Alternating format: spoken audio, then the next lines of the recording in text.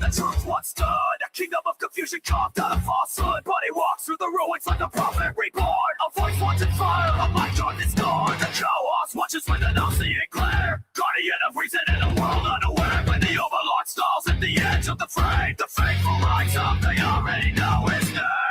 I'm here to resurrect the second coming of common sense. I've come to wake the sleeping, the church will bring the fair. No hurdles, no illusions, no hollow incompetence. Here to resurrect the second coming of common sense.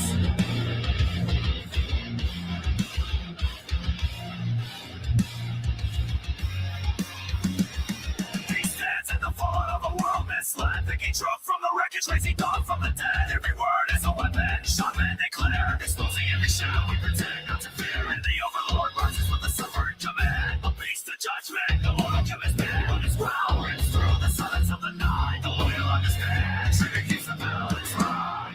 I'm here to resurrect the second coming of common sense. I'm making the chaos of found to every test. Strong against the darkness, rising in defense. Is here to resurrect the second coming of common sense. Bow your head to the beast that patrols the dawn. Sensing yellow reason with the ball-crushing block. If his ball runs empty, the shadows will consume. The world cracks open, ushering down.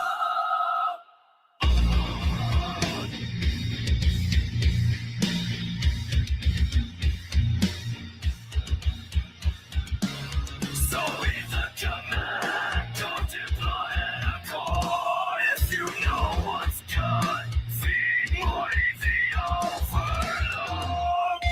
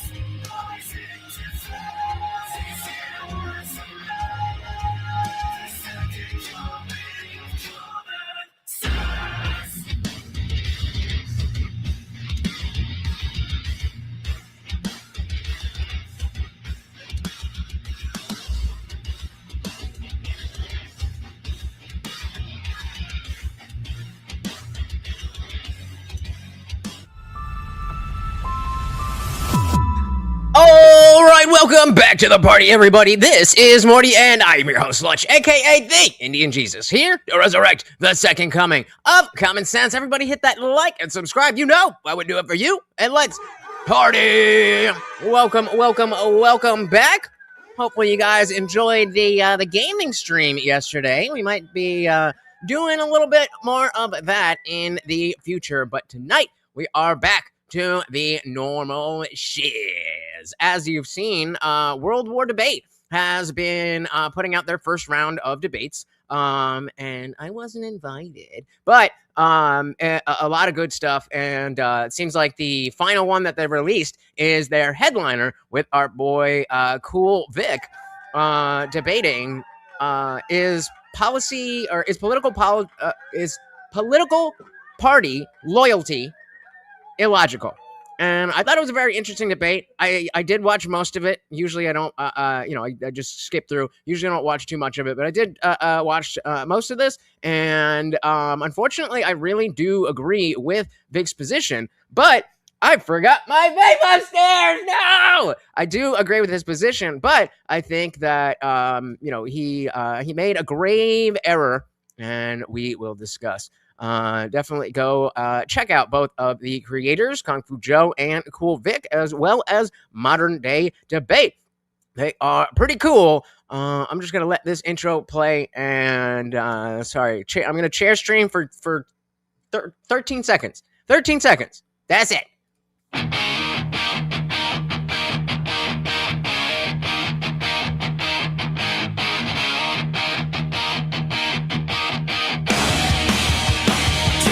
3, 2, 1. Ready to attack. The arena is the habitat.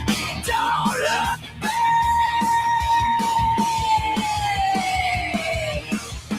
Never know when you're gonna get another shot, another opportunity. So are you ready or not? Oh my God! Are you ready to enter the arena? Are you ready to enter the arena? There we go. Are you ready? There we go. Didn't miss a damn thing. Are you ready to enter the arena? All right, let's go. Let's go.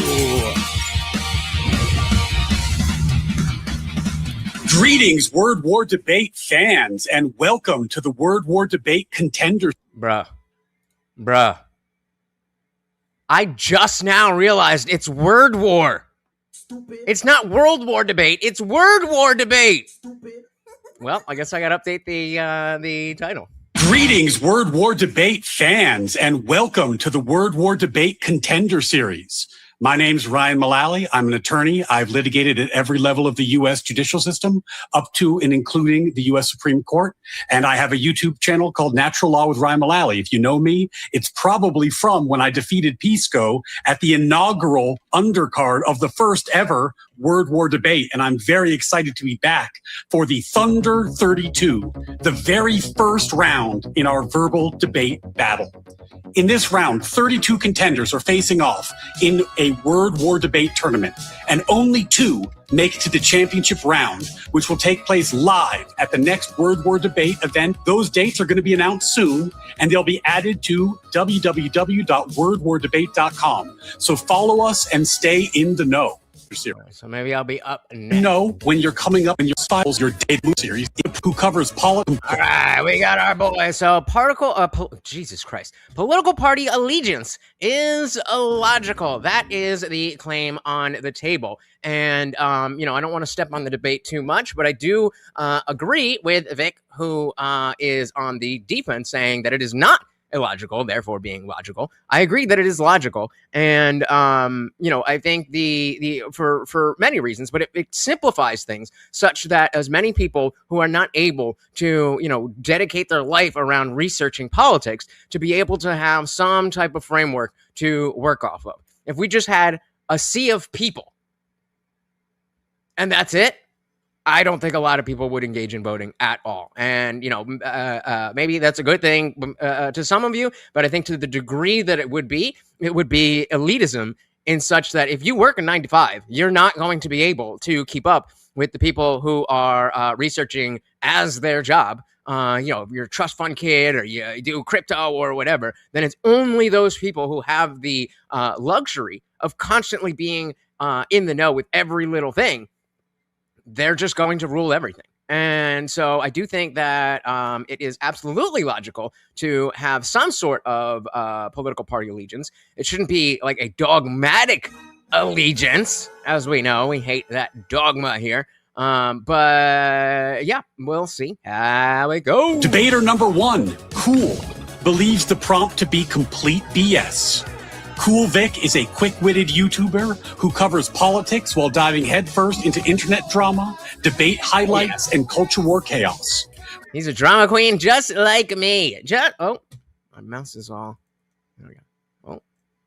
Yeah, he's a drama queen just like me. Proudly provocative, meme-fueled, and allergic to groupthink, he thrives on stirring the pot while keeping everything punchy and maximally triggering. Plus, he has some great videos covering my debates, so please check him out. Debater 2, Kung Fu Joe, believes that political party allegiance is illogical. Kung Fu Joe is a Southern California fighting game veteran. His competitive edge was forged in the ruthless arcade scene, where his relentless quest to improve his skills led him to discover Sun Tzu's The Art of War, a book that has sharpened his strategic thinking. Today, he brings that same razor-sharp focus and adaptability to debates. I have a great debate with Kung Fu Joe on my channel, and I assume he's posting it wherever you can find Joe. Please check it out on social. It's good stuff. We are starting with Kung Fu Joe, who's going to open with a 5-minute opening statement. Again, Joe, I'll let you know when you have a minute left. And then we're going to go to Kewl afterwards. I hope you both came prepared and ready to debate. So, is his name? I mean, I assume his name is actually Vic. So either call him Vic or call him Kewl Vic, but calling him Kewl, yeah, I mean, he's a cool guy, but it just sounds weird. Kung Fu Joe, we'll start the clock when you start talking. Okay, good. Okay, so I'll be arguing the affirmative that political party allegiance is indeed illogical. In today's deeply polarized climate, millions treat allegiance to a major political party as a core part of their identity. And notice how he's reading an opening statement, some crazy thing that Andrew Wilson dropped the ball and lost the debate immediately by reading. Both these people are going to be reading. They vote. And I'm pretty sure that Ryan didn't memorize that whole intro thing. Straight ticket, reflexively defend their party line, and view politics as pure us versus them. Yet this kind of strong political party allegiance, unwavering loyalty and subscription to one side is fundamentally illogical. Parties are not coherent philosophies or guardians of Why's the chat so silent? Who's here? eternal truths. They are temporary coalitions of interest groups, donors, politicians, and activists, assembled mainly to win elections and hold power. Allegiance forces people to embrace bundled, often contradictory positions, shaped by short-term expediency rather than evidence or first principles. Okay, so first of all, fair enough, giving a straight, clear example of what he is arguing. That entertainment factor, not so much there, but we will see. History proves how inconsistent parties truly are. The Republican Party once abolished slavery under Lincoln and advanced early civil rights, while Southern Democrats defended segregation. By the mid-20th century, alignments flipped. Democrats became champions of civil rights, and many Southern conservatives shifted Republican. Economically, Democrats moved from limited government and states' rights to big federal programs under FDR's New Deal. Republicans later adopted small government, tax-cutting rhetoric in the Reagan era. Similar reversals have occurred on free trade versus protectionism, foreign wars, and regulation. Pledging lasting allegiance to today's platform ignores these constant flips. The two-party duopoly worsens the problem through misaligned incentives. Parties prioritize fundraising, media cycles, and internal loyalty over evidence or long-term public good. Dissenters get purged, conformity gets rewarded. A clever example, pro-Israel lobbies like AIPAC often fund or support candidates from both major parties in presidential and congressional races. This lets special interests maintain influence no matter who wins, weakening voters' genuine choice on foreign policy. Blind party allegiance also breeds destructive tribalism. It triggers motivated reasoning, downplaying your side's flaws while exaggerating the opponent's nuance. While exaggerating the opponent's. Nuance vanishes. You can logically support secure borders with streamlined legal immigration or school choice alongside strong safety nets, but rigid party lines make such combinations toxic and unworkable. Even my opponent, Kewl Vic, has highlighted illogical positions on the left-leaning side and has also analyzed and critiqued irrational thinking on the MAGA and Republican side. This shows that even he recognizes voting the same way or aligning with the same broad movement doesn't mean sharing the same principles or depth of reasoning. If inconsistencies and illogic exist within both coalitions, it powerfully underscores why party allegiance itself is flawed. True intellectual honesty demands independence. Instead of outsourcing your judgment to shifting coalitions, evaluate policies and candidates issue by issue using consistent principles, evidence, trade-offs, and respect for individual rights. Independence promotes adaptability to new facts, reduces bias, and enables principled compromise. Parties can occasionally serve as temporary tools for coordination, but strong allegiance trades rigorous thought for tribal comfort, independent citizens who hold all power structures accountable regardless of label, produce healthier discourse and better governance than loyal partisans ever will. And with that, I concede my time. And so, not a bad opening statement. I think that he did point out a lot of the issues that do exist with the two-party system. He didn't really try to get ahead of any arguments that Kewl Vic might put out. He did address that, he has in the past agreed that those problems exist. But in terms of the argument that they're about to have, what are you doing, Mark? Get out of there. As far as the debate that they're about to have, you always want to be like, my opponent is probably going to say this, but that's wrong because of that, and kind of just pre-loading the framing. Other than that, I think totally fine. I wouldn't say a great opening. I wouldn't say a bad opening. I mean, I think it did its job. Strong words, Joe. Great opening statement. Kewl Vic, you are up next, and your 5 minutes starts as soon as you start talking. All right. Well, before I begin, let me say a big thank you to Word War Debates for allowing us to do this. It's going to be fun. I can't wait. Thank you very much to Ryan for being the moderator of this debate. And also, last but not least, thank you to Kung Fu Joe for being my first opponent, hopefully not my last in this tournament. So the resolution is political party allegiance is illogical. I'm on the negative, so I'm arguing it's actually logical, at least the normal everyday version that most people use. But first, let's define the term so we're clear. Allegiance. Defining terms, always a good one, always. Here means having a general sense of loyalty or attachment to a political party. You treat it as your side, give it a default preference, and feel some identity with it, while still... Shout out to Grand Designs Enjoyer. Welcome to the party. We are covering the Word War debate that I just realized right now is Word War debate and not World War debate, which either way would be a good name. But welcome. He is debating Kewl Vic. We are just in the opening statements. Welcome to the party. Again, the prompt being allegiance to political parties is illogical, and Vic says no. Being willing to criticize it or walk away if it goes too far off track. It's not a blood oath or a blind cult following. Illogical means a decision or habit that doesn't make practical sense given how the real world actually works, especially when it wastes time, weakens your influence, or leads to worse outcomes than the smarter alternative. With those definitions, here's why moderate party allegiance is logical. You can't research every candidate and every single issue in depth. Life's too short. Picking a party as your default bundle is a smart, time-saving shortcut that still gets you pretty good results most of the time. Teams and factions form whether we want them to or not. Just look at MAGA inside the Republican Party. Pretending you're some pure independent who evaluates everything case by case every single election sounds nice in theory, but in practice it leaves you with less power and coordination. Having some real allegiance to your side gives ordinary voters actual leverage.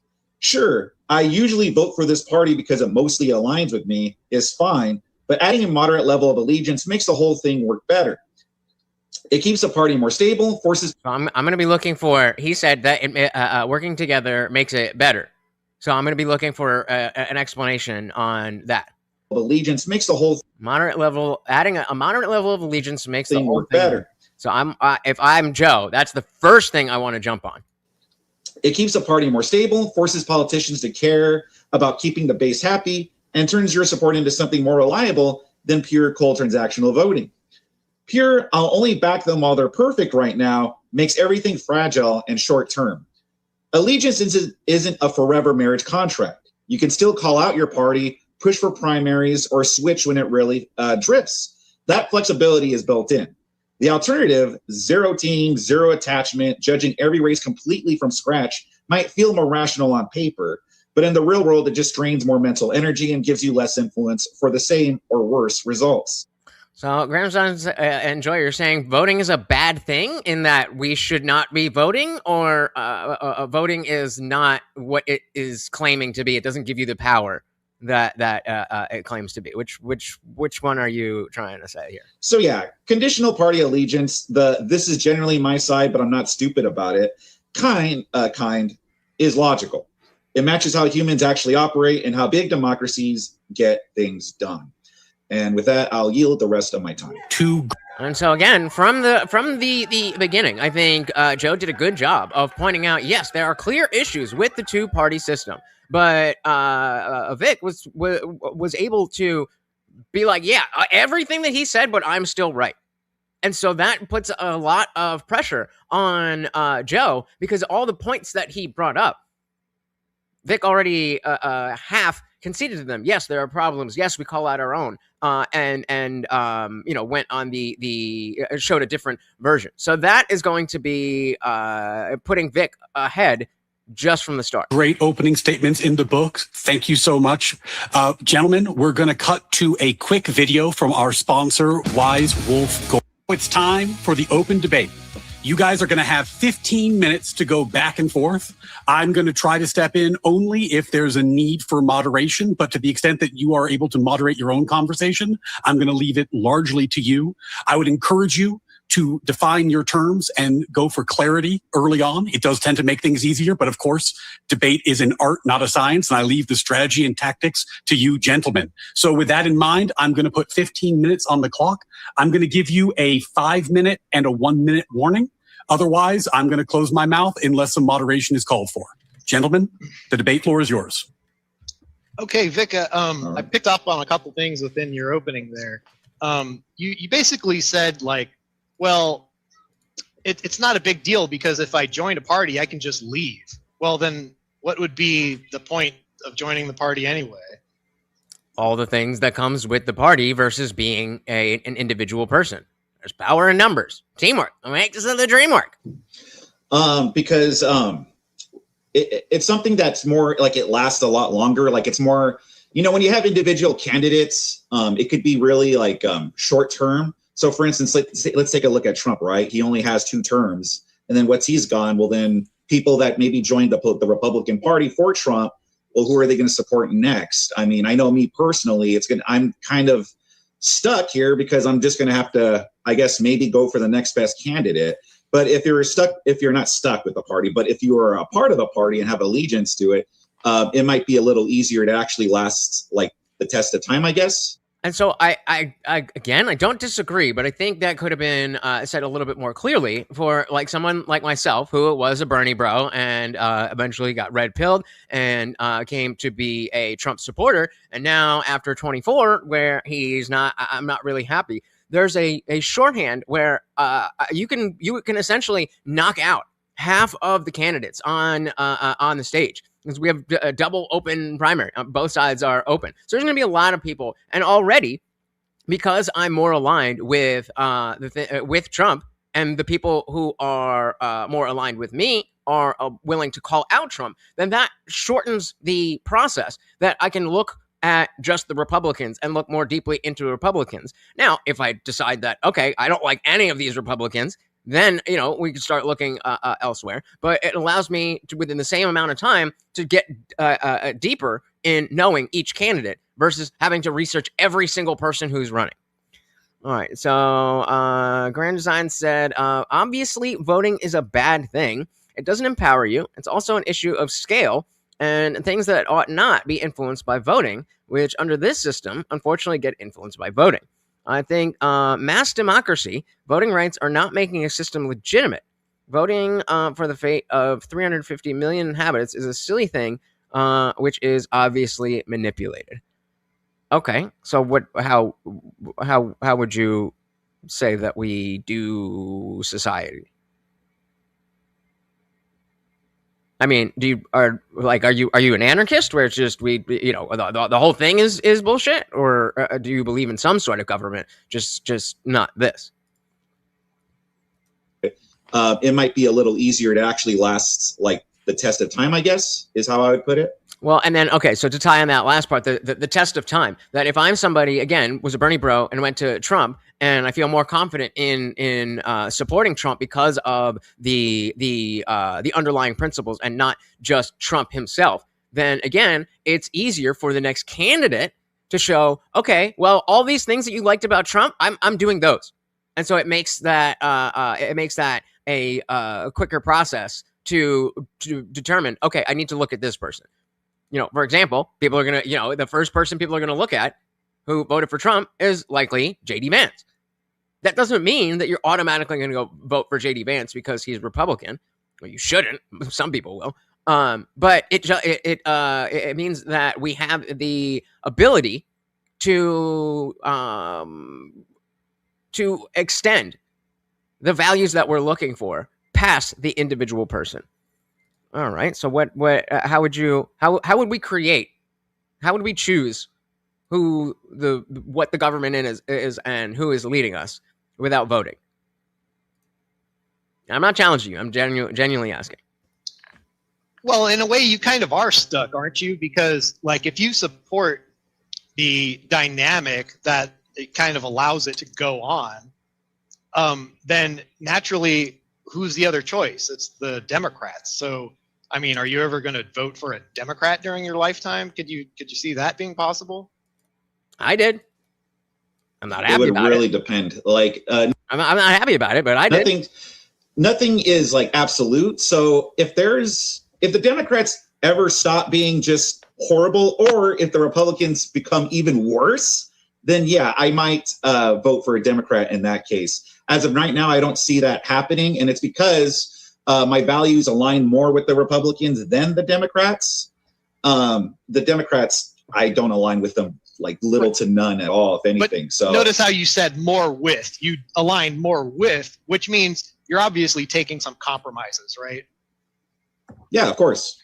Right. And so he already comped to that in the beginning. That doesn't mean that you having allegiance to a party, that means it's a dogmatic allegiance. Right. So what would be, so in essence, that would prove that it's kind of illogical, just the support of the party system, basically, right? Like that it in principle is illogical because you're compromising on principle, you're compromising on reason, and sometimes it does just turn into an us versus them, and you just gotta, toe the party line, even if it gets across the finish line, things that you don't really necessarily want, right? So it's kind of like how, do you remember that bill that the Democrats kept, complaining about, like the border bill? Oh, Trump could have fixed the border if he had only accepted this bill, right?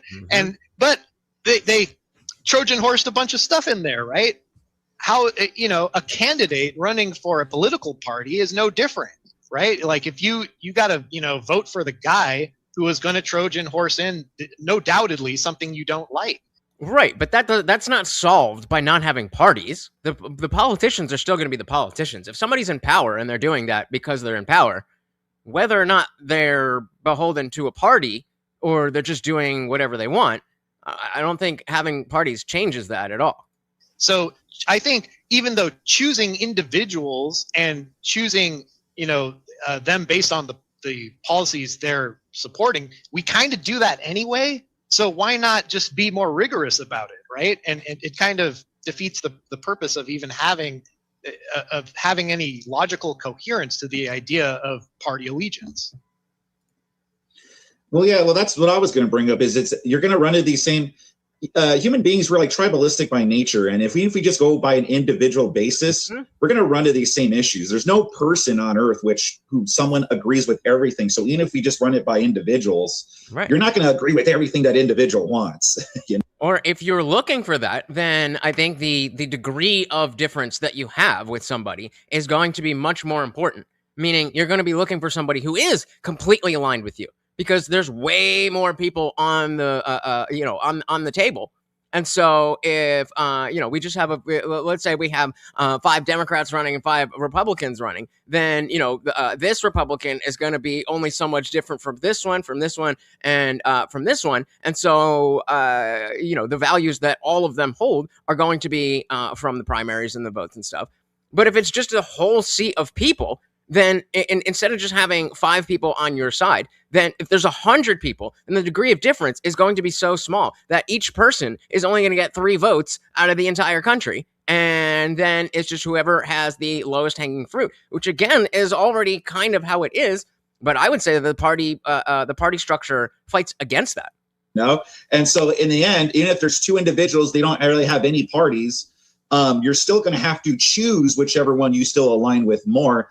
You're going to be getting the same thing. But like I said, it's like when you have the parties withstand the test of time. Like they go on much longer than an individual does. An individual's lifetime is very short compared to the two parties. That's part of the problem, Goes on though, isn't longer. it? It's part of the problem because we support that dynamic.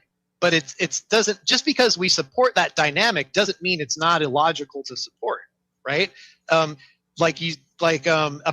party is going to remain in power no matter if you say, oh, well, you know, F you, you know, they betrayed me. Just, I mean, like, there's a lot of MAGA folks right now who think that Trump betrayed them, right? You know, I'm sure you cover some of that. Well, and exactly. But what you're not doing is showing how getting rid of the parties solves that issue. You are acknowledging that that issue exists, and because we have a two-party system, that comes from that system. But you're not saying that it's caused because of the fact that it's a two-party system. And so I think this is the big point that Vic missed, to jump in on that. And I know that they don't like the blood sports, but I mean, you know, just in terms of like, okay, well, if you're saying that that's the problem with the two-party system, what system can we use that won't end up with people either lying or people voting for those who are not aligned completely? So that's just kind of evidence of it right there. You could walk away from the party, but the party's going to remain in power because we support this illogical groupthink. Wouldn't you rather have a better outcome where we vote on individuals based on what they believe, and whoever can utilize logic and reason? I believe logic and reason is universal, and that can appeal to the majority of people, right? So I don't think we... Fair, but again, what is the process to whittle down anyone who wants to run to who's actually running and winning? Need to pre-package them in a political party in order to get people to select the best choice, the most reasonable and logical choices.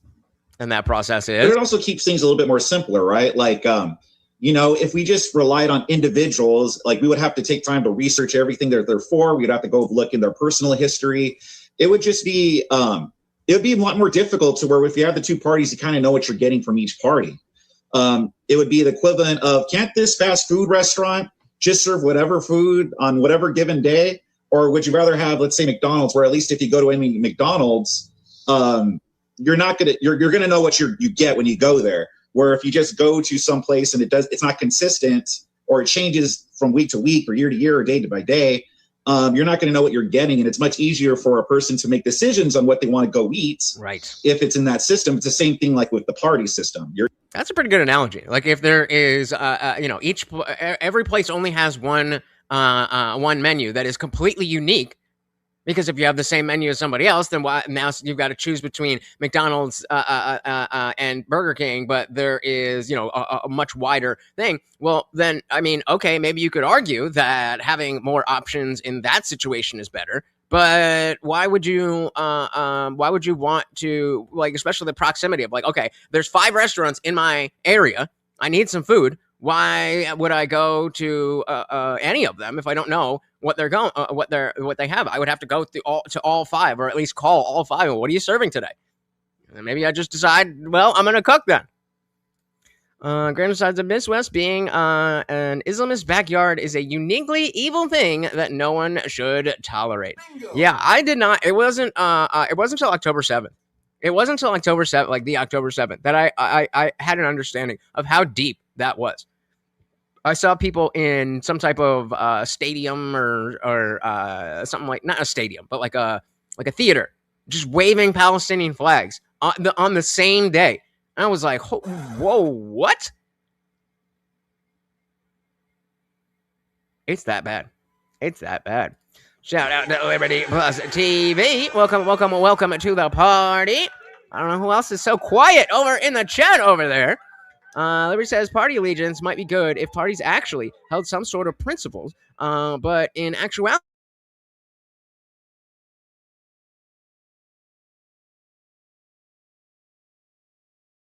you can still have parties and just not have allegiance. Okay. Same. What does that sound like? Or what does that look like? Because that sounds basically like what Vic is arguing. In his opening statement, he was saying that just because you have an allegiance to the party doesn't mean that you're stuck with them, doesn't mean you can't disagree with them, and doesn't mean you can't leave. So I think having, again, that dogmatic allegiance to blue no matter who, that is bad. But knowing that, okay, the Republicans are more like this and the Democrats are more like this, then when the general election comes up and you have all this stuff to research, then it is much easier to only have to focus on the ones that you know are more likely to be aligned with you. And as I said before, like, you know, I'm going to be looking at the Republicans first, and it is possible that I hate all the Republican candidates and someone on the Democrat side or an independent or whatever comes out. That's possible, but it's unlikely. And not because of the fact that there's two parties, but because of the fact that the parties align with values in and of themselves. Well, behind, clocked in, gang. You don't, all right, whatever.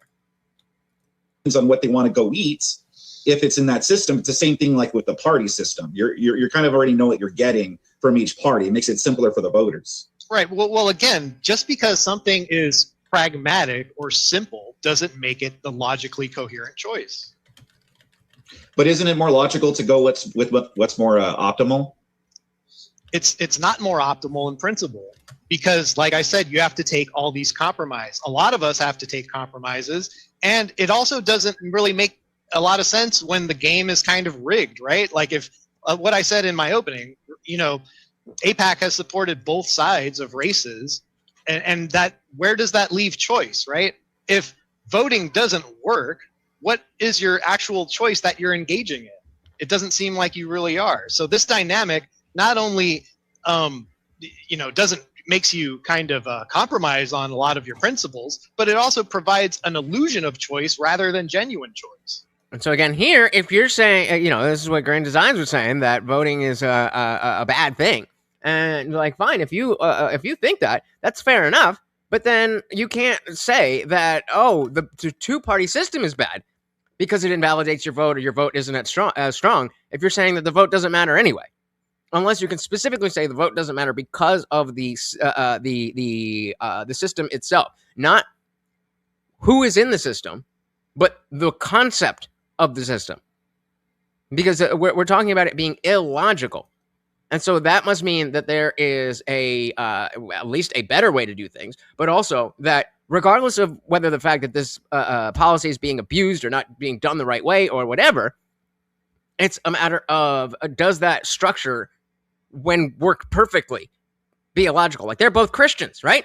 There's a lot of people who use religion in a bad way. The sewing circle Christians, the LGBT churches, all those kinds of things.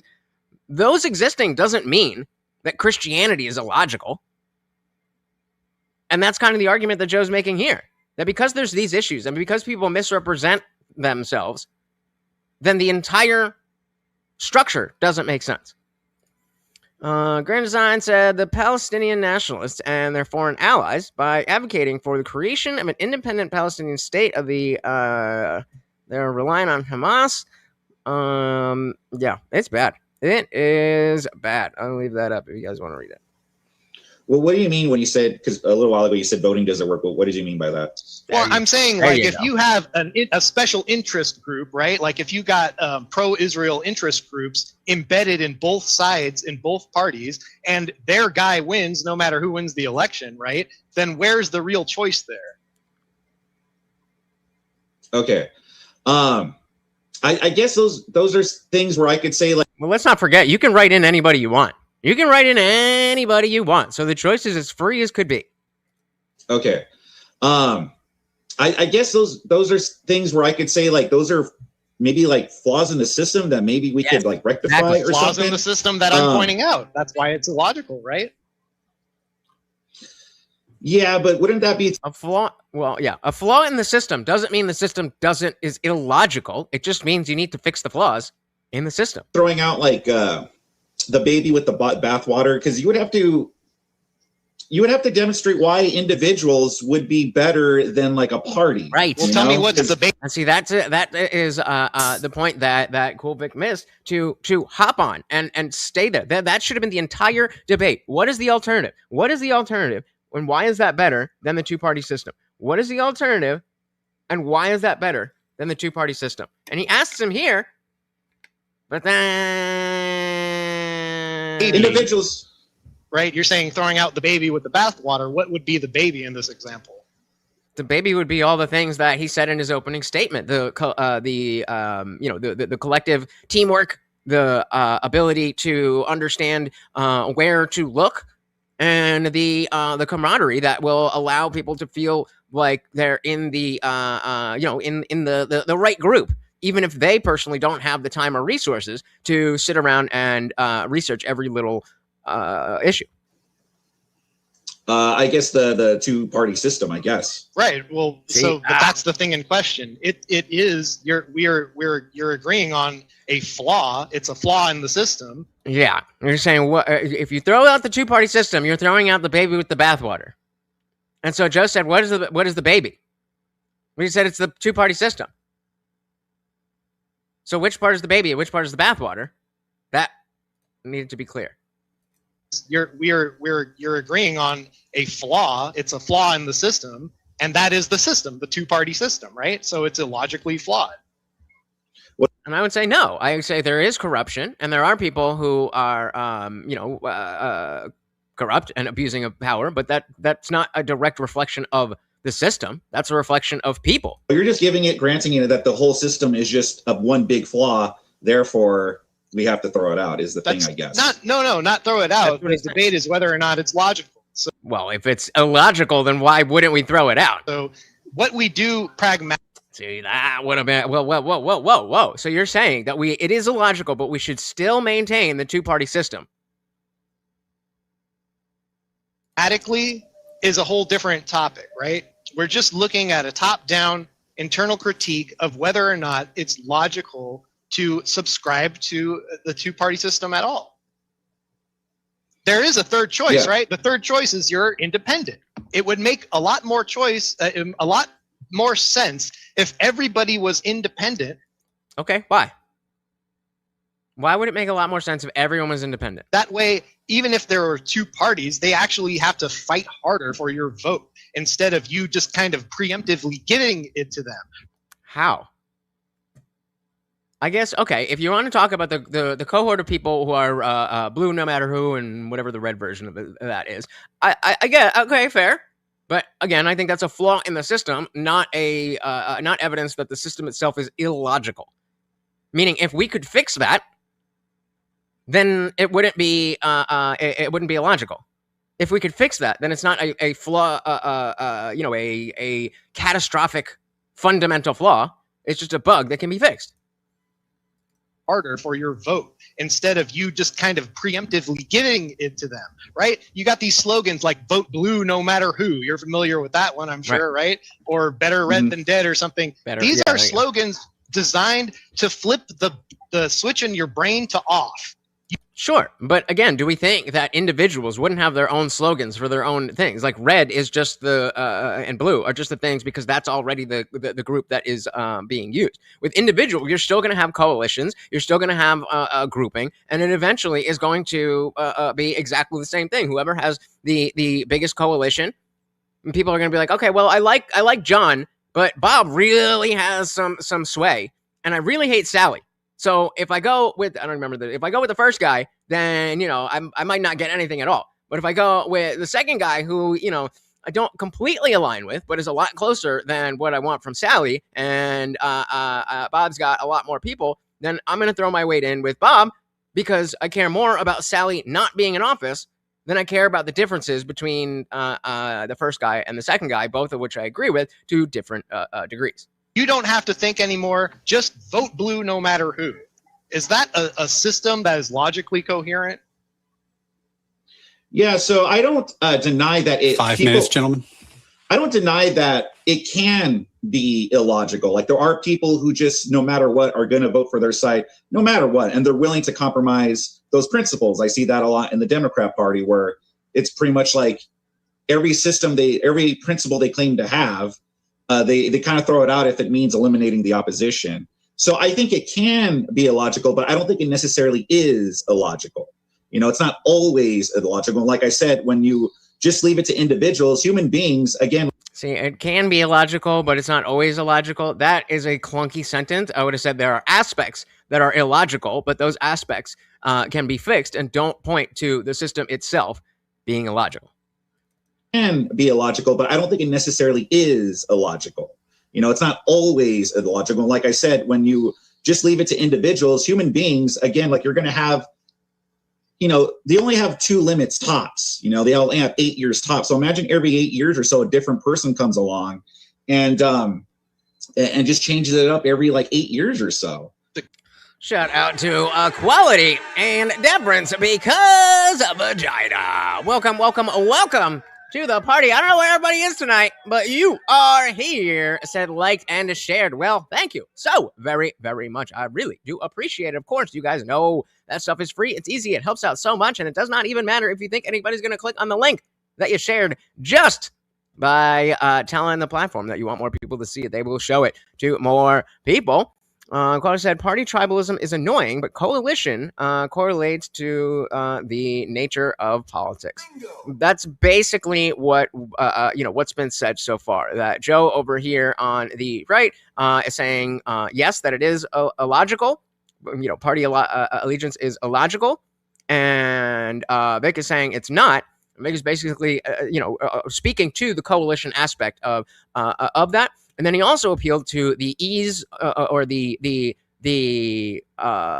degree of how it makes it more streamlined to know where to look, as opposed to just having 7,000 candidates from across the country that might be president, and you have to look into each one of them. And, you only have so much time, so you're only going to get so deep on each one, versus you have the 2 parties.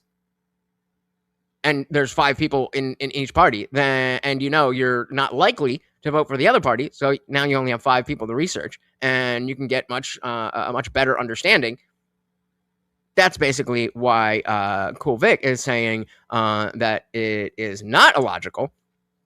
And Joe's pointing out a bunch of flaws that definitely exist in the 2-party system, but it doesn't make the system itself illogical.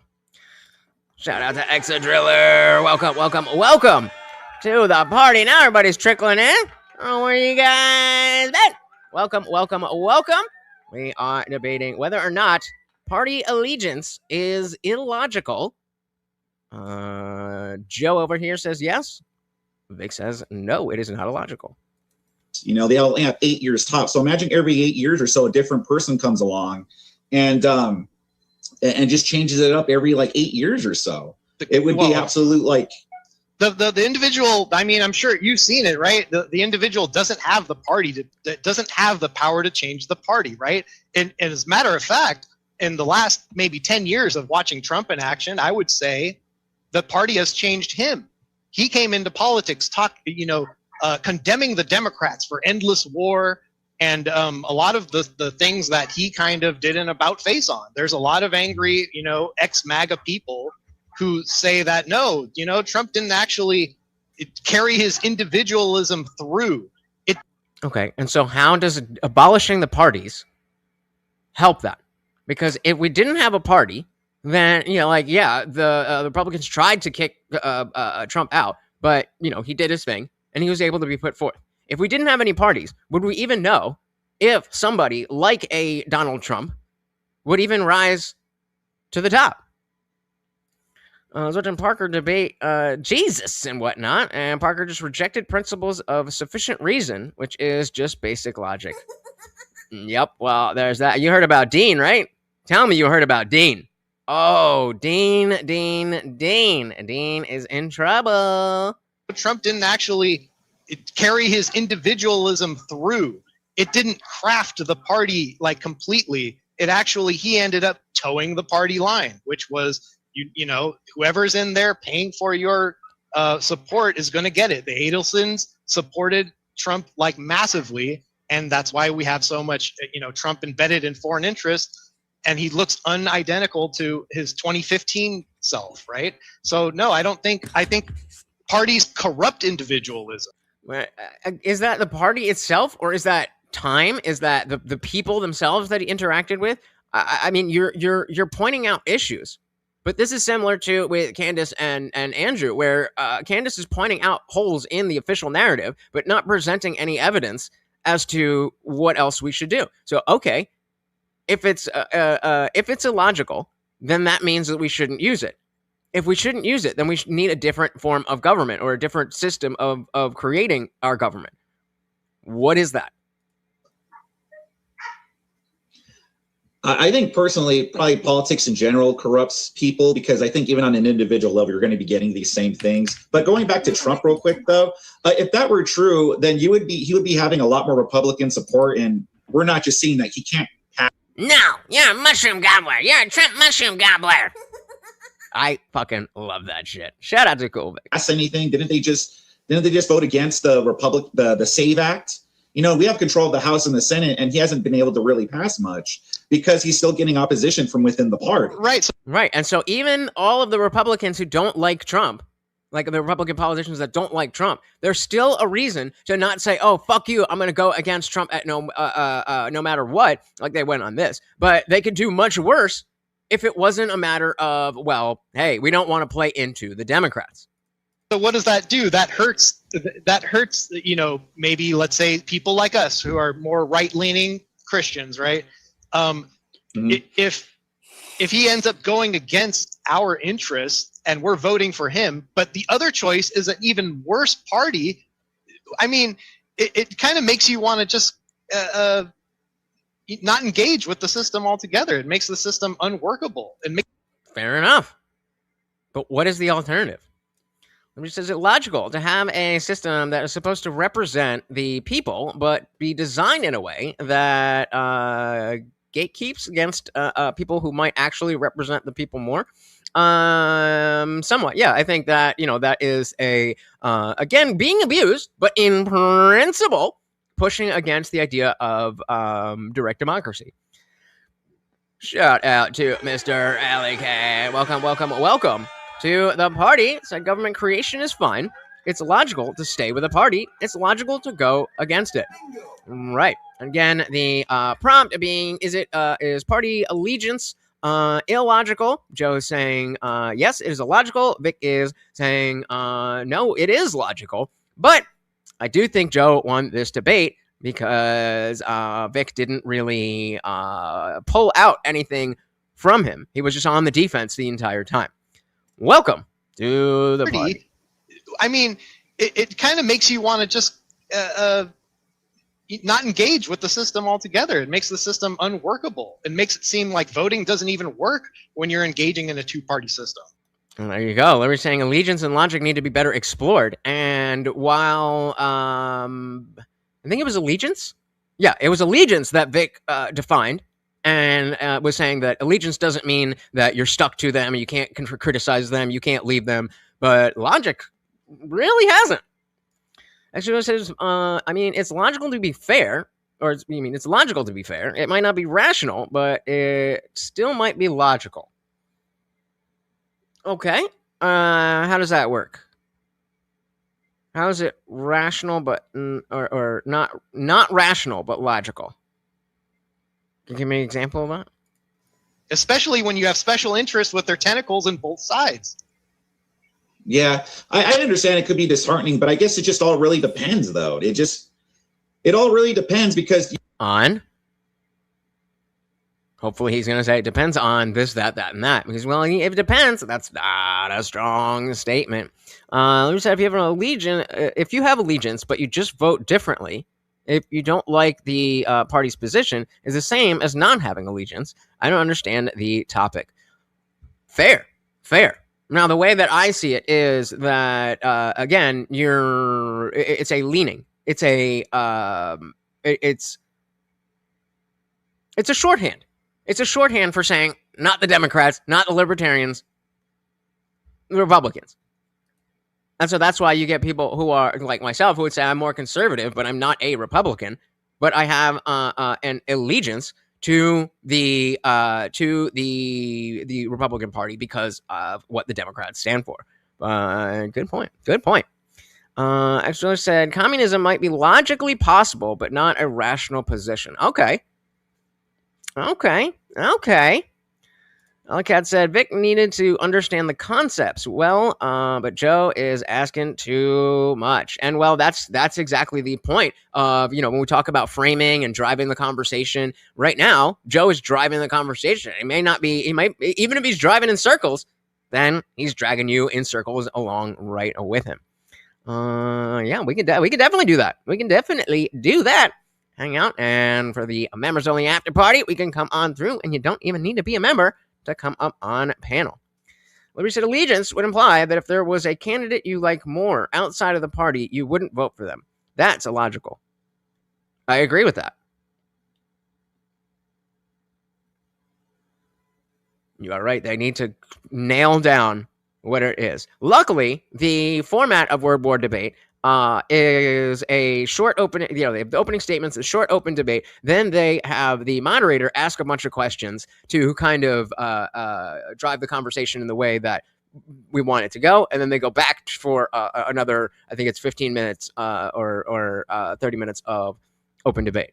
So hopefully Ryan, the moderator up there, will drive us home. But I guess it just all really depends, though. It just depends on. It all really depends because you say that as if Trump has completely accomplished nothing. Like he was still able to get immigration. It seemed like so that's a throwaway. It depends. What depends on what? And then you just switch to Trump did this. Because you say that as if Trump has completely accomplished nothing. Like he was still able to get immigration down to what was it, net zero? Like he was still able to do that. It's not about Trump and his individual accomplishments. It's about, did he betray voter interests or not? And if we... Yes, but how does him not having a party change any of that? Shout out to Olivia. Welcome to the party. Very good to see ya. Talking about whether allegiance to a political party is illogical. And perhaps more importantly, what the fuck does that even mean? Welcome. It's about, did he betray voter interests or not? And if we look around, a lot of the voices say yes. And that means that the parties are illogical. What issues are you talking about? Or that he betrayed? Epstein. I mean, he wars. kind of just jumped along to whatever Israel wanted at the time. It kind of our allegiance to Israel hasn't changed since Trump or before Trump. It's kind of like just been towing the party line on Israel. But so here, Vic could have been like, well, exactly that. A part of what he said in his opening statement is that an individual person only has 1 or 2 terms, whereas the party is more enduring. And so whatever the previous Republican president and the current Republican politicians are doing, there is a reason for the people that come after to try to conserve those ideals, only updating them as much as relevant or appropriate. And so if Joe wants to say that Trump went along with all of that because of the party, then you have to back up and say, well, okay, how much? And I mean, you could do this on any issue, but how many people actually like that? If it's a good thing, then it raises the question of whether or not the promises that were made were actually something that people wanted. People don't know all of us. We don't know what the fuck we want until we get it. And so the promises of, I'm going to do this, I'm going to do that, do that. I mean, look at the left for the last 10 years. They're like, we want this, we want this, we want this. And then they get it, and it's not quite what they thought. And so to that all this to say that it goes to Vic's earlier point, that there's more enduring of values when you have a party. Olivia said, allegiance is bad. If one cares about a party or cause, you don't let usurpers steal it. Well, I don't think allegiance is bad in general, but political. I'll assume you're talking political. In the context of this, if one cares about a party or cause, you don't let usurpers steal it. Can you say more? What exactly do you mean? Like what cause would you care about that usurpers would steal something?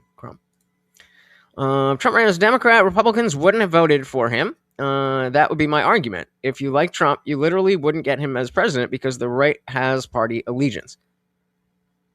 Trump is a Democrat, ran as a Republican, so Republicans vote for him. It's actually hilarious. Okay, again, fair, but how does that tell us that what is the system that we want to use instead? Vic has already said, yes, there's a lot of issues here. Joe's pointed out a lot of issues, a lot of flaws. But what is the alternative? Because unless we do get those clear definitions on what allegiance and logical mean in this context, then we have to go based on the definition that Vic gave, which is more or less of a dogmatic adherence and more like a tendency. I tend towards the right, so I'm going to look at the right. I'm going to pay attention to the right. I feel associated with the right, so on and so forth. The other point is we have to remember that even without political parties themselves, people are still going to group themselves together. And so, is it better that we just have random groups of people, or is it better that there's a the system on top and those parties are made up of the different coalitions? Communism could be longer. Yeah, gotcha. Agreed. Dems are less blind party allegiant than the right. Hard disagree. Gun rights or abortion's right is a cause, right? Yeah. Okay. So what? Yeah. So what's the usurper stealing it part? You still have two main parties. It's not like the other parties don't exist now. Well, right. But the whole thing isn't about the two-party system. It's about political allegiance in general. And so it could be 2 parties, 10 parties, 100 parties. But saying that it's illogical to group together, I don't think that makes sense. I don't know how else government would work. I don't understand how else democracy in any form, whether it's direct democracy or the Democratic, I don't understand what is being presented. Isn't Art of War very short though? I don't know. Never read it. It's probably one I should probably read.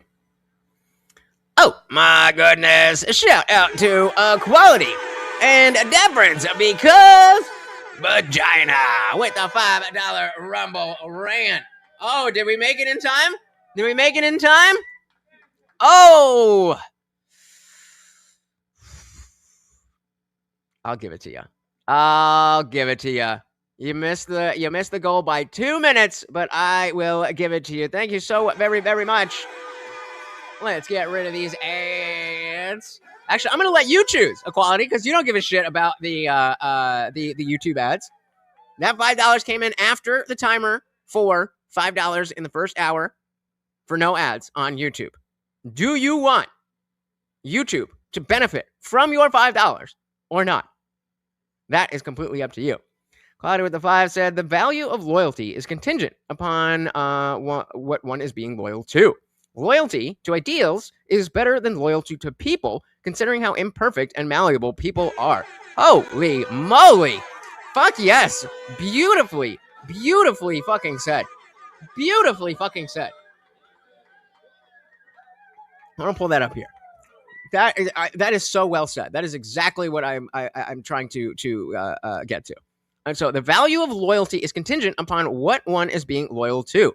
Loyalty to ideals is better than loyalty to people, considering how imperfect and malleable people are. And so the loyalty of ideals, correct me if I'm wrong, Equality, but to me, that is the representation of the party. The party is that which holds the ideals, not the person. If that's what you're saying, then fucking gang. And said, be nice to the YouTubelings. All right. Everybody say thank you so very, very much to Equality and Deference for deeming you with no ads for the entire stream, despite the fact that none of you gave a shit. Thank you so very, very much. And of course, that makes you the new sponsor of the stream. Where does that leave us? 135 out of 250 points for the week for that movie goal. That's 1 out of 15 donos for the night.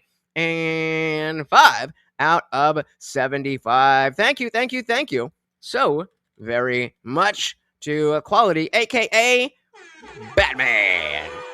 Thank you. Said indeed, the party can have a set of principles, and certainly should. And again, whether or not they stick to that or don't, as we said, that's a separate thing. But whether or not the idea of political allegiance is hold on one second. I'm getting a phone call.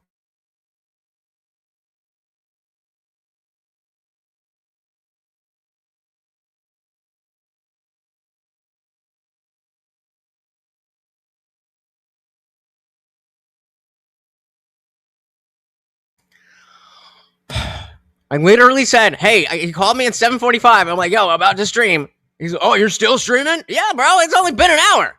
Anyway, we got some new people in the chat. Shout out to Boggs. Welcome to the party. Saying the complete opposite, unsurprisingly, of Equality, saying people over party. I like what Equality said.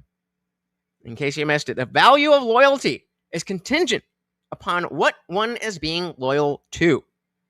Loyalty to ideals is better than loyalty to people, considering how imperfect and malleable people are. Absolutely well said. Liberty said, grouping together isn't the same thing as allegiance, though. Getting rid of allegiance doesn't mean that the two-party system or parties in general stop existing. It would just mean you might vote Dem one election and Republican a different election.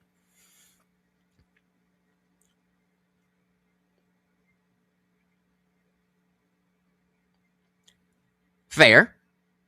But this is where Joe messed up by not having a more aggressive or stern definition of allegiance. Because if we were talking about, the blue no matter who or better red than dead, if that was the only version of what we are saying party allegiance is, then I would completely agree with you.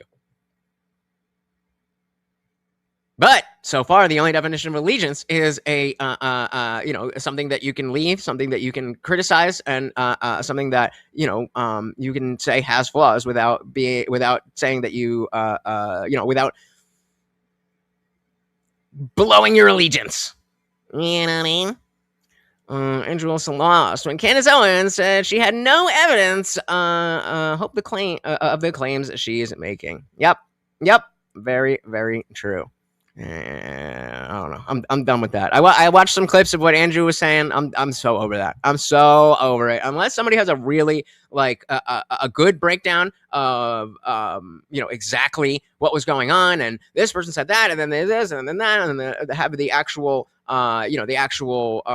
facts and from the case and all that stuff.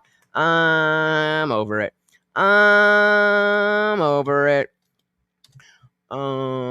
Nikki Dark Angel, welcome to the party. The U.S. government no longer functions as intended. The Senate, Tuber State, were never intended to be directly elected. They're supposed to be appointed by the state. They're meant to represent the interests of the state itself, not a party or people. People are directly represented by Congress and those they elect in that government. And indeed, welcome to the party. Again, the question of the debate is political party allegiance illogical? And we are waiting for a clear definition on allegiance and logical, but Quilvic did say that, I don't remember the exact word he used, a tendency. I think he's something along that it's a tendency, that I usually go this way. I was talking about how, you don't, instead of having to research 7 million different people, you go with the party and you can understand that a little bit better. Buck said, we were meant to make amendments. They gave us 10 as an example of how to do it, not to be set in stone. It has been frozen my whole life now. Constitution is a dead document right now. Oof. You agree with who? I vote left, right, and center for a variety of reasons at any given time. I really am an independent. I tell you, I tend to follow the ideas the most. And you said you vote directly for your president, having party loyalty. Because you vote directly for your president, having party loyalty makes no sense for voters, only for politicians trying to pass a specific agenda. Right? If the agenda the politicians want to put forward serves the people, it shouldn't matter what party they're in. Agreed. I'm thinking of running this back. How far are we? Yeah, let's run this back because we're getting kind of far away from what they're saying. So I want to at least do Vic's opening, and we'll go from there because we're kind of talking past each other. So let's do a rewind. To Kung Fu Joe for being my first opponent. I'm gonna speed it up a little bit since we already went through this, but most of you aren't here, so opponent, hopefully not my last in this tournament. So the resolution is political party allegiance is illogical. I'm on the negative, so I'm arguing it's actually logical, at least the normal everyday version that most people use. But first, let's define the term so we're clear. Allegiance here means having a general sense of loyalty or attachment to a political party. You treat it as a general sense of a loyalty. General sense of Here means having a general sense of loyalty or attachment to a political party. Allegiance. Here means having a general sense of loyalty or attachment to a political party. Allegiance. Here means having a general sense of loyalty or attachment to a political party. So it's not a dogmatic adherence, at least as far as Vic is arguing. And he says as much that version of dogmatic adherence is bad, but that's not the only version of adherence there is. Actually, I also understand the moderate position. If you don't have main priorities, you will always stick for when voting. You just vote on what you like to hear when politicians just lie anyways. And that kind of is why I really liked what Equality said. Here, let me pull it over here. And actually, I'll pull your name so I'm not stealing your thunder. That thunder. Let me do that. And then that. Oh, of course. So let's start that. Yeah. The value of loyalty is contingent upon what one is being loyal to. Loyalty to ideals is better than the loyalty to people, considering how imperfect and malleable people are. And so when you're talking about if you don't understand the moderate position, if you don't have main priorities you stick to in voting, you just vote on what you like to hear.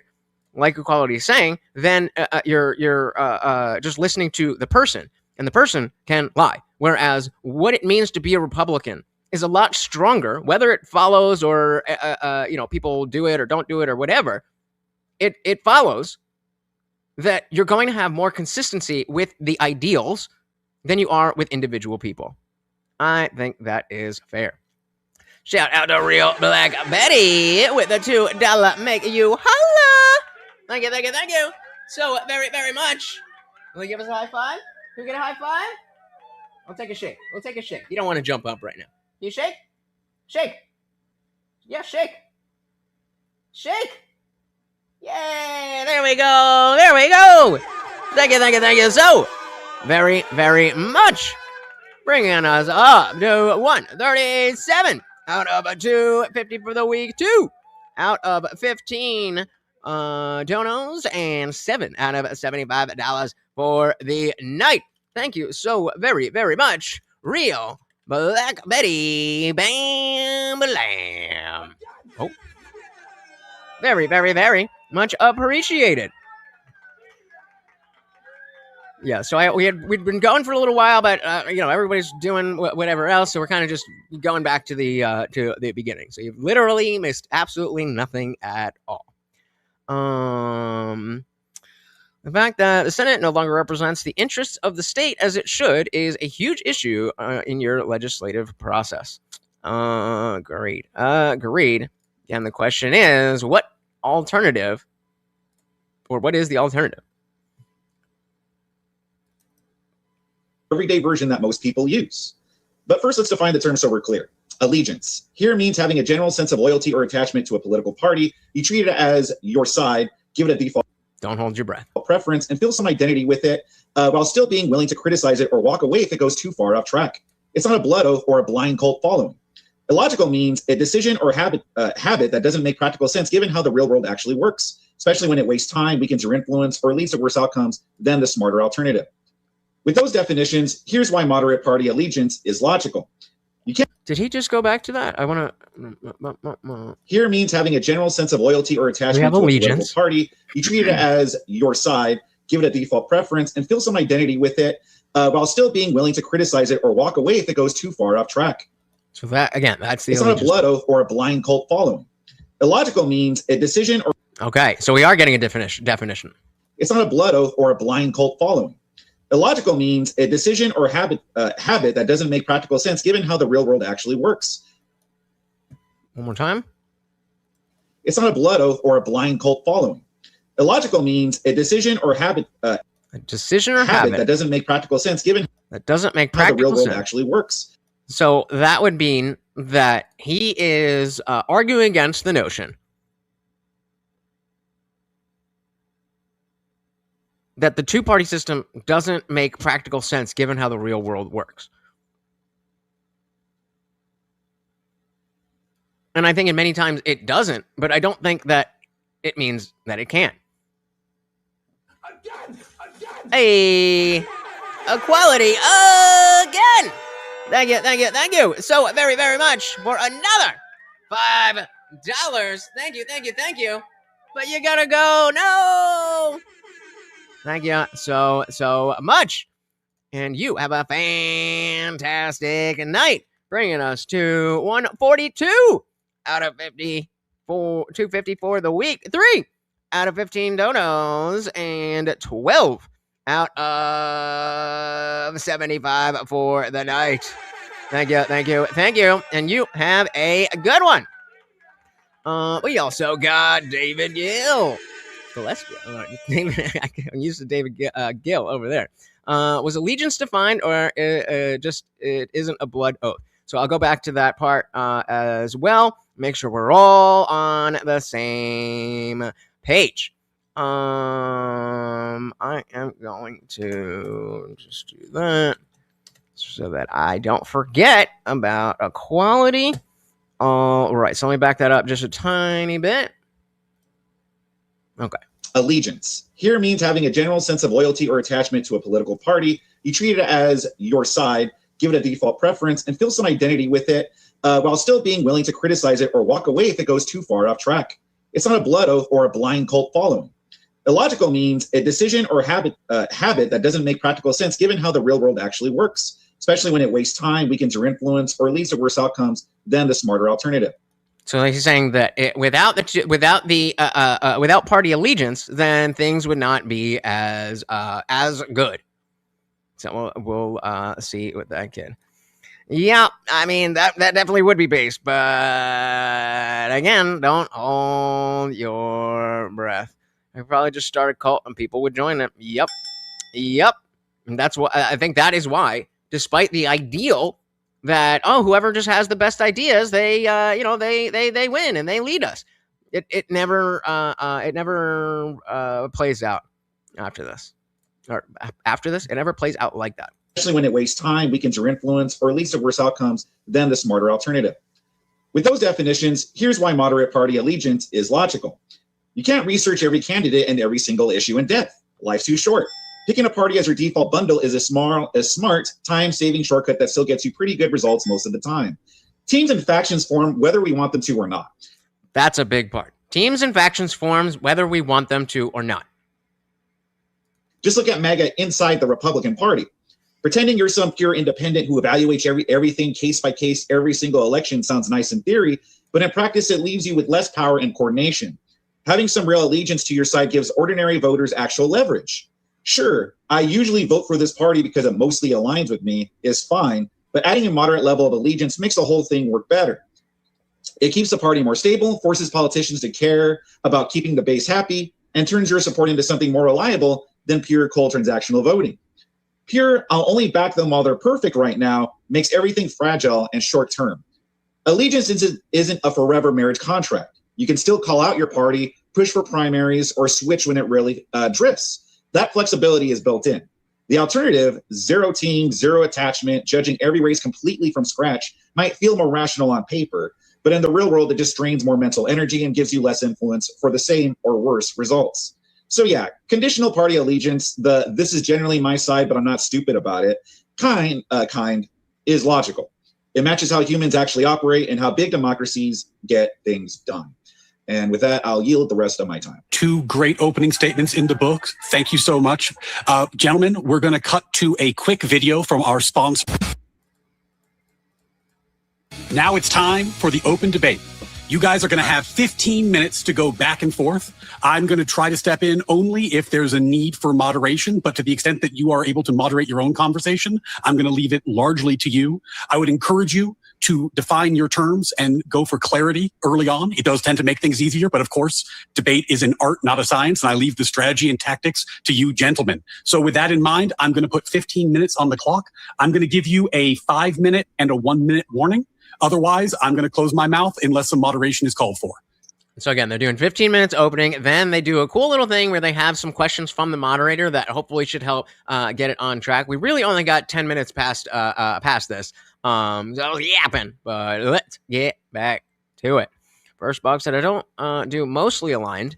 I get more granular and then judge the character. Fair. Gentlemen, the debate floor is yours. Okay, Vika, I picked up on a couple things within your opening there. You basically said, like, well, it's not a big deal because if I join a party, I can just leave. Well, then what would be the point of joining the party anyway? Because it's something that's more like it lasts a lot longer. Like it's more, when you have individual candidates, it could be really like short term. So for instance, let's take a look at Trump, right? He only has 2 terms. And then once he's gone, well, then people that maybe joined the Republican Party for Trump, well, who are they going to support next? I mean, I know me personally, I'm kind of stuck here because I'm just going to have to, I guess, maybe go for the next best candidate. And see, even there, that was a weak. He's making his point, but he's weakening his own point. And so what he's saying is that, as I was saying before when we covered this, that likely the first place that the average Republican voter is going to look is at a J.D. Vance. That is that you already know. Okay, that's where I'm most likely to get what I want. Or that, okay, J.D. Vance is going to be a lot like Trump, so I don't really need to look too far into J.D. Vance, and I have time to look at this guy or that guy or that guy. But eventually, whether there's a party or not, the guy that you're behind is going to have other people behind them. And so that's an allegiance to that party. Whether it is an official Republican Party or official Democrat Party, it doesn't really matter. We're not saying an allegiance to the specific 2-party system that we have, just political party allegiance. I don't think you can get away from that. I think there's only being part of a coalition. But if you're not stuck with a party, but if you are a part of a party and have allegiance to it, it might be a little easier to actually last like the test of time, I guess. Which is why he shouldn't have been like, well, I'm kind of stuck. I don't know what I should do. Because then you want to, well, this is why it is logical. It's helping me. But if you're saying you're stuck, then you're undercutting your own point. Is how I would put it. Well, in a way, you kind of are stuck, aren't you? Because like if you support the dynamic that it kind of allows it to go on. So let's say both left and right unite against Trump. Great. Now who gets to be in power? Well, exactly. Whoever they decide. So the left and right uniting against Trump is a coalition, is a party. And that's been my argument, that there's an avenue for that party to exist. And so I'm now using party as a little bit more broadly and just using it as a coalition. But I've been talking about how, the far right is going really right and the far left is going really left. And so there's a lot of space in the middle where people who don't want to be on the far right or the far left. And so that coalition could definitely be something that we see, that there's a more moderate person. I doubt that a moderate Democrat would be able to do it just because of the party, but a moderate Republican, I think, there's a decent chance to fight against the next Trump. And that's exactly the point. There's you left the DNC But now you're with, the people who watch TYT and the Indian Jesus. That's a coalition. And so at what point does that become big enough where it is not meaningfully different than an official party? Like I said, how we vote matters here too. We do the first past the post. We could do rank choice. I'm not sure. I've heard that I don't know too much either way, but I've heard that ranked choice voting is a lot nicer on paper than it is in real life. Nikki said our kings went from defending the faith in holy crusades to declaring Islam equal to the Church of England. Yeah. Well, and how do you think? How long do you think if that king was just a king who happened to like Christianity versus being associated with the Church of England?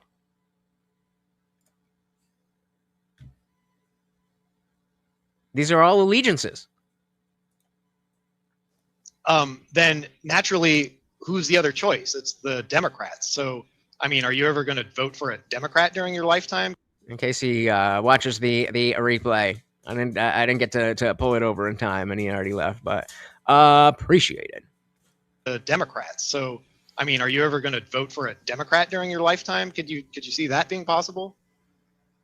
It would really depend. Like nothing is like absolute. So if the Democrats ever stop being just horrible, or if the Republicans become even worse, then yeah, I might vote for a Democrat in that case. As of right now, I don't see that happening. But that still fits within the framework of having an allegiance. That you're seeing, okay, this tendency to this. I keep forgetting the fucking word that he used, but being more aligned with the people who usually go this way makes it easier to know, okay, I don't like that. I don't like them. So I can focus my time on which of the people that are more aligned with me are most aligned with me. It's because my values align more with the Republicans than the Democrats. The Democrats, I don't align with them like little to none at all, if any. Right. And we imagine that if you hold those values, that regardless of whether the two-party system, five-party system exists, that the people you align with are going to create that coalition. But notice how you said more with. You align more with, which means you're obviously taking some compromises, right? Yeah, of course. Right. So what would be, so in essence, that would prove that it's kind of illogical, just the support of the party system, basically, right? Like that it in principle is illogical because you're compromising on principle, you're compromising on reason, and sometimes it does just turn into an us versus them, and you just gotta, toe the party line, even if it gets across the finish line, things that you don't really necessarily want, right? Okay, and how does not having parties address that? So it's kind of like how, do you remember that bill that the Democrats kept, complaining about, like the border bill? Oh, Trump could have fixed the border if he had only accepted this bill, right? But they Trojan horsed a bunch of stuff in there, right? How, a candidate running for a political party is no different, right? Like if you got to, vote for the guy who is going to Trojan horse in, no doubtedly, something you don't like. So I think even though choosing... But again, that doesn't mean that getting rid of parties means that politicians are automatically only going to be single issue politicians. Like I said, the king isn't separate from the church, though. He's the head of it, and his claim to monarchy is a divine one from the church. He's betrayed the faith and his people. He should abdicate. Boom. Bingo. So your ability to formulate that he should abdicate is based on the allegiance to the church. That's what we're talking about. We want that allegiance so that we know where people stand. Instead of having to know each individual person's view on every single little thing, then we know that this is the king is in this position for that reason, for those things. If he's not doing these things, then he should abdicate. If a president is on a Democrat president and they're promising all this and they're not doing all that, then we can impeach them because it's not about the person, it's about the values. And I'm not saying that the parties are perfect. I'm saying they're not illogical. Shout out to Wicked Dream. Welcome to the party. Welcome. We ran it back, so we just kind of got started with this debate on whether or not party allegiance is illogical. Vic says no, it is not illogical, and Kung Fu Joe over here says that it is. No doubtedly something you don't like. So I think even though choosing individuals and choosing, them based on the policies they're supporting, we kind of do that anyway. So why not just be more rigorous about it, right? And it kind of defeats the purpose of even having any logical coherence to the idea of party allegiance. Boom, and then there again, making a claim that it's it makes it devoid. It defeats the purpose. Okay, how does it defeat the purpose? I understand that they won't let you be blood sporty, but you can ask pointed questions. If you're going to make the claim that, well, the fact that you are sometimes aligned with them and sometimes not defeats the purpose of having parties, how? Unless there's an alternative where you're going to have a coalition of people that agree with you 1,000% of the time, then that's just how life works. So what alternative are you presenting? Having any logical coherence to the idea of party allegiance. Well, that's what I was going to bring up. Is you're going to run into these same human beings. We're like tribalistic by nature, and even if we just go by an individual basis, we're going to run into these same issues. There's no person on earth which someone agrees with everything. So even if we just run it by individuals, you're not going to agree with everything that individual wants, And so in the end, even if there's two individuals, they don't really have any parties. You're still going to have to choose whichever one you still align with more. You're going to be getting the same thing. But like I said, it's like when you have the parties withstand the test of time. Like they go on much longer than an individual does. An individual's lifetime is very short compared to the two parties. That's part of the problem, though. Well, no, that's not part of the problem, because exactly as Joe was saying, that Trump didn't keep up some of his, a lot of his promises and so on and so on and so forth. Instead of having to start from scratch every single election season, then we're just building off of the last few years. The Republican Party is the Republican Party, and it may change because people change, and both the politicians and the people change. And so it's not going to be exactly the same, but we want to continue the values of the Republican Party. And so if somebody's running and they don't represent those values, well, then they should abdicate. Shout out to Colonel Quayle. Welcome to the party. Well, I mean, technically, you can write in anybody you want. How far that goes is the question. If you had a multi-party system, they wouldn't be forced to work together to pass legislation. They wouldn't be forced to work together to pass legislation more, but there are other issues with that. Wait, if we had you mean a uniparty? Oh, if you had a multi-party system, they would be forced to work together to pass legislation more. Gotcha, yeah. There you go. There's always going to be some kind of coalition. You cannot have a governmental structure without people coming together and collectively deciding, we want that.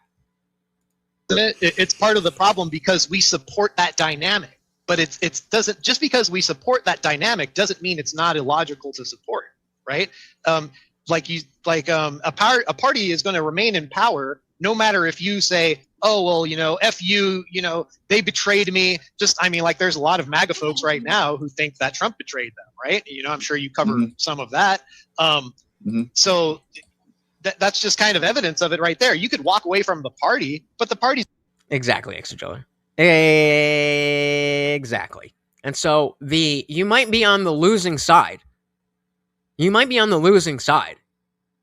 But with the multiple parties, if it's only 14%, then it's a very it's much closer to direct democracy.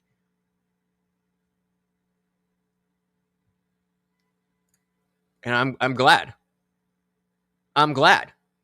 Because again, if 14% is the highest, and then we have a bunch of other people, it's 14% and 10% and 9% and 0.1, 0.1, 0.1, 0.1, 0.1, all the way up to 100%. Then only 14% of the people are happy. At least with the two-party system. we have we have half of the country that's going to be happy and half of the country that's not, and even the half of the country that's happy still is going to, like we are, look to make the changes to make things even better. The big miss that Kewl Vic doesn't hit on is hammering him on what his alternative is. What is the alternative? What is the alternative? Yeah, right. Don't nobody want that. Shout out to Arthur. Welcome to the party.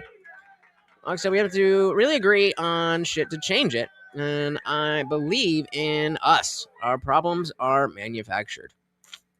Yep. He's going to remain in power because we support this illogical groupthink. Wouldn't you rather have a better outcome where we vote on individuals What is that better outcome? based on what they believe That's begging the question. Is that a better outcome? Show me that that's a better outcome. How do you know that that's a better outcome?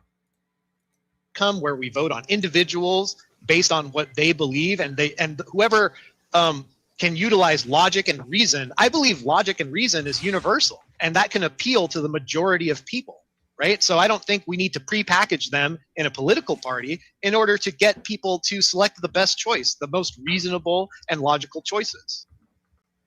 But it also keeps things a little bit more simpler, right? Like, if we just relied on individuals, like we would have to take time to research everything that they're for. We'd have to go look in their personal history. It would just be, it would be a lot more difficult to where if you have the two parties, you kind of know what you're getting from each party. It would be the equivalent of, can't this fast food restaurant just serve whatever food on whatever given day? Or would you rather have, let's say, McDonald's, where at least if you go to any McDonald's, you're going to know what you get when you go there. Where if you just go to some place and it's not consistent, or it changes from week to week or year to year or day by day, you're not going to know what you're getting. And it's much easier for a person to make decisions on what they want to go eat if it's in that system. It's the same thing like with the party system. You're kind of already know what you're getting from each party. It makes it simpler for the voters. Right. Well, Now, theoretically, just like theoretically, if communism were possible, then that would be better. Everybody would be taken care of, and the people who are in power taken. But that's not how it works. And so, similarly, with this analogy, I guess, yeah, you could have a fine dining establishment that will make you whatever you want and exactly the way that you want it. But how many people are actually going to be able to eat at that restaurant?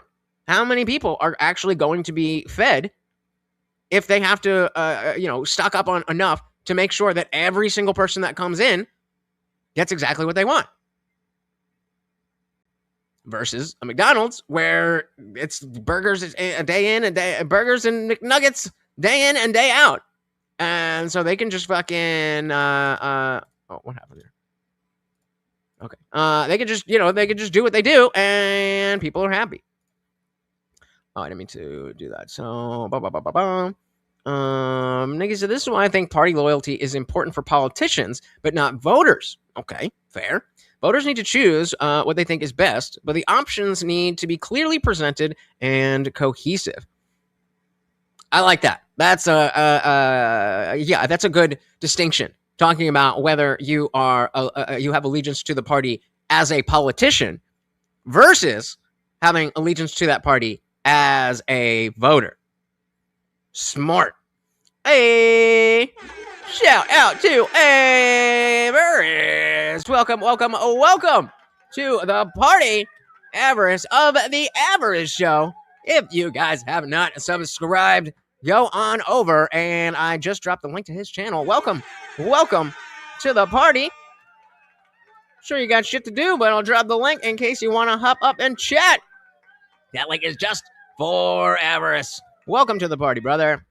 David said, I thought fine dining places made what they were making you, and you weren't allowed to change it. Burger King makes it your way right away. Yes, but they're not going to make steak and lobster. They're going to make what they offer the way that you like. And yes, there is definitely an aspect of, fine dining where it's like, oh, well, we have the preset menu. But I'm saying, theoretically, you could not have a McDonald's, a fast food restaurant that makes food for each individual person. You could theoretically have a fine dining place that you walk in and they literally will make you whatever. but that is only going to appeal to a much smaller group of people. And so if you analogize that to the government, then like Extra Driller was talking about with 14% of the Groyper vote winning because they used a coalition and had allegiance to that coalition. We're talking about the issues with the system, but we're not talking about what system we should use instead. And then Vic also isn't really giving any solutions to the problems, which I don't necessarily think he has to. But if Joe brings up this, here's 3 issues with party allegiance, and then he can offer, well, I mean, yeah, but that's bad. But if we change that, and if we change this, and if we change this, then it wouldn't be so bad. It's just practically not good. It doesn't mean it's illogical. You kind of already know what you're getting from each party. It makes it simpler for the voters. Right. Well, again, just because something is pragmatic or simple doesn't make it the logically coherent choice. But isn't it more logical to go with Okay, fine. But in this situation, this is pragmatic. And I'm arguing, as Vic would say, it is pragmatic. And it is the better, the more, just pragmatic, someone doesn't make it logically coherent choice. And yeah, so he's saying that is logically coherent, and it is pragmatic, and it is simple. Unless you are presenting something that is more pragmatic, and more simple, and or more logically coherent, then what are we arguing about? We're just agreeing that the political system isn't perfect. Thing is pragmatic or simple doesn't make it the logically coherent choice. But isn't it more logical to go with what's more optimal? It's not There you more go. optimal in principle. There you Because, go. like I said, you have to take all Okay, why not? Why is it not more logical? these compromise. A lot of us have to take compromises, and it also doesn't really make a lot of sense when the game is kind of rigged, right? Like if what I said in my opening, AIPAC has supported both sides of races. Right. Sorry, I don't know why. What's going on with Compromise. Oh, yeah, compromises. What part of getting rid of parties do you think you will not have to make compromises? He's framing it as if we just get rid of the parties, then every person gets to vote for the person that they align with 100%. And that's how you get the 14% Groyper vote. So how is that logical or practical? Logical definitely does not equal good, right, or moral. Fair. But I agree. I agree that would be chaos if we didn't have the parties. That would be chaos. Because it's stupid to think electing hundreds of people with their own ideas and no shared platform to run a country. How the fuck do they think anything will get done? There we go. All right. I'm glad we ran this back. Because we were talking past each other. And I think the context really helps us. Exactly. Well said. Not more optimal in principle. Because, like I said, you have to take all these compromise. A lot of us have to take compromises, and it also doesn't really make a lot of sense when the game is kind of rigged, right? Like if what I said in my opening, AIPAC has. You don't think that an Elon Musk could rig the game if it's just individuals? You don't think that the richest man in the world could do this, that, or the other and rig it? Doesn't the fact that you have to go through the system as it is a hedge against that? And again, that doesn't mean that I'm saying the two-party system as it exists is perfect. I'm arguing, as Kewl Vic is, that it is not illogical. David said, is it logical to kill any people that are a drain on society? It certainly is not right or moral. It can be logical from the utilitarian perspective for sure. Rigged, right? Like if what I said in my opening, AIPAC has supported both sides of races, and that where does that leave choice, right? If voting doesn't work. But again, brother, so fine, they're not going to back the Republican Party and the Democrat Party, but whoever is the two front runners, okay, we'll give them the extra push. None of what he's bringing up is a solution. It's just a problem that Vic has already said, yes, there are problems, there are flaws. What is your actual choice that you're engaging in? It doesn't seem like you really are. So this dynamic not only And again, Vic, how so? How is it? How is makes it? you kind of compromise on a lot of Make your him principles, explain it. but it also provides an illusion of choice rather than genuine choice. Well, what do you mean when you said, because a There little while you ago go. you said voting doesn't work? There What do you you mean go. by that? Well, I'm saying, like, if you have a special interest group, right? Like if you got pro-Israel interest groups embedded in both sides, in both parties, and their guy wins no matter who wins the election, right? Then where's the real choice there? Agreed. But how does the Israel can still pay people even if they're not part of an official party? So your idea of abolishing the parties or saying that it's illogical has nothing to do with that. Israel can pay an individual just as easily, if not more easily, than paying a super PAC. Maybe not more easily, but you know what I mean. Like I said, in Canada, we had a minority government in power for years. They could not pass legislation without cooperation from members of other parties. Compromise is the nature of government. Yeah.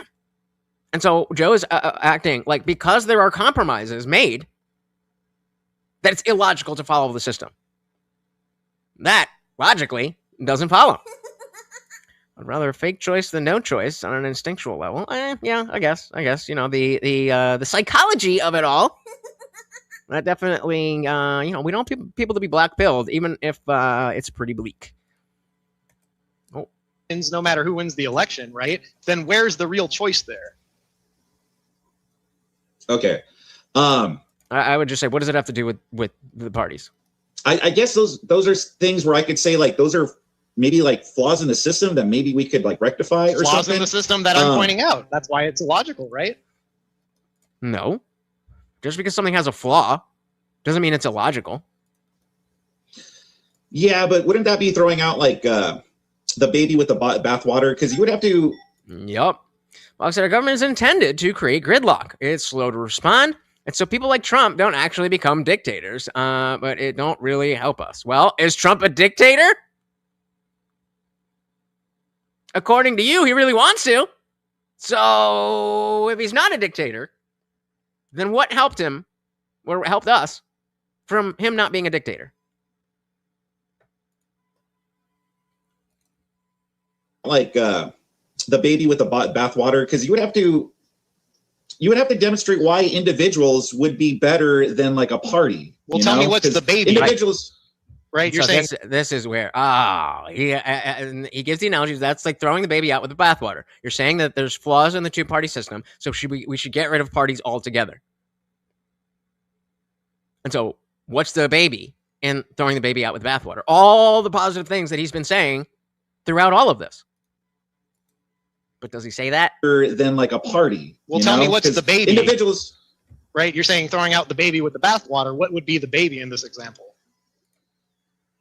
I guess the two-party system, I guess. Right. Well, but that's the thing in question. It is you're agreeing on a flaw. It's a flaw in the system, and that is the system, the two-party system, right? So it's illogically flawed.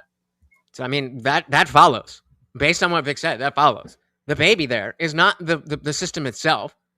The baby is the benefits of organization, simplicity, that allegiance that he talked, or not the allegiance, he explicitly said allegiance makes it better. So whether you agree with that or not, those are the parts of the when we want to throw out the bathwater. The part that we don't want to throw out are the good things. Not saying the entire system is the bathwater and the baby, then you're advocating for throwing out the baby with the bathwater. David said compromise is not always part of government. Monarchy, fascist, dictatorships. Very true. Very true. Yeah, the flaws would be the dirty bathwater. The question was what would be the baby? And again, the fact that we have people having the ability to understand a streamlined process without, and again, some people do vote without thinking. That is a flaw in the system. That doesn't mean the system is completely bad. People don't have the time to research 1,000 different candidates.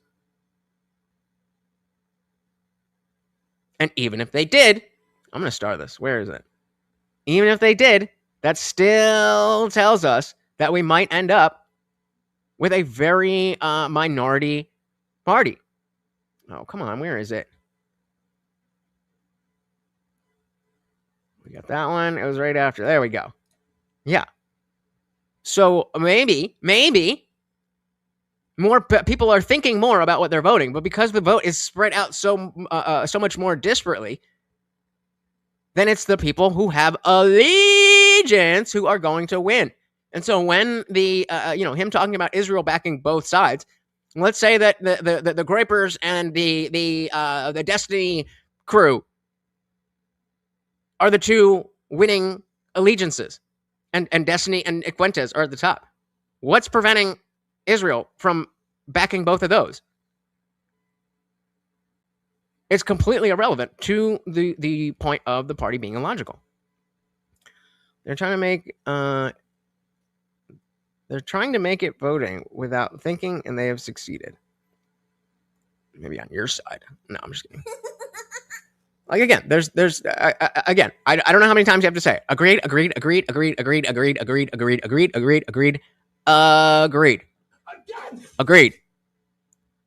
Bucks, do you know that I agree with you when you say the parties allow you to vote without thinking, and it's not a good thing? Okay, so we're not gonna come back to that because we've already addressed that. That is a flaw in the system. Unless you have a better system that will not allow that will create better results, then that seems like something that is a negative part. Unless you're presenting a utopian system, you're going to have flaws. Maybe the best form of government that we have come up with so far. I mean, that's a start, right? That's a start, right? I mean, why do we keep doing it if it's so bad? Nobody want to change it? Hey, we got glowing dog. Welcome to the party. Man, I guess I'm in the market for new mods. I just went 2 hours with no mods. And that is the system, the two-party system, right? So it's illogically flawed. Well, you're just granting it that the whole system is just a one big flaw. Therefore, we have to throw it out. Is the thing, I guess? Not throw it out. The debate is whether or not it's logical. So, why would it be illogical and we would not throw it out? It seems like it is either logical and we should keep it, or it's logical. Could go either way. It's logical, but it's not good, or it's logical, and it is good. But if it's illogical, why wouldn't you want to throw it out? Why would you want to operate on an illogical system? System is just a one big flaw. Therefore, we have to throw it out. Is the thing, I guess? Not throw it out. So he's advocating to continue using a system or a structure that he thinks is illogical. What? The debate is whether or not it's logical. So what we do pragmatically is a whole different topic, right? We're just looking at a top-down internal critique of whether they're directly connected. Or not it's logical to subscribe to the two-party system at all. That would be the question I had. So okay, can you give me the example where we decide that, yes, it is illogical because of these reasons, but we keep it because of those reasons? What does that look like? There is a third choice, right? The third choice is you're independent. It would make a lot more sense if everybody was independent. That way, even if there are two parties, they actually have to fight harder for your vote instead of you just kind of preemptively giving it to them, right? You got these slogans like vote blue no matter who. You're familiar with that one, I'm sure, right? Or better red than dead or something. These are slogans designed to flip the switch in your brain to off. You don't have to think. Absolutely. Like Bach said, and I agree with. That is a bad thing. That doesn't mean that it's completely illogical. Shout out to the King Adam. Welcome to the party. Very good to see you. We are going through this debate about whether or not party allegiance is illogical. Welcome. To flip the switch in your brain to off. You don't have to think anymore. Just vote blue no matter who. Is that a system that is logically coherent? Yeah, so I don't deny that. 5 minutes, gentlemen. I don't deny that it can be illogical. Like there are people who just, no matter what, are going to vote for their side, no matter what, and they're willing to compromise those principles. I see that a lot in the Democrat Party, where it's pretty much like every principle they claim to have, they kind of throw it out if it means eliminating the opposition. No principles, just positions. So I think it can be illogical, but I don't think it necessarily is illogical. And so I think a better way to say that, because if you're saying, oh, well, it can be, the prompt is specifically, is this illogical? And so if you say, well, it can be, well, then I understand that he's saying people can abuse the simplicity that this structure offers. But I'm always going to go blue or I'm always going to go red. Yes, that is yet another flaw in the system. That doesn't mean that is illogical to have an allegiance to a group of people who are behind the same person that you are behind. Like I said, I like how you tell me to just say what I think. What I think is not always logical. Don't make it wrong. To demand logic instead of ideas is limiting. Well, not only that, but even if you're thinking something that's illogical, if you haven't pissed me the fuck off by doing some bullshit and we're just talking like we did last night, then we can play out how your thoughts and your emotions are at odds with reality and get you to that place where you're like, okay, I understand that, I feel this way, but the reality is that way. Not everybody has to have the most rational beliefs about everything all of the time. That's not how humans work. But we got to play it. We got to play it from what you really think first. Dilly dilly to use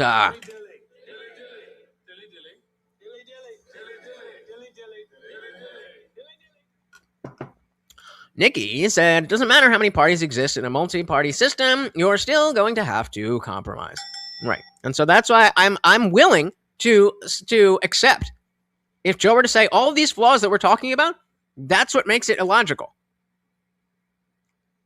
The alternative is this.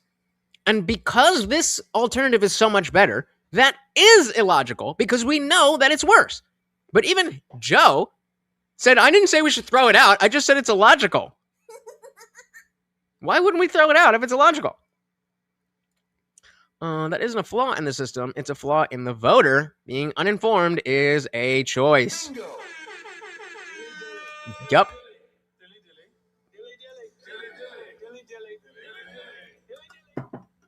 And so I don't know. I think it's hard to tell. Obviously, this is counterfactual, but it does seem like more parties is not easier. It does seem like this idea of everybody is just completely unaffiliated, especially in the beginning. First of all, it would seem like I would have to imagine that election season would just be an entire 2 years because there's so many people that even the news needs an amount of time to cover person A, or we'll say person 1, person 2, person 3, person 4, person 5, and so on. On a double open primary, like we have in coming up in 28, let's say there's 10 people on each side.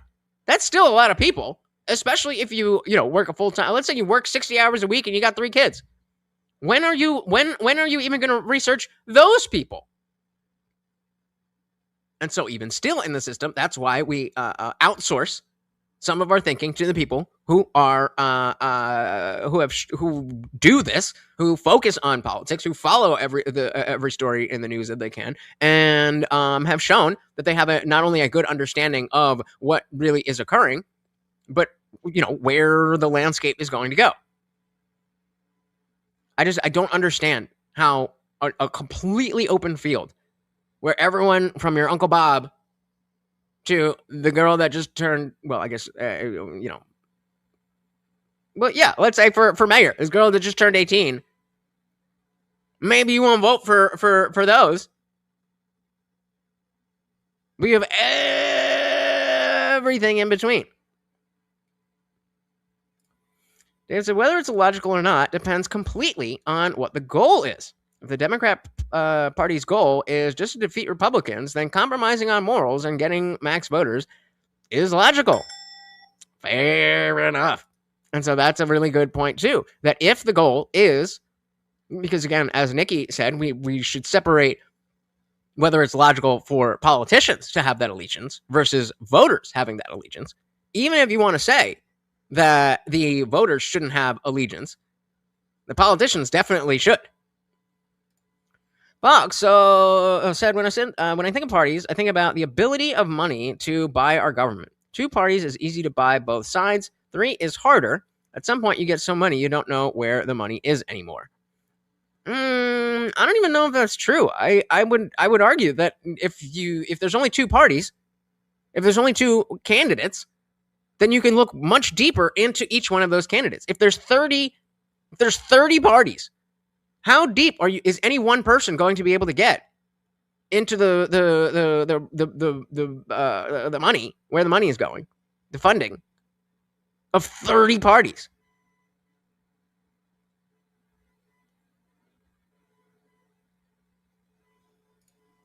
So the goal is to make the best, most transparent, fair government possible. Compromising morals is completely illogical.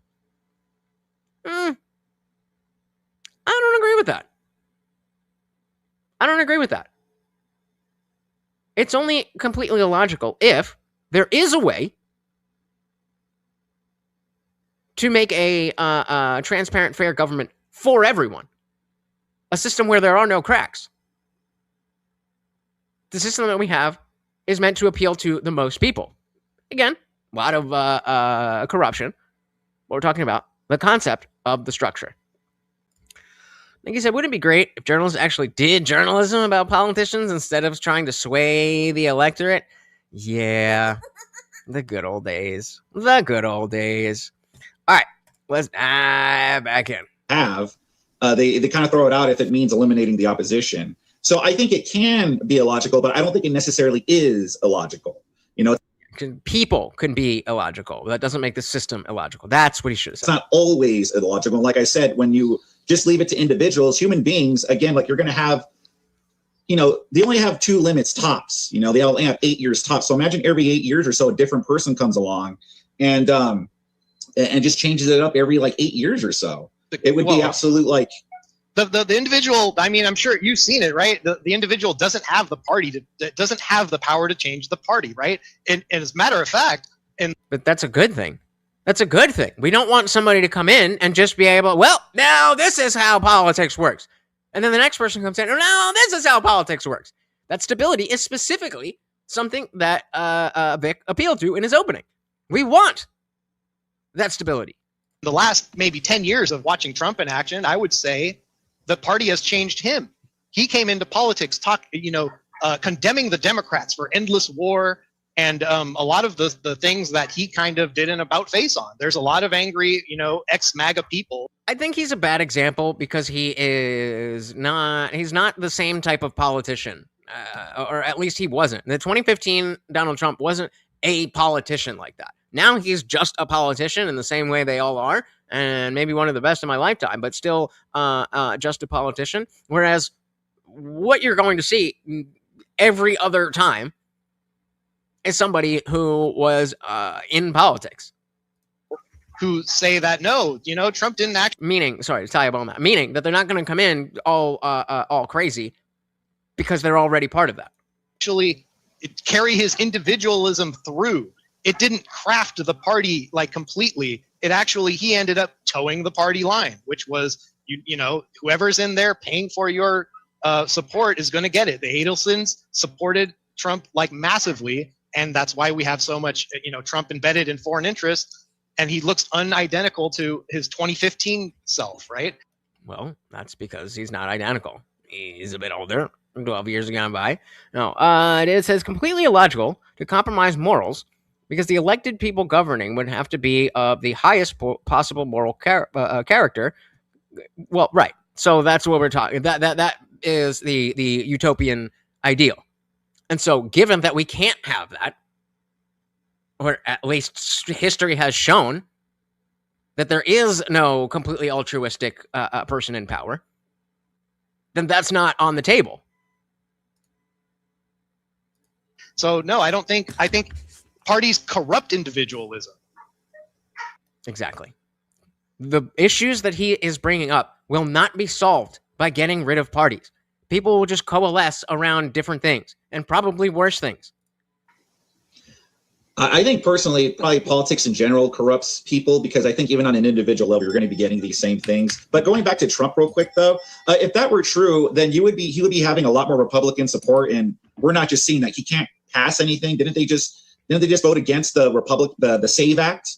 We have control of the House and the Senate, and he hasn't been able to really pass much because he's still getting opposition from within the party. Right. So what does that do? That hurts. Maybe let's say people like us who are more right-leaning Christians, right? If we're talking about politics on a practical level, there is no such thing as coming together and making a decision without any compromise. It'd be great, and then we could have communism, and it would be good communism. But that's not how people work. If he ends up going against our interests and we're voting for him, but the other choice is an even worse party, I mean, it kind of makes you want to just not engage with the system altogether. It makes the system unworkable. It makes it seem like voting doesn't even work when you're engaging in a two-party system. As opposed to?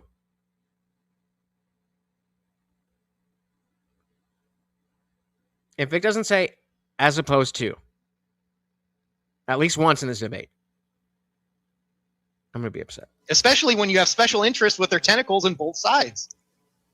Yeah, I understand it could be disheartening, but I guess it just all really depends, though. It all really depends, because you say that as if Trump has completely accomplished nothing. Like, he was still able to get immigration down to, what was it, net zero? Like, he was still able to do that.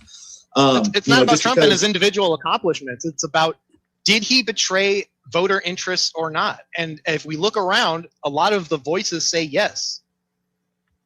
Okay, well, what? Wait, sorry, I missed that. What? Voter interests or not? And if we look around, a lot of the voices say yes. So I'm thinking of this now, but if it could come from the position of, let's say that, throughout American history, at least modern American history, we could say that Trump is the most outsider that we've had, right? So Trump is going to be the type of politician that we would expect in comparison to an Obama, a John McCain, a Bush, any of those, right? And so if we have that person in place, what is to, and we like that, then what's to say that the people who don't like it aren't going to bring in the complete opposite? As Bach said earlier, the government is meant to move slowly. We don't want the pendulum already swings back and forth to a crazy degree, getting faster and more crazy. We don't want that. And the gears of politics having so much, or a level of bureaucracy, is a hedge against that.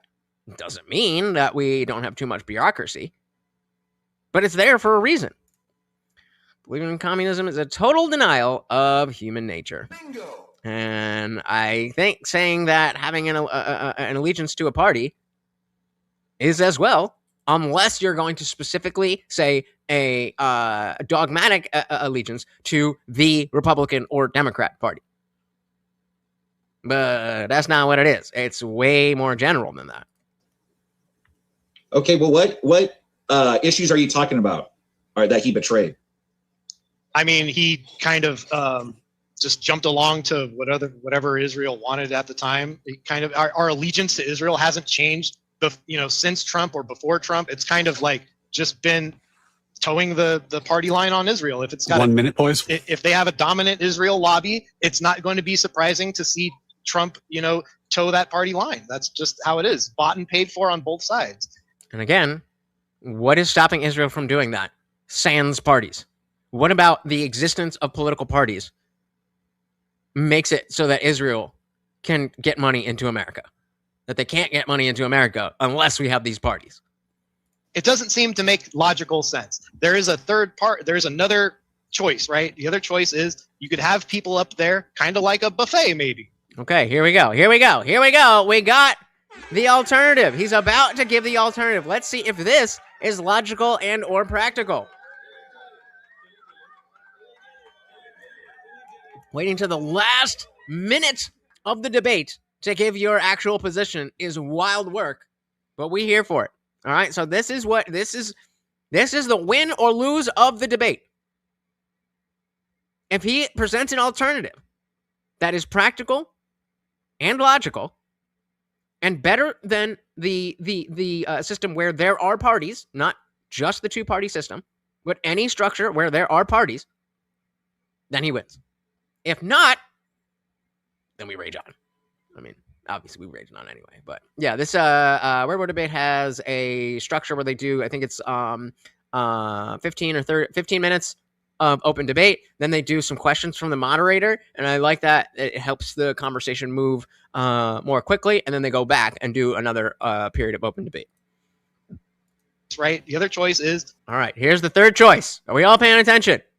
I need you guys to lock in and tell me if you think that Kung Fu Joe's alternative is better than what we have. You could have people up there kind of like a buffet maybe, and you could pick each one, based on their principles, but picking a party is a prepackaged deal, and we all know we may compromise. So that's the alternative. You can just pick people. So direct democracy is your alternative. I'm good on that. I'm good on that. And with picking individuals, I think we would make less compromises. We do pick individuals. We just pick individuals who are, I mean, for better or worse, you could say they are vetted by the people that already have proven that they're better than the other the other party. So it's not just some random guy who's saying this, and that. I promise you this. I promise you that. I promise you that.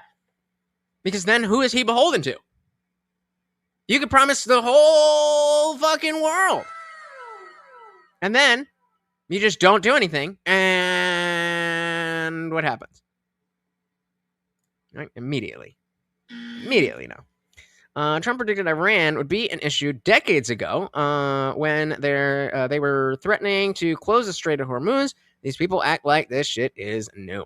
Well, it's just everything that Trump does is the worst, and it doesn't matter if other people have done it. Then history starts when they're paying attention. Bog said it's a buffet already. Well, the people never approve anyone. The money does. They're vetted by donors that can buy ads. And I mean, again, far from utopian. Far from utopian. But just go and pick anybody.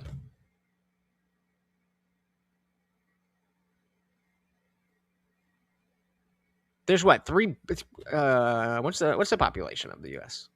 U.S. population. Yeah, 350 million people, each individually choosing someone.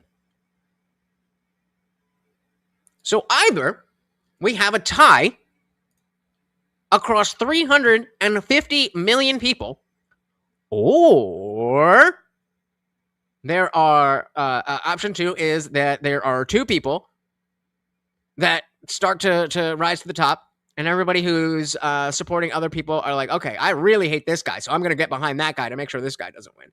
That can happen. Or we have multiple parties where the same thing happens, but you have less opportunity that the guy you like is going to win just on statistics. Hey, shout out to Boggs with a big 5. Thank you. So, very, very much, sir. Let's get Morty his treat. You lazy bitch. Bro, I can't get any closer. There you go. Thank you. Boggs says, when it comes to our elections, the money always votes first. We can vote for who they choose for us to vote. It's not organic at all. Agreed. But the alternative, the organic thing, is what he's presenting, where 350 million people each just decide an individual. That is not realistic.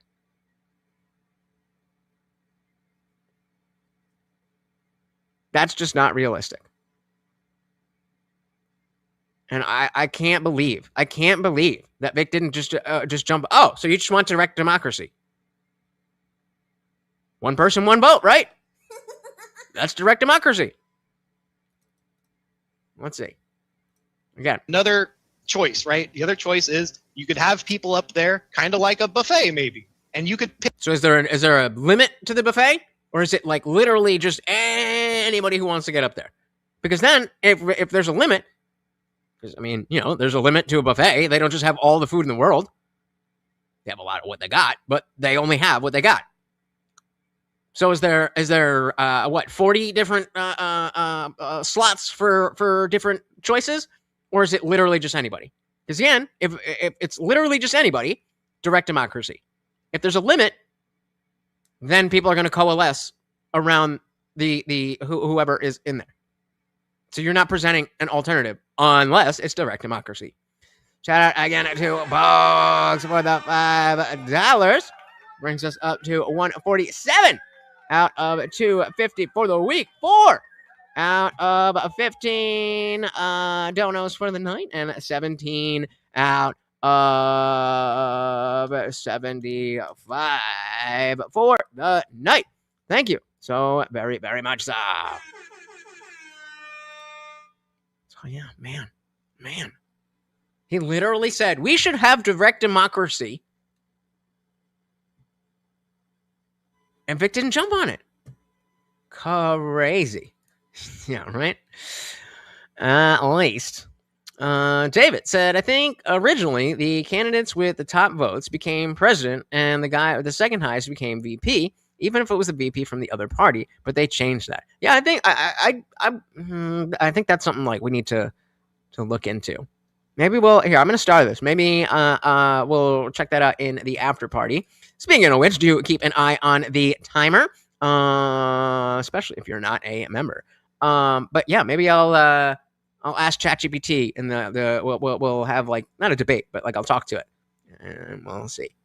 But yeah, I wonder why they did that. It does seem like a little bit of balance because they already try to do that, right? They already try to balance it out with, they had Obama, so they tried to balance it out with Biden, and they had Biden, so they, balanced it out with Kamala, and Kamala slays on the walls, and so maybe if they just like, hey, we just do one each, and then, I'm falling behind, hold on, I want to get hearts and thank yous for everybody. I missed it on that one box, but I got you on this one. Paste, you fuck.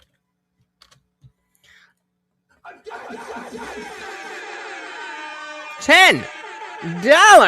The big tenner. Thank you. Let's pull this out of the way and get Morty his treat. You lazy. Thank you. So, very, very much. Box with the $10 said Lindsey Graham just died and they installed his sister in his seat. And now she's running. Ours is not antithetical to what America is. It's nepotism and power via lineage. Correct.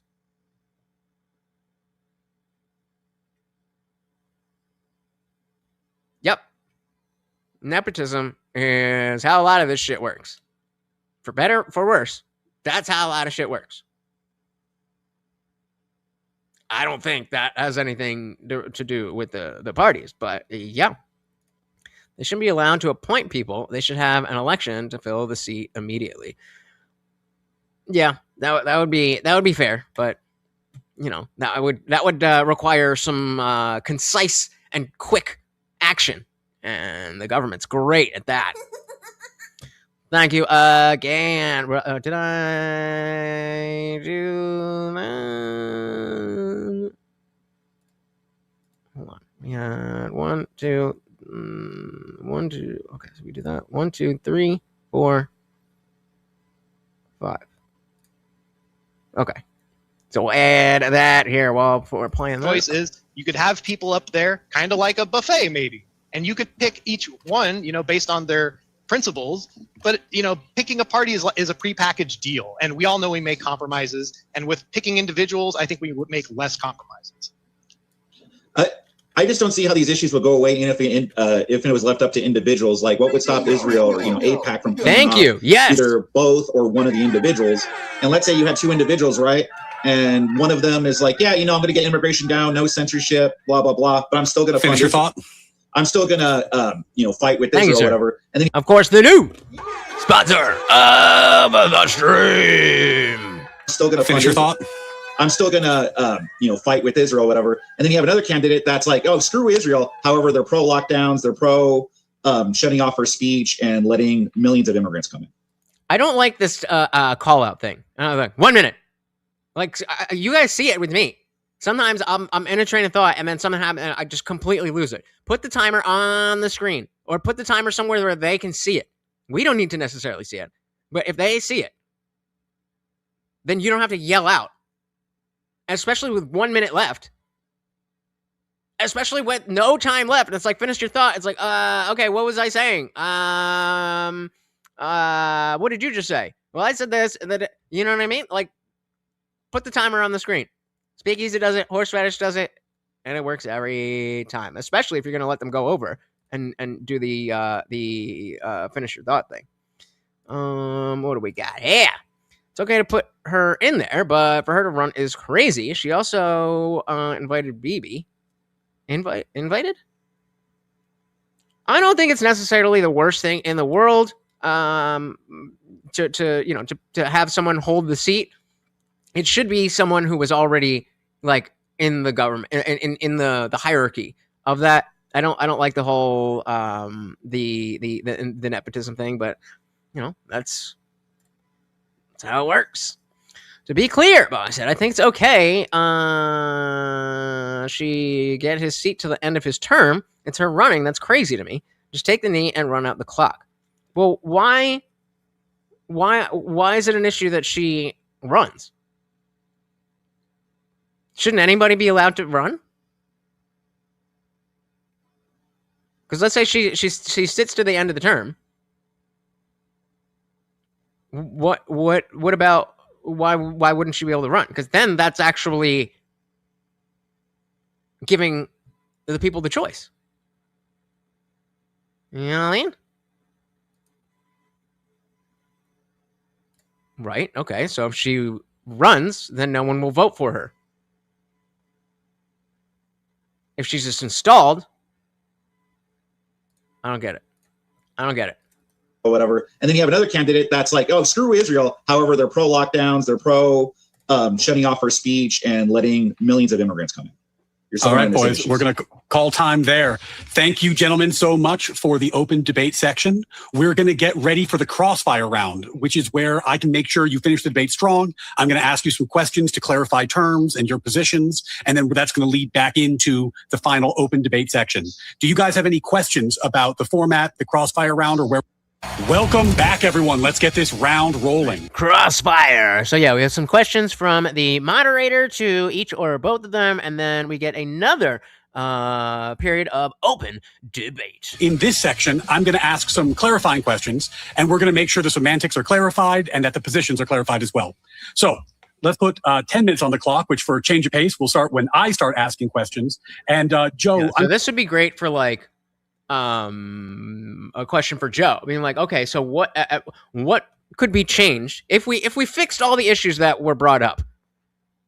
Would it still be illogical? Would it still be illogical if everything that you brought up was solved by something? Yep, and Vic did absolutely define his terms, which is why the allegiance thing has never been treated as a, that blood oath cult shit.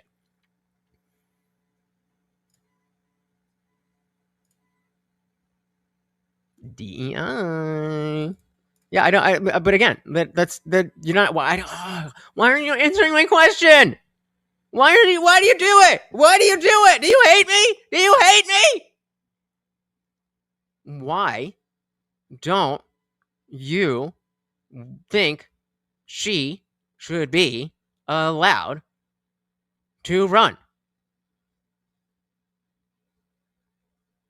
I don't understand why you would be okay with her finishing out the term. I can understand if you think it's bad that she's finishing out the term and that she would. I don't get it. Okay, is that not what you said before, or the opposite of what you said before? You said for her to run is crazy. Why is it crazy?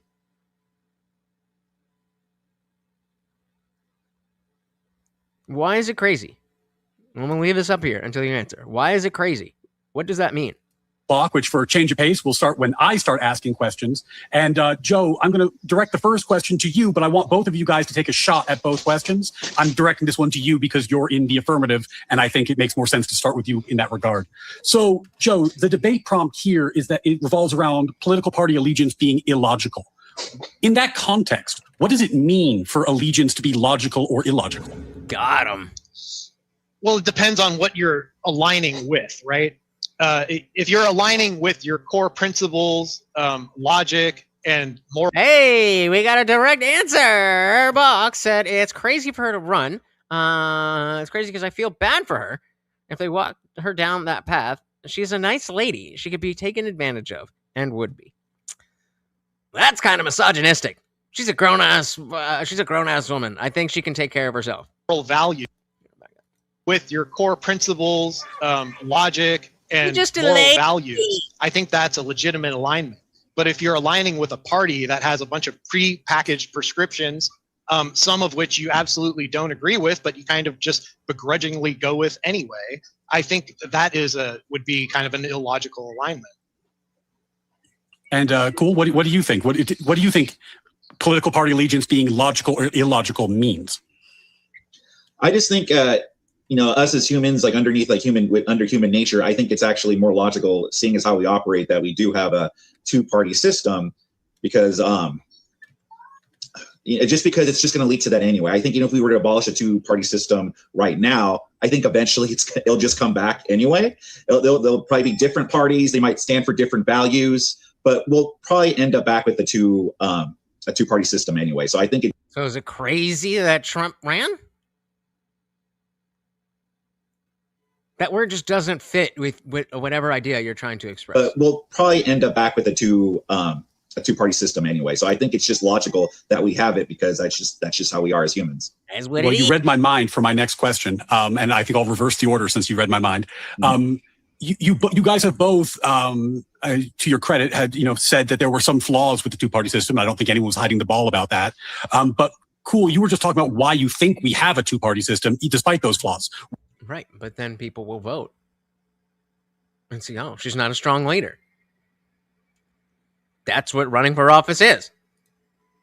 Crazy. Why? Kewl, you were just talking about why you think we have a two-party system despite those flaws. Why do you think we have a two-party system?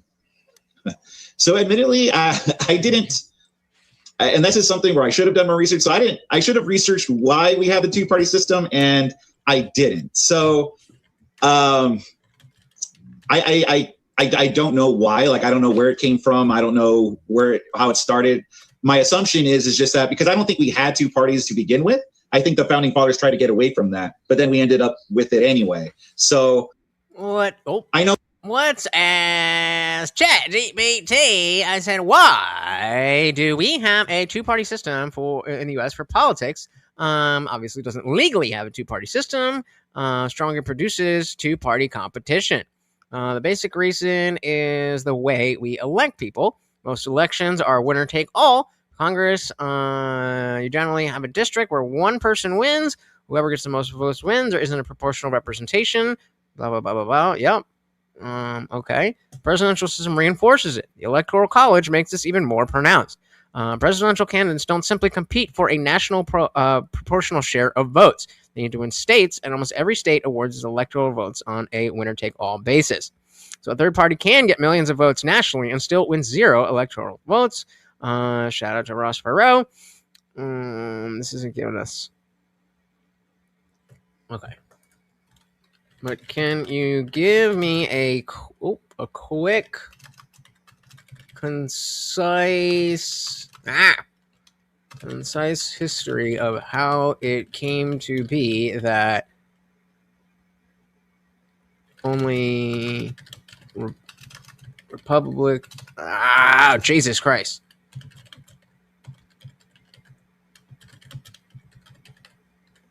Electoral votes at this point.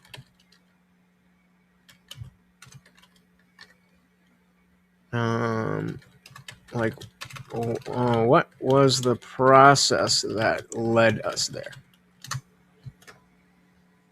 So I said, give me a quick, concise history of how it came to be that only Republicans, Democrats get electoral votes at this point. What was the process that led us there? Will this read it out? No, I don't want to do that. Okay, so key correction, never find blah, blah, blah. Third party can. So in the turn of the 19th century, no stable party system. Constitution created the Electoral College, but the political parties weren't formally built into it. So then the 1820s and 50s, the first party system collapses and reforms, creating new parties. The Federalists disappeared. Democrats became one major party, while the Whigs became their principal opponent. 1850s, the Republicans replaced the Whigs. The Whigs collapsed.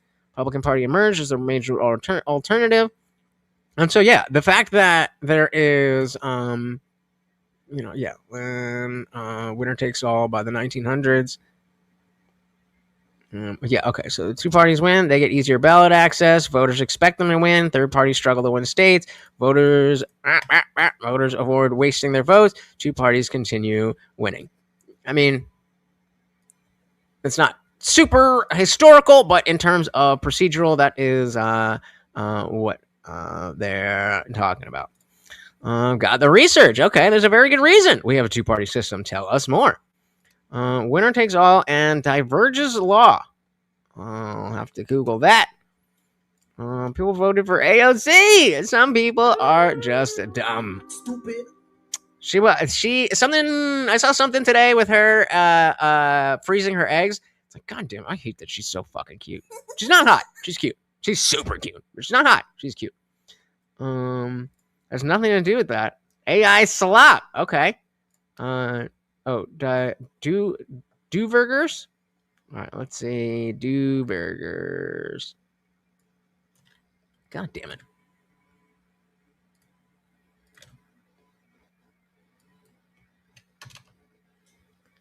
How is that the right spelling? DUV? Or is it the other one? Diverges. I'm going to assume it was the diverges.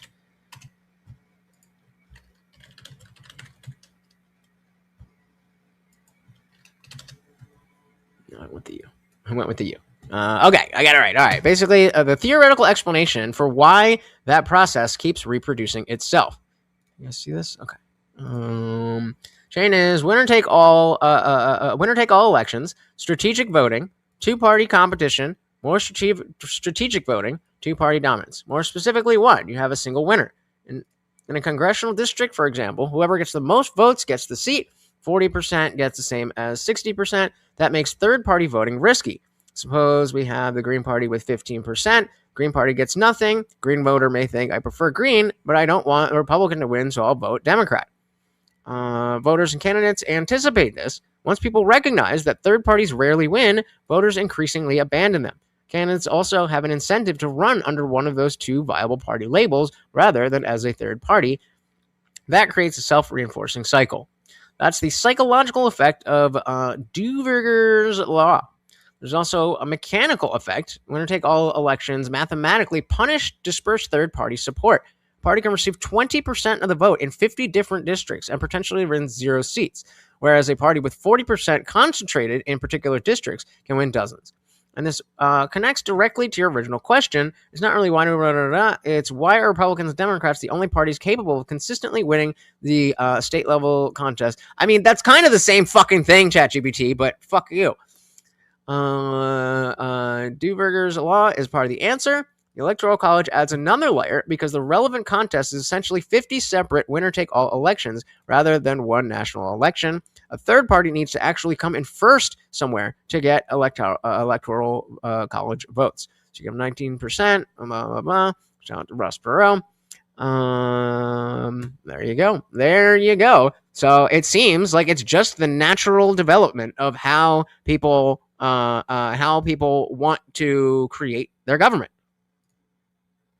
It's like that way because people are that way, and the government the government is reflective of the people because the government is the people. So David said, no law or part of the U.S. Constitution bans additional parties. Groups like Libertarian, Green, and Constitution parties run candidates in elections. and they never win because of Dewberger. Am I saying that right? I'm not reading that. Okay, I thought it was okay. We can have 6 or 7 parties if we want it. We can do whatever we want to. But we already do have that many parties. And people already default.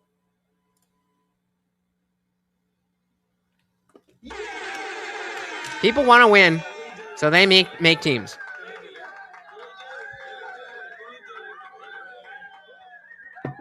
It's just peopling. Well, that's sad.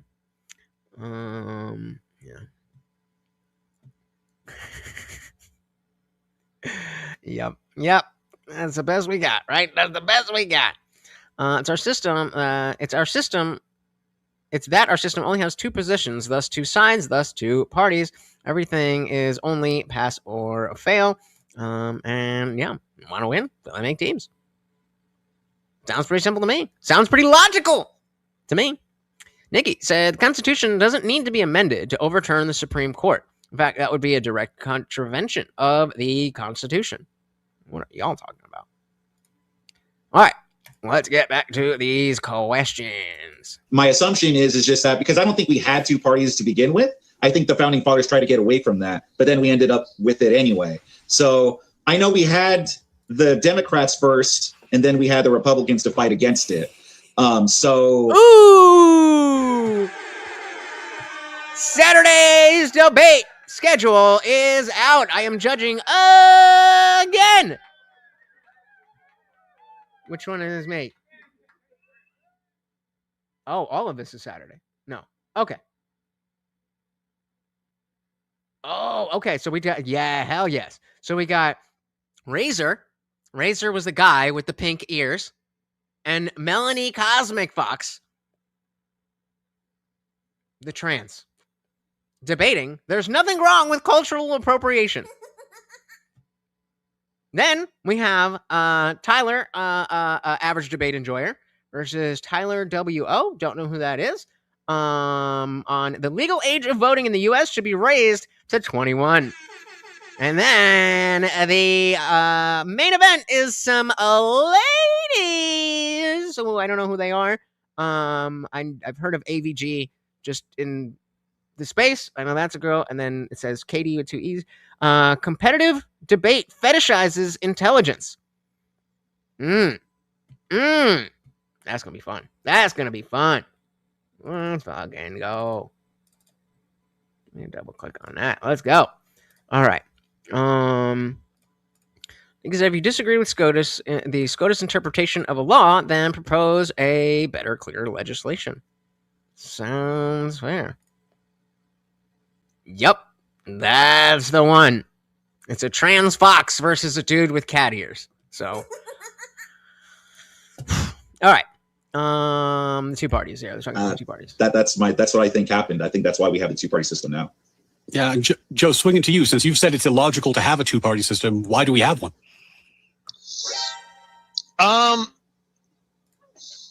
Just off the, I didn't likewise, I didn't do any kind of research on that particular topic, but I think just from my brief summation of history, I think it, it began with many and then it kind of collectivized into 2, each one kind of supporting the most popular groupthink on what we could perceive to be 2 sides of it. Which people normally do. Shout out to Costco Law School. Welcome. Yep, that is gonna be a freak show. I'm gonna need you guys to vote. I'm gonna need you guys to vote and vote hard. All right, but yeah, this is a bad moment for Joe. This is a bad moment for Joe. If it's so illogical to have allegiance to parties, then why do people have allegiance to parties? Money is not age. Because if you raise the voting age, you have to raise the age of military eligibility because you can't send people to die that don't get to vote on the people sending them. Fair enough for me. 21 in the military. Sounds good. Collectivized into 2, each one kind of supporting the most popular groupthink on what we could perceive to be two sides of a political aisle.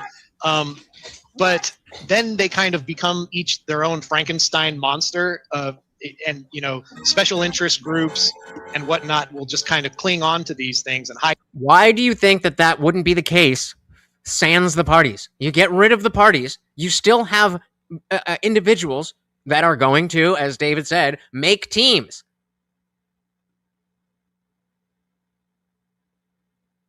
This is a great question from the moderator because it directly goes against what Joe is saying here. And I mean, it's a question. It's not saying, hey, you're wrong. But it exposes that, well, we ended up here for a certain reason. We could have ended up other places. And it's not like other governments haven't been tried. So why are we here if it's so illogical? Buzzword, zeitgeist, groupthink. Hijack them, right? So they might have arose organically, but once they get big enough, they're going to be... So if they arose organically, then what makes you think that they won't again rise organically? Arose organically, but once they get... That's actually not true. I've rented a car at 22. I don't know if Hawaii has different laws, but when I was in Hawaii, I rented a car. Oh, wait, this one. That's what I meant to say. Big enough, they're going to be, they're going to be targets for predators who are, deeply embedded in special interest, and they are very powerful with lots of money. So, Joe, obviously you guys both have skin in the game as you both have your own sides of the prompt. But, gun to your head, maximum honesty, what are the pros and cons of, a two-party system with political allegiance in America? Great. So this is great for Kewl Vic because he's already established a lot of this in his opening statement. So he's just got to go back and be like, this, and this. And then, well, we've been talking about all the flaws, so yeah, there you go. Well, I think I listed out a lot of the cons in the debate and my opening. What are the pros? Keep an eye on that timer, guys. We're going to members only unless you keep the party logically, rating. I can't see any because there's two ways to view this question, right? The way I'm looking at it is... That's never good. It might be good faith, but it seems like it's bad faith. Well, it's just absolutely, totally bad. All the things that Vic brought up, those are not good things. Not a good look. Like, basically, it's just all bad. I mean, logically, I can't see any because there's two ways to view this question, right? The way I'm looking at it is a top-down internal critique of the system itself. So within that, I don't see any real pros from it. How about the fact that America is America? Seems like a pro to me. Okay. Well, Vic, over to you. What are the pros and cons of a two-party system with political allegiance in your mind? Well, yeah, Sam, I think I listed off the pros. In terms of cons, I would say that, yeah, it could lead to, while it's supposed to make it easy. So, yes, Vic, you did list them. But that was...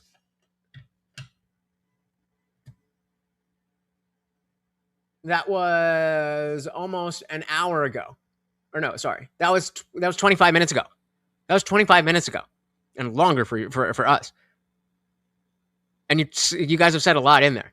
So this is your opportunity to to punctuate, to underline.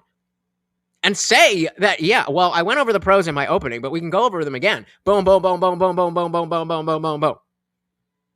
Optics, baby. It's all about optics.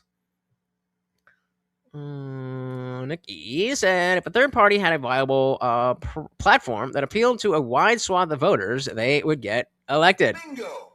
Yep.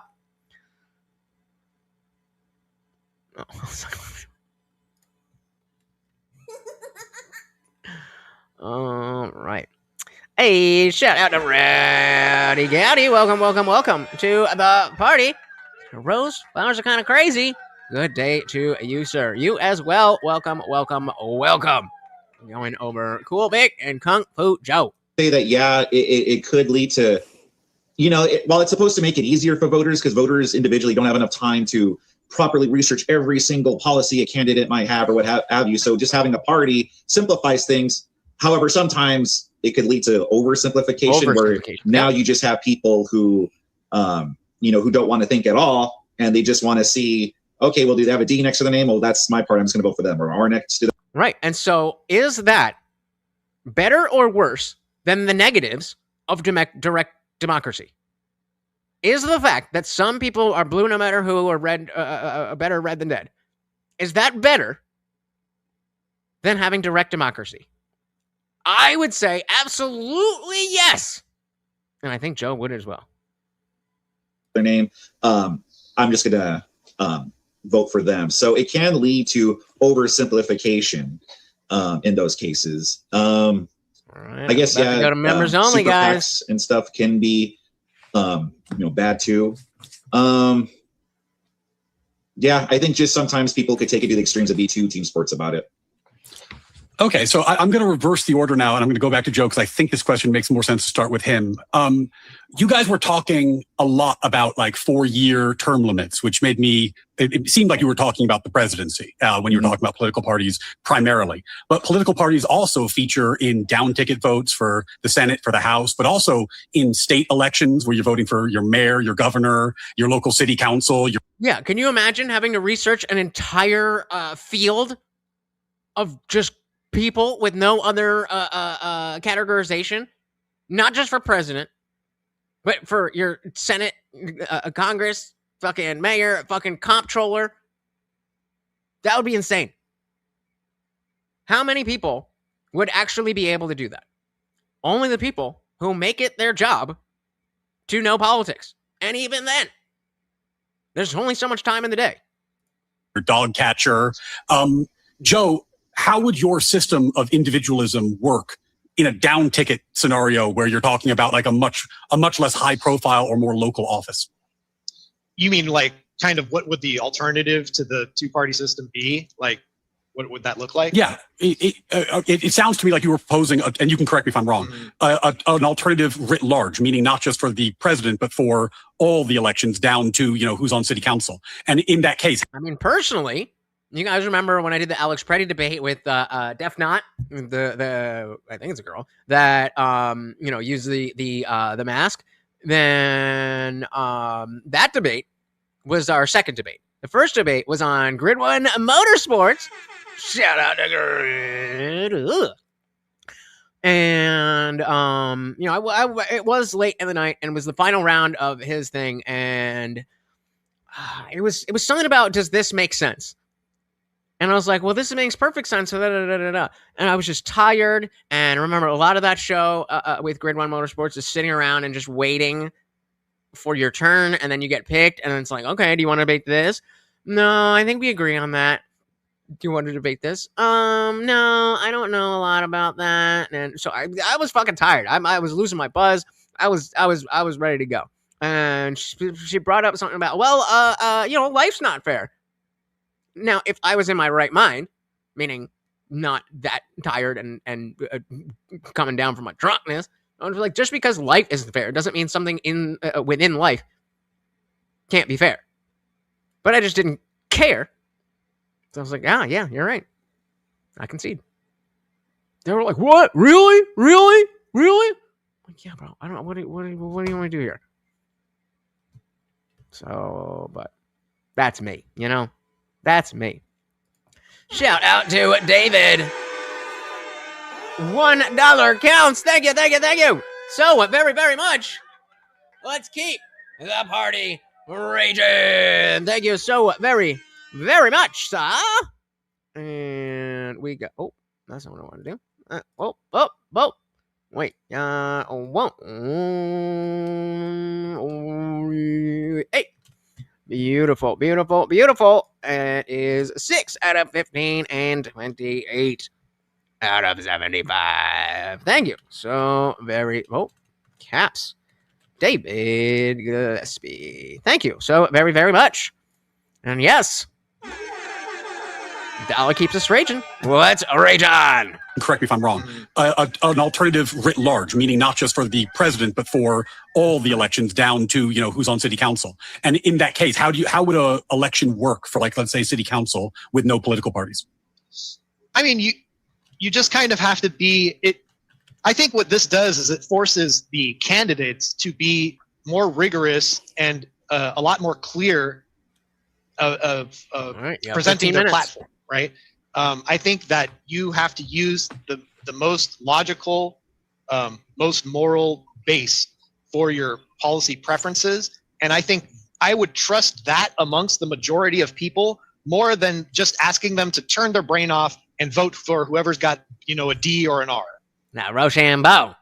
I think it's, I would, let me see. Let me see. I would say, Ro. I think Ro would just be Ro.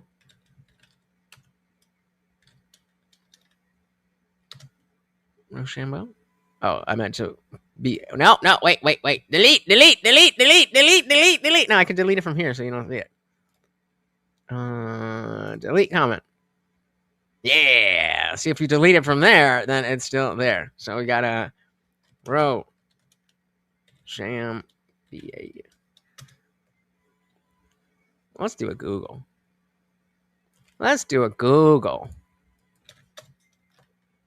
Oh, I was so close. Can you see this? I was so close. There's an X. Oh my God.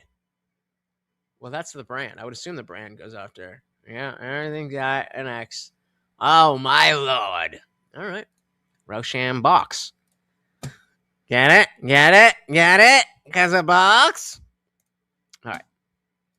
To turn their brain off and vote for whoever's got, a D or an R. Okay.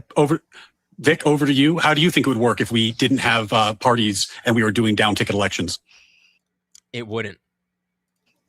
I agree with Joe. It probably would force, ideally, it would force people to, okay. In terms of the voters, like, it would force people to maybe do more research, like, ideally. And I guess it would force politicians, in order to really clarify what they stand for and what they're about, and maybe put, I would only bring this up and be like, well, yes, I guess technically it would require a much higher level of research from the voters and a much clearer and stronger message from the politicians. But I think that would be undone or outweighed by the negatives of how many people are just out there. And it's just a free-for-all. It would be a fucking mess. And the chances of it being better than what we have now is not very likely at all. We are playing Rochambeau. We are all playing Rochambeau on stolen land. Dilly fucking dilly. and maybe put, I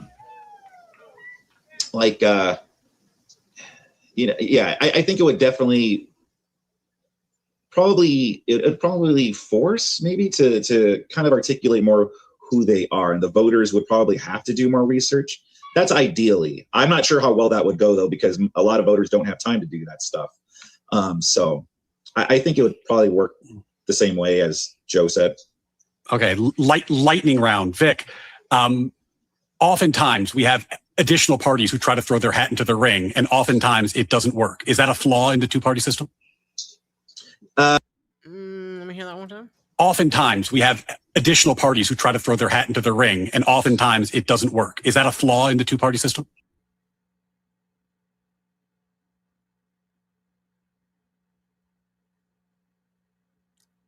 I want to say yes. But I don't think so.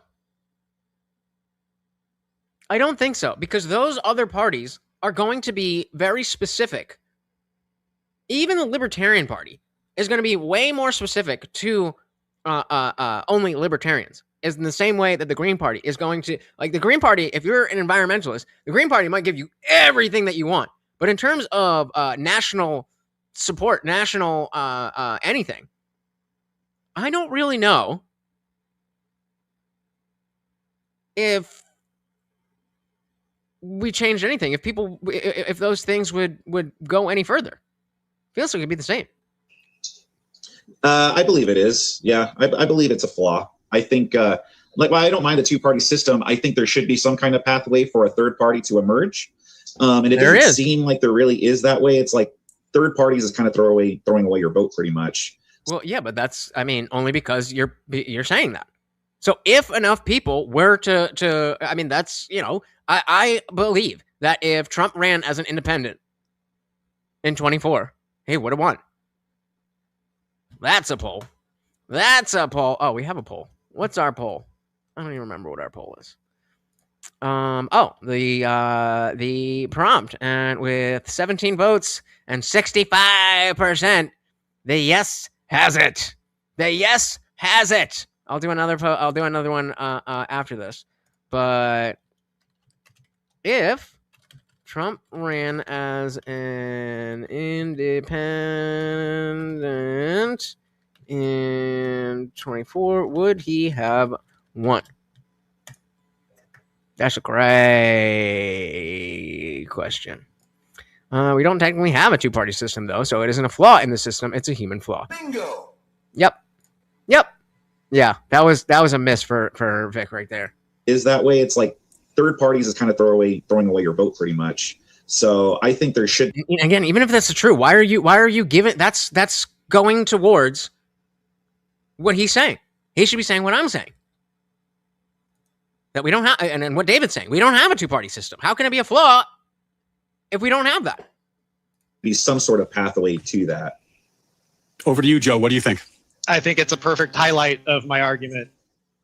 It just highlights how the two parties have a stranglehold on the system itself. And then it would just, again, be two individuals who have a stranglehold. Well, all right, Joe. And then 4 years later, it would be two different individuals who have no connection to the past individuals. Gentlemen, that is the end of the moderator-guided question section, the crossfire. All right. Thank you so Open much for your debate. answers. I hope that this was illuminating for your positions and maybe some hypos for you to play with. Because this is Word War, we're not done. We've got another 15-minute open debate. So take what you learned about yourself, about your position, about your opponent, and get ready for the next round. But before we do that, we have another word from our sponsors.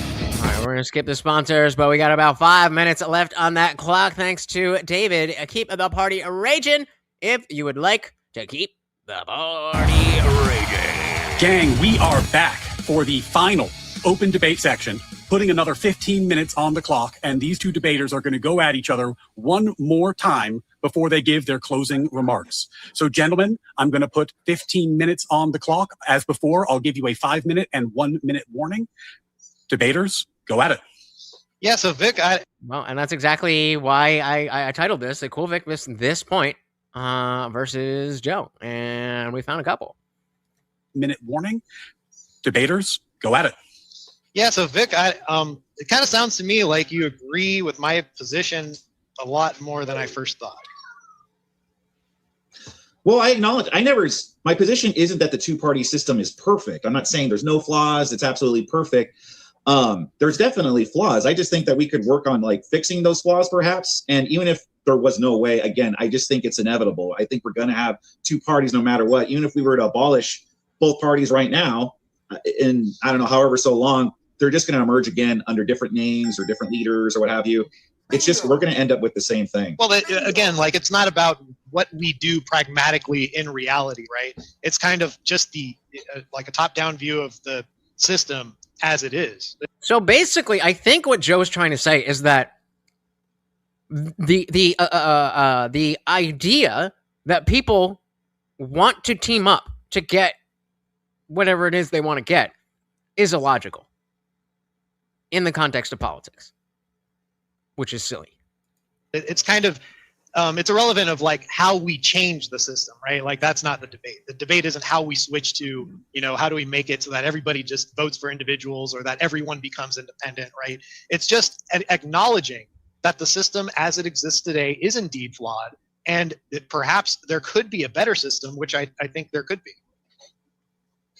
I think there's a better choice. It's a I would really appreciate if you know how Dick does the timer. If you guys could let me know, because it always shows a different thing for me. Like it's throwing 3:05 now, but if I don't get anybody telling me, then when my timer hits 0, then we're going to the after party. But of course, you can keep the party raging. I think there's a better choice. It's a social attitude, right? Like we didn't always vote for two parties, like we alluded to earlier. The history of the country is not. Nor do we now. Not only two parties. It wouldn't be illogical that it couldn't be that way again, and it wouldn't be illogical to believe that it is that way again. Couldn't just vote, or it's that way still. For the best, the individuals who, like earlier, like you kind of admitted, it would cause both the populace and the candidates to be more rigorous about policy, about where they stand on principle, about where they stand on morality, right? These things are universal concepts, I believe, speak to the most of us through reason. And I think for some voters to be disenfranchised by that is fine. I think too many people vote. I think too people who are incapable of understanding how our system works or what the entailments of policies are. I think for them to say, oh man, you mean I got to study what the outcomes of my policy preferences would be before I vote on anybody? And that's the framing that Kewl Vic missed. Because it's not just about like, okay, well, we're going to make it a little bit harder. And, you know, like the ideas of you need to pass the citizenship test. It's not a matter of, oh, well, you have to know enough about what you're talking about to vote. It's a matter of you're going to flood the zone so much that nobody is going to be able to know all of that. And so the bar of how much you need to know is going to be very, very, very, very, very, very low. And thus, people will coalesce and polarize, and we will get exactly the quote-unquote two-party system that is not at all a two-party system. 1 second. I'm just going to take, I'm just not going to participate. That's good for me. I'm fine with the more educated populace voting on people. Yeah, but like I said, ideally, that's what we think would happen or want to happen, but I just don't think realistically it would. I think realistically people are going to be looking for like, hey, which party in general aligns more with my values, and I'm going to go with that. I understand that, but what if they didn't have that? What if they had what I had in place instead? Like, what if they just had individual candidates who just direct democracy all ran on what they thought were the best ideas to fit the country or their area or wherever they're running for at the time? The fact that he didn't catch and call him out. Oh, you're just saying direct democracy? Well, that sounds like shit. That would have been done. And I hope that you guys listen to Box and click the join button below a video in the top right corner of a membership perks window. Click the 3 dots and select gift settings. Toggle to allow gifts to switch to the on position. He warned you twice, and then he dropped the 10 gifted memberships. My goodness. Thank you so very, very much. Let's get Morty straight, and I think, if I'm not mistaken, that is the goal. Let's check it right there. That goes to 178 out of 250. 8 out of 15, and okay, 58 out of 75 with Box out sponsoring his goddamn self. Thank you so very, very much. And shout out to Jay No, The Real Running Wolf, Wes, Matt, No Trip, Andre, Sevelos, Gremlin, Desert Druid, and Trad Guy Travels. Shout out to Trad Guy Travels. Long time no see. You guys are invited to the members only after party, but the regular party rages on because of Box. Shout out to Box. Give him a good half hour for that. Thank you. So very, very much, sir. We also got Humble Pie. Welcome to the party. You want the polarized sunglasses. David said, I guess the Trump question was asking if he ran as an independent in 2024, would he have won? It depends on who was being put forward by the Republican Party. Then Hillary would have won, so Trump still wouldn't have Hillary. There isn't one in 2024. We're talking about Kamala. Is that what you mean? Like she would have won instead? It would have split the Republicans? I could see that. I don't know. I really don't know. I think he would have won. I don't know. But it's it's out there. Nikki said you can come run as an independent for a lot of positions, but non-president because the president has to have support to implement any agenda, which isn't guaranteed as an independent. We all I think you lost. I fucking won. But that's based boss. Well, not yet, but the party's still rated. We are still in the regular party. And we're getting closer to that push-up goal. If you would like to wait until the after party to get those double points, that is completely up to you. But thank you. So very, very much. Let's party on. To fit the country or their area or wherever they're running for at the time. Well, you're going to have that anyway. Like under, if it's just two individuals, you're going to get that anyway. Instead, now you're just going to be asking people to do more work. Well, no, we narrow it down, right? We narrow it down from like a primary process where there's more than two, and we whittle it down to two. I'm just saying, we start off with... You mean like a primary? Individuals who don't necessarily have a party platform. They just have a voice and some ideas, and the people research these candidates, and they vote based on the ideas from those candidates. I think for the candidates to be more rigorous about putting out their message and for the populace to be more rigorous about studying their candidate positions, I think we get a more informed voter populace and better candidate outcome that actually matches what the people want, doesn't betray what we want. Well, okay, well, then now you're... How the fuck did we all fall for that shit? That was back in the day when, you could trust teachers and historians for that matter. Yeah, damn. We need a cage fight. The conspiracy theory is that the Democrat Party is putting out the worst candidates, so they intentionally lose. So the Uniparty wins. It could be. Coming, chameleon. That's her. A lot of people pretend Kamala's black. There's a huge Indian population in Jamaica. Hello, that's on me. Doesn't betray. I mean, technically, my dad's side is Indian, and he's from Trinidad and Tobago. But he went to school in Jamaica, and there are a lot of Indians in the Caribbean. Better candidate outcome that actually matches what the people want, doesn't betray what we want. How do you know that it's going to be better? By what mechanism are you determining that candidate is going to be better?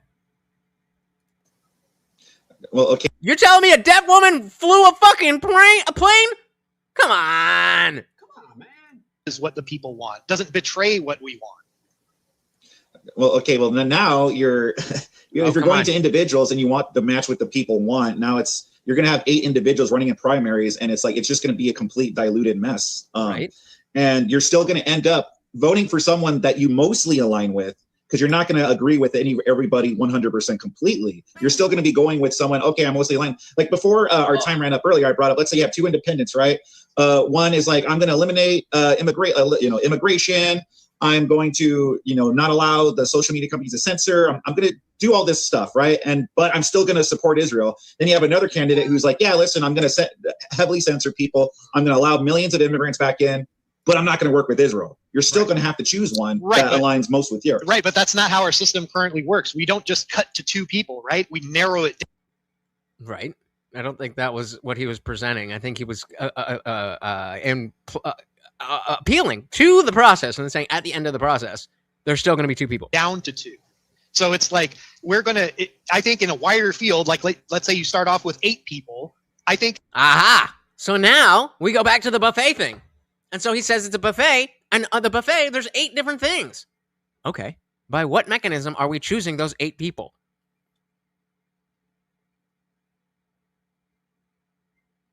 That's how it already works, bro. That's already how it works. I don't think it's going to whittle down to these 2 flawed choices as much. Why not?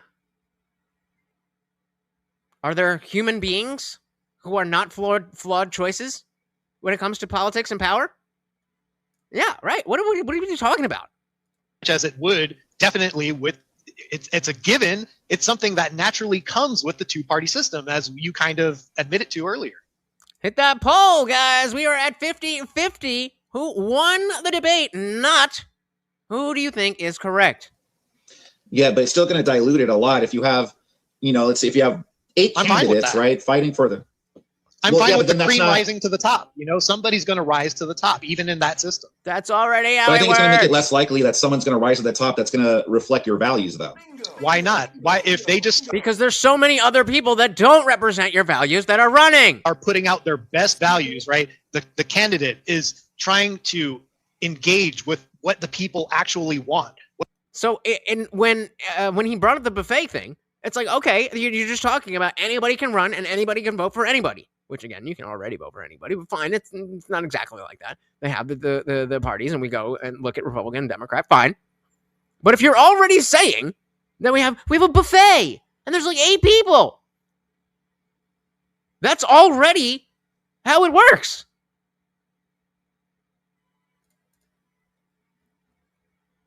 And isn't that already how it works? This is why we hate politicians. Because the nice people, the good people, don't make it far because there are people willing to be the shit to float to the top. That's politics. What they're actually suffering or dealing with, right? They actually have their hand on the pulse of the populace, and that's what's going to get them favorability. Speaking to the populace, right? Not just speaking to the party, because that's what they do now. They speak to the party, and they let the party, do the rest. You just toe the... What does that even mean? They talk to the party and let the party do the rest. What is that in reference to? Party line. Yeah, but then you're going to have 8 people who, and again, if we're all saying things that are good, it's like they might all end up saying similar things anyway, and then they might vary on 1 or 2 or 3 issues. And then you have a primary. And then it's pretty much like you might just end up getting the same thing anyway. I don't think so. I think we're going to get... Okay, why not? I don't think so. Well, you're wrong. What the people actually want in an individual, because you hold the individual responsible. In this case, you can't really hold the individual as responsible. You got to hold the party responsible, and the party is made up of a bunch of people. So your criticism never lands on anybody really, because it's this big amorphous glob that we. So Trump never gets anything stuck to him. What are you talking about, dude? Oh, come on. Yeah. Anybody, really. That criticism never lands on anybody. Nobody's ever blamed Trump for anything. Come on, man. Huh?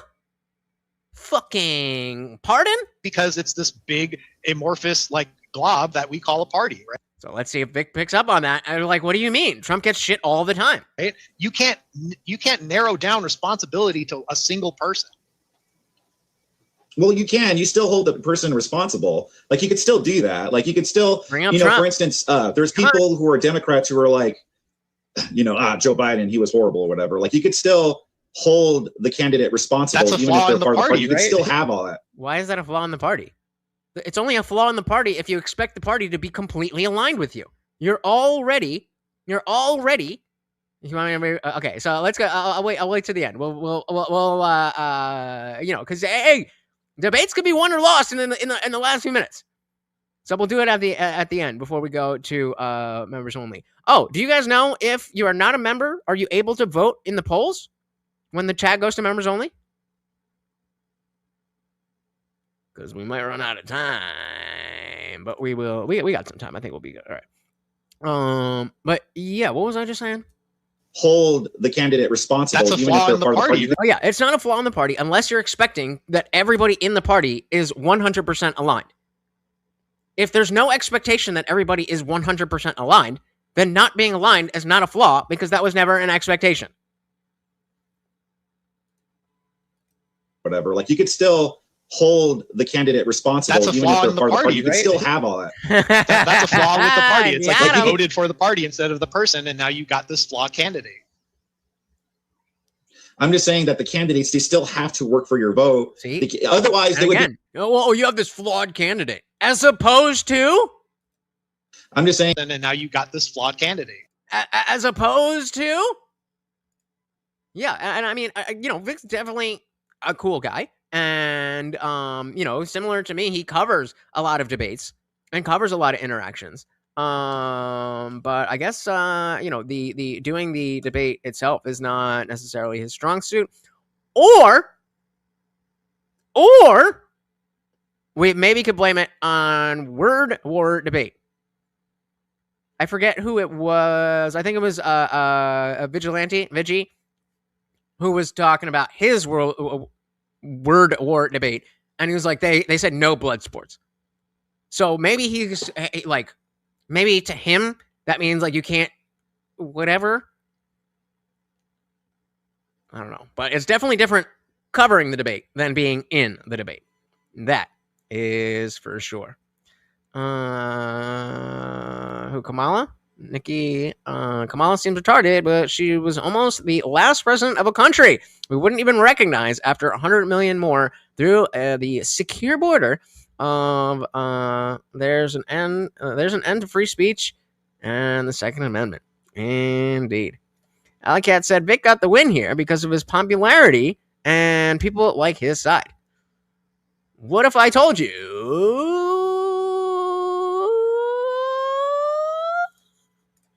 that he didn't?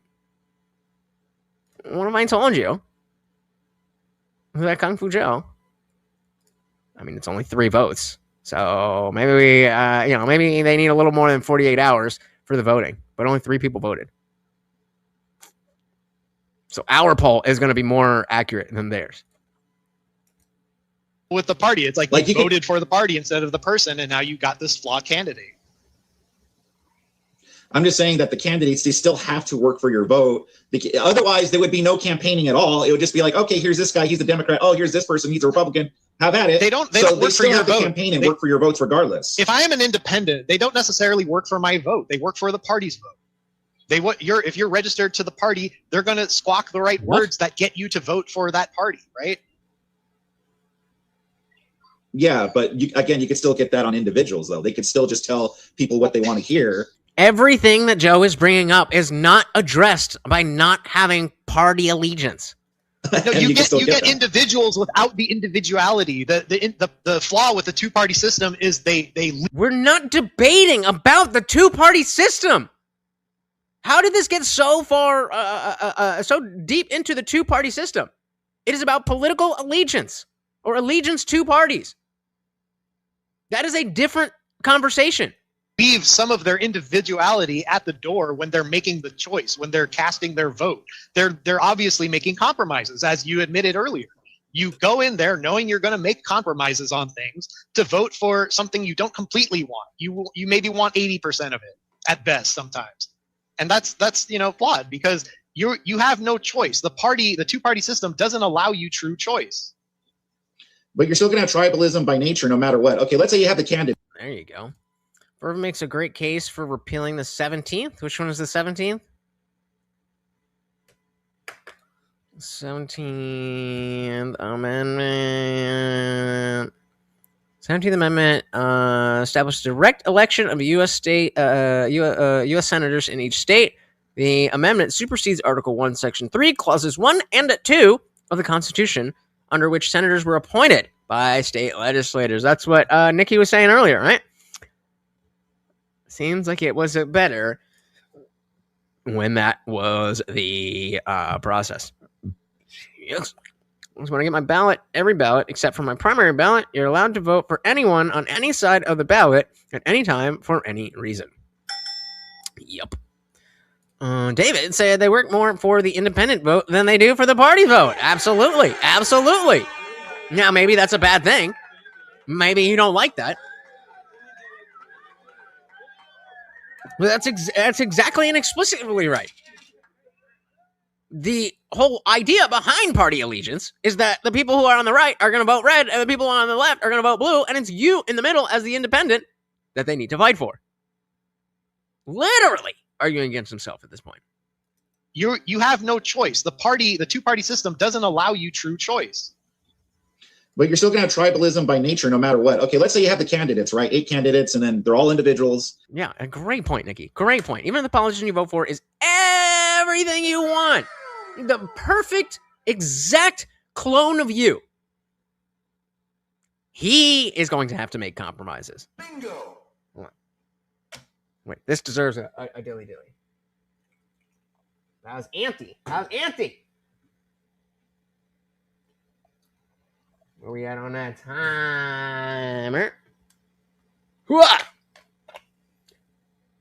I'm surprised. I don't know what exactly happened to Kewl V1c's channel, but I was on X last night and he was trying to get a hold of Team YouTube and saying like he can't appeal something and he can't sign into his account and something like that. I kind of thought that if his channel is not if his channel's not active, all of his viewers, like, I mean, I put a nice big photo of him. Like, come on over here. All right. So Nikki said again, even if the politician you vote for is everything you want, he is still going to have to compromise with other politicians to get anything done.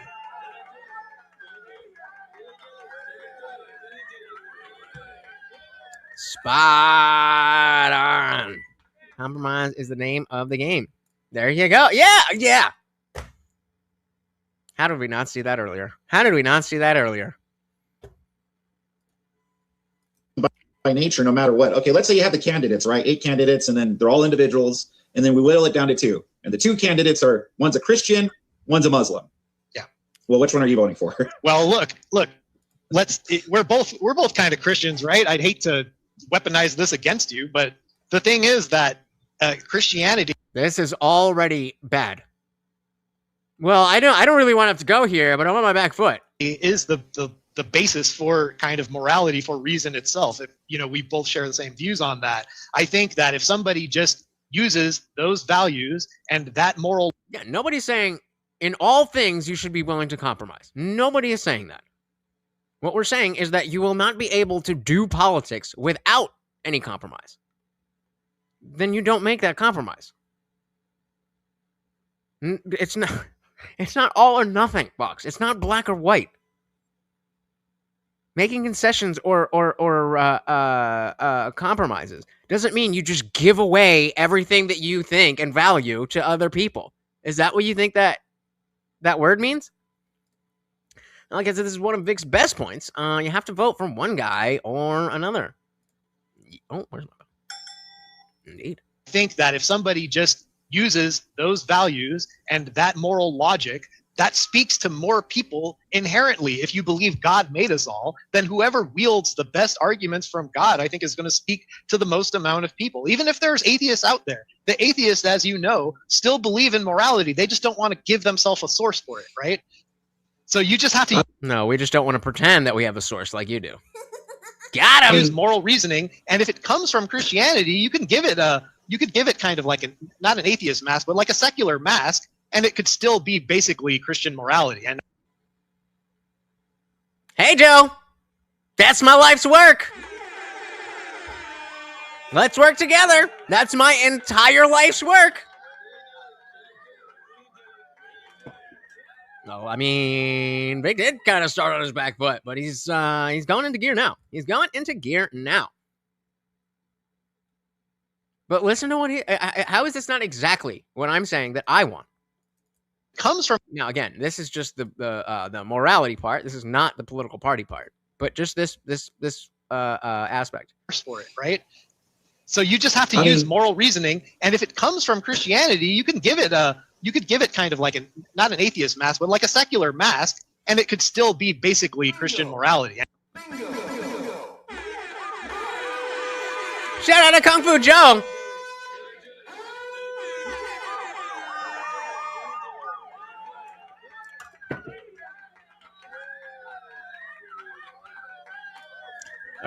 Atheist morality is a result of Christian-based society. That morality doesn't exist in Islamic societies, for example. Yeah, but that's, of course, because they will kill you.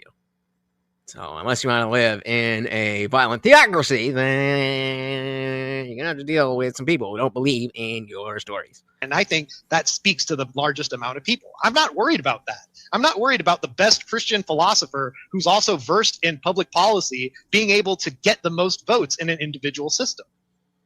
Yeah, right. I was just pointing out You should be. that people, even as individuals, since we're all tribalistic by nature, if they don't have political parties, they're going to appeal to something else. And in this case, they might Good. appeal to religion. They might appeal to race. They might appeal to gender if it's a man and a woman. They might appeal to. I think Oh, so you want the black party, you want the men's party, you want the women's party, you want the white party, you want the Asian party, you want the transgender party, you want the gay but not LGBT party.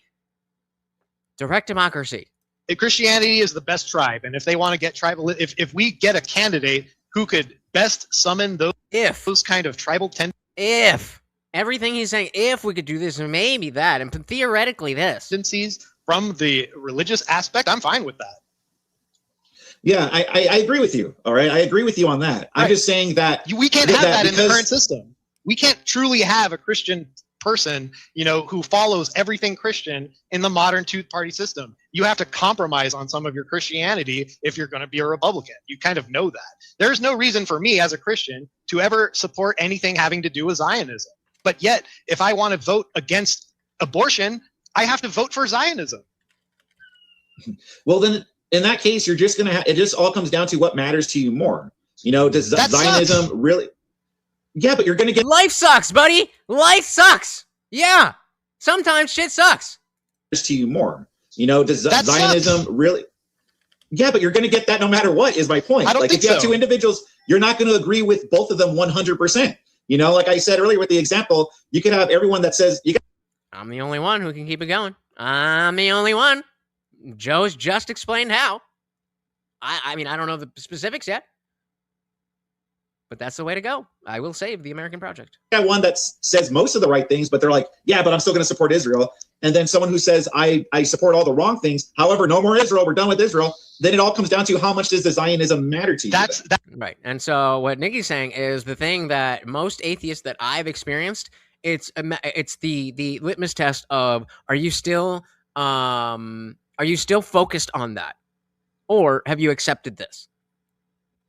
Because for a long time, I, as you guys know, I was born into the Catholic Church, confirmed in the Methodist Church, and then it was around the time when I went to college, and I decided to actually read the Bible for the first time and study psychology, study philosophy, all that stuff, and I realized that the topic of morality was much wider than I thought, and you play that into the science that doesn't agree with with certain things in the Bible. I lost my faith, and so I was very angry, and I was a typical I wasn't a leftist, but I had that attitude about religion.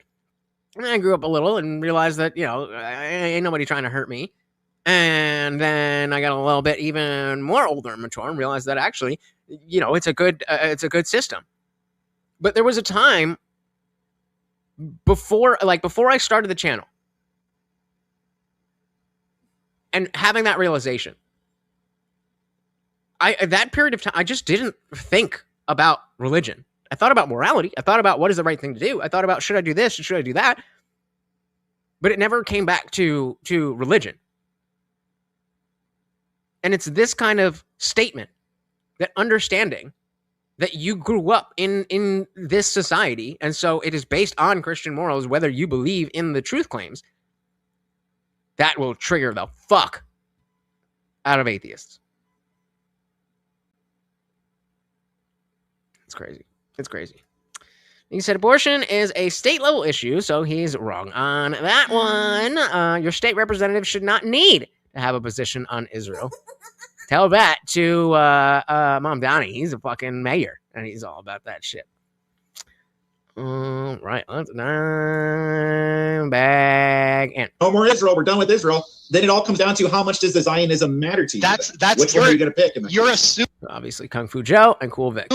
that those are the two choices left 50-50 after like again. 10 people get whittled down, and I don't But see any logical it's a reason to believe that. I know it's a hypothetical. Well, it's a hypothetical, though. Right, it's I'm a saying it could hypothetical, happen. and sure, like I guess, but I mean, I don't see I would only see that happening if that's truly what the people wanted, right? And if it's representative, if it's truly representative, I have no problem with that either.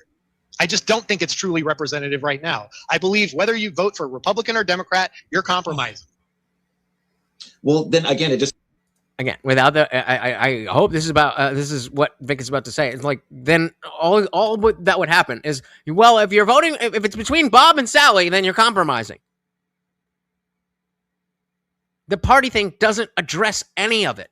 all comes down to, like, if this is all about like Zionism, then it all just comes down to how much does Zionism really, Not purely. like, That's bother just you? one example, right? There's other special. About 5 minutes to hit the goal, guys. We are at 58 out of $75.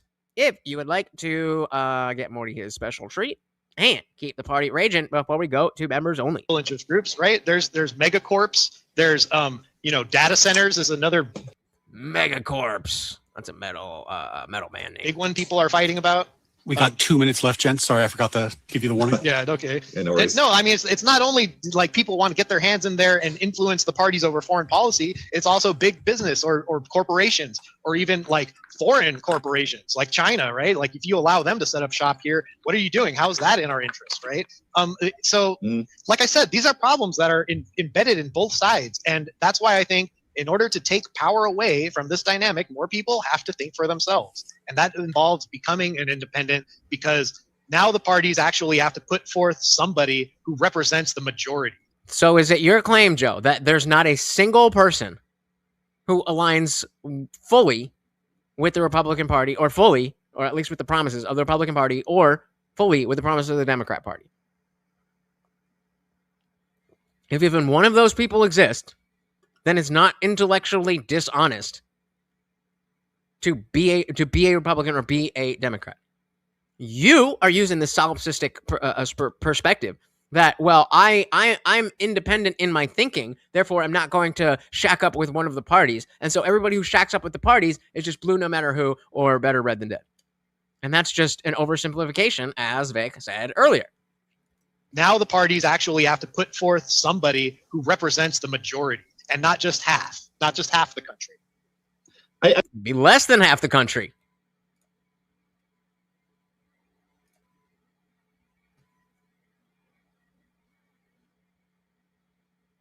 It's just the majority.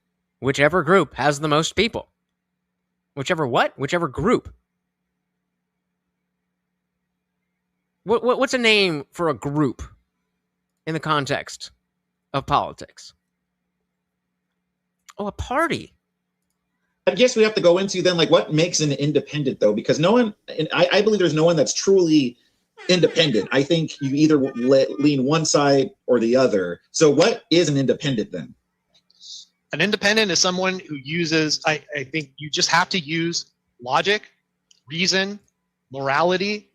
I'm going to take a piss, and then we're going to the after party, guys. Things best to analyze the reality of the situation. What do we need as far as policy? What are people looking for? What are their complaints? Like we look at them objectively, right? And we use the best reason, not the best, like the best group think, which is what we have currently. We just have. He has that the other way around. It's that people look at it independently, and the people who have the time and expertise to do so then put out a opinion that, Israel good or Israel bad or immigration good or immigration bad or whatever, and then the people line up behind those ideals. A group think prescribed prescription from each side, right? You just got to pick a package deal, and that's not the same. I think that individuals come up with more diverse. I would personalize it. I'd be like, so Joe, is that why you think I voted for Trump? Because I thought I was supposed to? Why do you think I voted for Trump? That's where you go. Because then now he's calling you stupid. He's calling Vic stupid. He's like, oh, well, you just voted for... Whoa. We agreed that some people do that. But if you're saying anybody who's a Republican and anybody who's a Democrat is just voting because they heard the right buzzwords and it's groupthink, that's a pretty broad statement. Deal, and that's not the same. I think that individuals come up with more diverse, it's much more possible that out of 10 people, I could choose one person that represents my views better than the two You could. parties ever could. You could. For you, would your pick apply to me? Or would I have to compromise to get behind your candidate? Yeah. No? Only vote boo if you like to sniff a glue. I've never done that, but I did want to try. But I never have. Dilly fucking dilly. Where is that? 29, 3. Okay, so I think that is the time. We'll get through these. True. Trump was supposed to have FU money. Turns out he was really just a con man. Always was. I want social programs, but I want them to be just and sustainable. And I know we can do that. Will we? Definitely not. He said, I say that a person who lives in a far more socialist country than you. I would follow that. Mr. Alleycat said, here is the angle they didn't cover. This idea doesn't hold up at every level. You have more control at the local levels to get the candidates you want. Yeah, I mean, they did, Ryan, the moderator, he did ask about, what am I trying to say? Oh, down ticket stuff, but yeah, they kind of just gave the answer and didn't really get into it. Oh, all right. Good one. All right, guys, it is time for the after party. Remember, if you are not a member, stay right there. Go nowhere, because it is only the chat that is going to members only. Also, I just dropped the link for the Rumble stream, so if you still want to watch and chat, you can go right over there. I got the chat right open here. It won't be on the screen, but of course you are still welcome. Otherwise, feel free to join up as a member. It's only $2.99 a month, or those super chats will still work. First things first, we're going to get rid of Twitch. Twitch, thank you so very, very much. Until next time, head on over to Rumble, or I will see you next time. Peace. And we are gone. And then your turn. Going to members only. Let's fucking go. Shout out to the disciples. Shout the fuck out to the disciples. You guys are amazing. Amazing. And I'll let that. If you're not a member, see if you can hit the poll. I need to know if that is something that non-members can do, or if it just it doesn't allow you. All right, let's get over to the members only banner here. We were at 178 out of 250 for the week. Now we got the 5 donos of 2 or more. And we get Morty his treat. And I gotta do me some push-ups. It always does this. It doesn't let you start a new goal. You have to reload the fucking page. It says, click to start a new goal. It goes to the thing. And it doesn't let you do it.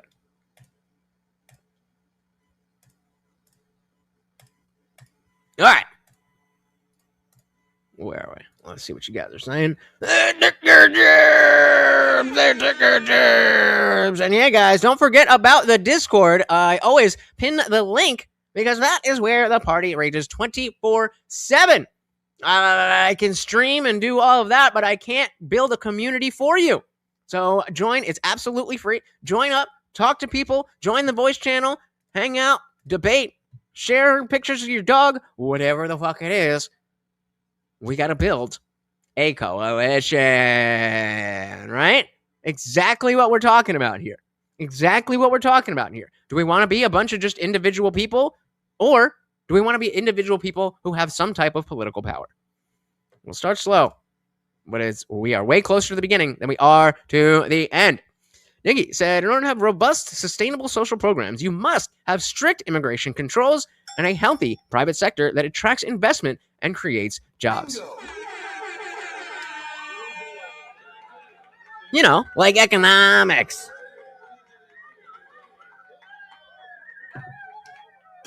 Dilly. Shout out to the Germans. There's a whole thing with Martin Luther nailing notice to a church door. I remember learning about that in confirmation class in my Methodist church. All right, dive it in. Let's fucking go. Did we get any other votes from the? Oh yeah, we did. Okay, cool. Well, I don't know if it was a member that clicked, but either way, keep voting. Keep voting. Person that represents my views better than the two parties ever could. And again, that's for you personally. For me to go with that person, unless you and I are 100% aligned, you're already asking for a compromise from other people.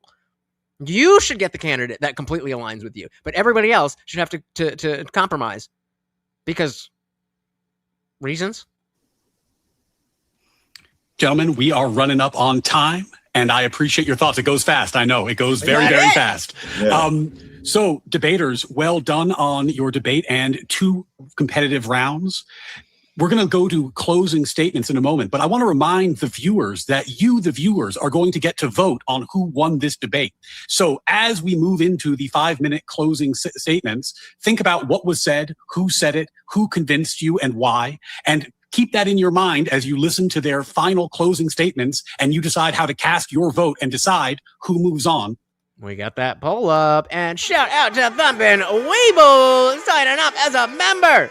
Shout out to a new disciple. Of course, a treat for the Overlord. Thank you, thank you, thank you. So very, very much starting off hot.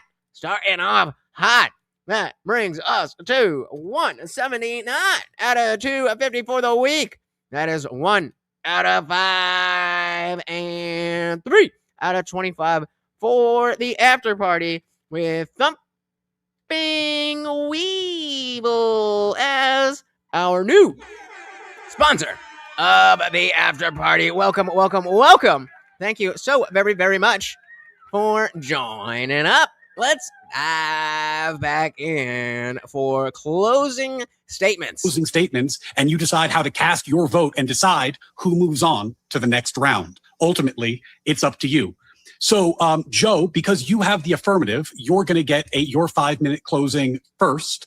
And Vic, you'll have 5 minutes to respond. And before we do that, we're just going to have a brief word from our sponsors, and then we will come back. If they had invited me, I would have played that. But we're back. We're back from our brief word from our sponsors. Joe, you have the affirmative. So the first closing statement is yours. I'm going to put 5 minutes on the clock, and I'll start when you start talking. As always, I'll give you a 1-minute warning.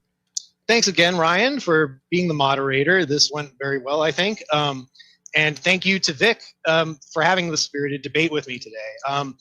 So yeah, I mean, look, you know, I like Vic. I'm a fan of his work, you know, and it is his work that I review that kind of highlights a lot of the problems that I talked about today. You know, he highlights the hypocrisies from the left. He highlights how it's this brain dead kind of zombie thing to do to just vote blue no matter who, right? Right. But did you show that that is the majority of the people who are voting for both parties? Or are you just playing that up because that is one of the flaws that we've established happens with party allegiance, but getting rid of parties wouldn't do it? Or let's remember, he said, well, just because it's illogical doesn't mean we need to throw it out. Then why would we want to operate on an illogical system? That don't make no sense. And that is a flaw that is embedded within our system. Sure, it's on the side he doesn't like, but on the other hand, you see Vic, he's done reviews on people who are supposedly on his side that he disagrees with, like this MAGA chick that he was reviewing, talking with Myron Gaines. You know, according to party allegiance, her and Vic are on the same side. But yet, you know, Vic can point out, obviously, there are people on supposedly his side that he doesn't agree with. And I think, you know, that just kind of highlights more why this is, why even he agrees with me. I think it was unfortunate that Vic fell on that side of the debate. God damn it. But I do give him credit for being honest, he's not going to die on the hill of this particular debate to go against his own moral principles, and I appreciate that. And I appreciate, the small concessions that he made here and there on the flaws that are inherently in the two-party system. So, with that, I think we rightfully pointed out, I think both of us kind of recognize that there are flaws in the very logic of this system itself. And with that, I think I'm just satisfied the way it went, and I enjoyed the debate. All right. Thank you, Joe. Hey, shout out to the Big Daddy Pod. Welcome to the party with the Big Five. And thank you so very, very much. Let's get a treat for the Overlord. Thank you so very, very much. Why is it? That's weird. It's showing. It's showing too. Okay. Big Daddy Pod with the Big Five. Thank you. Say good evening. Did you see the Jay Dyer Marquette Burton debate tonight? No idea why you're not at 100K subs. Your performance on stream is so entertaining. Well, thank you. We will make it there, guys. We are only at the very beginning. Yo. What the hell? StreamYard is spazzing out over here. Like, oh, Big Daddy Pod, let's fucking go. Thank you. Let's see where that leaves us. That's 184 out of 250 for the week. 2 out of 5 for the after party, and 8 out of 25 for that after party with our new sponsor of the stream, the Big Daddy Pod. Let's fucking go. Thank you. So, very, very much welcome to the after party. We are in closing statements for the debate, and then we got some shit to go down. Again, as always, keep an eye on that timer if you would like to keep the party rate. The debate. All right. Thank you, Joe. Vic, because you have the negative, we're going to end with you. And as always, you have 5 minutes to use or not use as you see fit. And I will give you a 1 minute warning when you are approaching the end of your time. The timer starts when you do. All right. Well, thank you. So this closing statement, I think Vic had a way better opening statement than Joe. And I think that Joe had a little bit better of a performance by hopping on the things that he needed to hop on, where even though I personally agree with Vic's position, he didn't do a good job of demonstrating that. Similar to how I felt about the Andrew Wilson and Candace Owens thing. And at first, when we were covering it, it was like, oh, obviously, you want to go in there and show that she didn't know shit about Jack. Or not, she didn't know shit about, but she didn't have evidence for anything that she's saying. And you absolutely did that. But we had to take a step back and zoom out and like, you didn't do what you needed to do. Big Daddy Pod said your emphasis on your poll focusing on who won the debate and not just confirmation bias is one of the things I like about your ethics. That's the name of the game, all right? I appreciate the glazing. I love it. Usually people are talking shit. Just kidding. I love you guys. So what we're looking for from this closing statement is to pull everything together. Show that yes, there are flaws, but those flaws are not fixed by anything that Joe presented. Alternatively, what he did present was either direct democracy or the system we already have. Hit again on the fact that, human tribalism is natural and we would end up with party allegiance no matter what. It may not be the same parties. It may not be the same structures, but there will always be groups. There will always be ideas that people coalesce around and ideas around which people will coalesce. You don't end a sentence in a preposition. All of that needs to be locked in, and a little bit of entertainment value will go far here. Let's see. Vic, you got it? Let's go full screen with it. Thank you very much. Thank you very much to Joe for having this conversation with me. Well, it's the debate, but what I liked about it was When I've debated people on the left before, you're always worried about getting into gotchas or being clipped. What I liked about this debate, that this was a good faith debate. I like Joe, and Joe wasn't in it for the gotchas. He was in it for the conversation and just the pure debate, and I appreciate that. So thank you very much, Joe. With that being said, though, obviously I do disagree, and it's not because I don't acknowledge that there are flaws in the two-party system. There definitely are flaws. And I acknowledge that. It's not a perfect system by any means. Nice. I just think that even if we were to eliminate it completely, I think we're going to fall into the same things regardless. Either people are going to be being tribalistic about other things, other qualities, maybe religion, maybe gender, sexuality, race, what have you. People are going to be I mean, it could just be anything. It could be, he brought up immutable characteristics, but it literally could be the abortion thing. It could be the trans thing. It could be, well, I mean, I guess he did bring that up with gender, but I mean, it could literally be anything. You see, what the fuck? StreamYard loves you, bro. Wrong one. StreamYard loves you. Again. Being tribal. And so do I. About other things.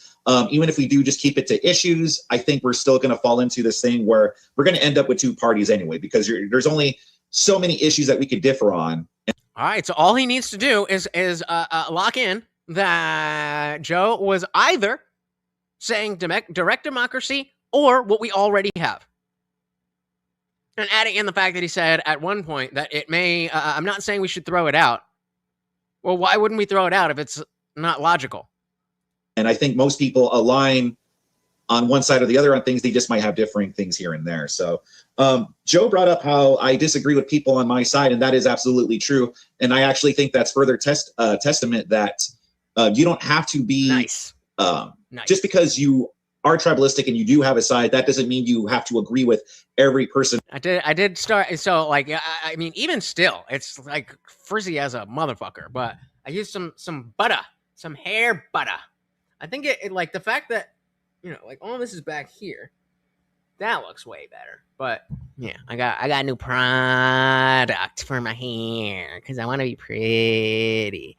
But thank you, sir. Very much appreciated. He's not very entertaining, but he knows his shit. Oh, Vulcan catching strays. Catching strays. Yeah, damn. Oh yeah, what up here? All right. Nigga said, we was kings people need to realize that they were, in fact, not kings. They were captured by kings and sold to increase the wealth of the kingdoms of those, and those kingdoms were African. Yup. On your side anyway. Back that up. Have a side, that doesn't mean you have to agree with every person on your side anyway. It goes to show that you could still have disagreements within your own party, or maybe not even support the candidate, but and you're just not support the values. Extremely tribalistic about it. You could still have differences of opinion, even if you align with one party or the other. Doesn't that defeat the purpose? No. I think that's about it. Thank you very much to Ryan for moderating this debate. I appreciate it. Also, thank you very much, Word War Debates, for hosting it. And again, thank you very much to Joe for being my opponent. Again, hopefully he is not my last. So thank you guys very much. Well, congratulations, gentlemen. Your debate is in the books. Well done. All right, we'll see. I don't know. There's a little bit of time here where they're on screen. It sounds like they're just going to be like, well, next we have this, that. So we'll see that. But I do have some other stuff to show you. As always, I am now caught up on my watch later list. Some of you will never do that, but let's see. So, Joe, coming back to you on the affirmative, how do you think it went? I think it went well. If nothing else, whether I won or lost, I think we had a pretty good debate, and I feel like I delivered my arguments adequately. Everybody got their votes on the poll in. Everybody got their votes on the poll in. I'm going to end the poll in 10 seconds. And what about you, Cool? How you feeling after all that? I'm feeling the same too. I feel like I delivered my arguments adequately as well. Some things I felt like I could just, crap, I forgot to research this or that. But other than that, like I said earlier in my closing, I appreciate Joe because that was actually a pretty fun debate. It was a good, intelligent back and forth. So I really appreciate it. I had a good feeling about it. Yeah, you gentlemen were certainly cordial and good faith the whole time. I never felt like I needed to jump in as the moderator and start herding cats. Yeah. Yeah. I know, right? Always appreciate you making my life easy. So thank you, gentlemen, for that. Well, Word War Debate fans, they did their best. They gave you their arguments. They threw their punches politely. What is but now it's not up to them. It is up to you. The voting is in your hands. And for the next 48 hours following this release of this video, you can watch and you can vote on the website, www.wordwardebate.com. I tried to. Oh. Well, it's after 48. Maybe let's just check. The winner will advance to the second round of the Word War Debate Contender Series. And as you cast your vote, we encourage you to look beyond personal popularity, who's your favorite streamer, who have you seen before. Vote for the contender that you think performed better technically, who demonstrated their position more effectively, delivered stronger arguments, and who truly earned that vote and earned a seat in the next round of the Contender Series. Will it be Kung Fu Joe, who believes that political party allegiance? All right, yeah, so they're just going through all of that. So we do have the results from round 1. Let's see. We had so far we haven't covered most of these, but I have all of them on my watch playlist. So any of the good ones we'll cover. Do they say the they don't say the they don't say the thing. All right. So we had our boy Gabriel. That that was a tough one. Maybe we shouldn't be looking at this if we're all gonna be doing that. I mean, I guess I don't know who any of these people are.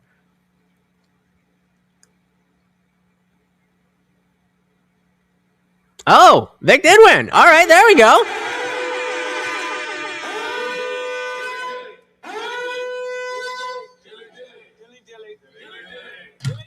Gang. Is that from DebateCon? Because I have, let's see what I got. We got Jake Rattlesnake versus Leslie. We got 3v3. The tipping culture in America should be resisted. We had Jay Dyer versus 5 Protestants. Is evolution compatible with the Bible? We still have Andrew and Dinesh. I figured we'd take a little break from that. So, no, I didn't have that one. What is it? Jay Dyer versus who?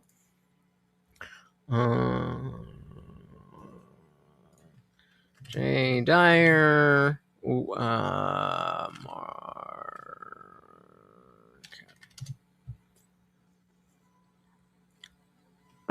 Is this one right here at the top? 2 hours ago. Cool. Is Christianity true and good for all people? Interesting. We will add it to the list. Thank you, gang. All right. What do we? So yeah, we got all this stuff here. Plenty of stuff. But for you, I figured. All right. Let's see what you guys are saying here.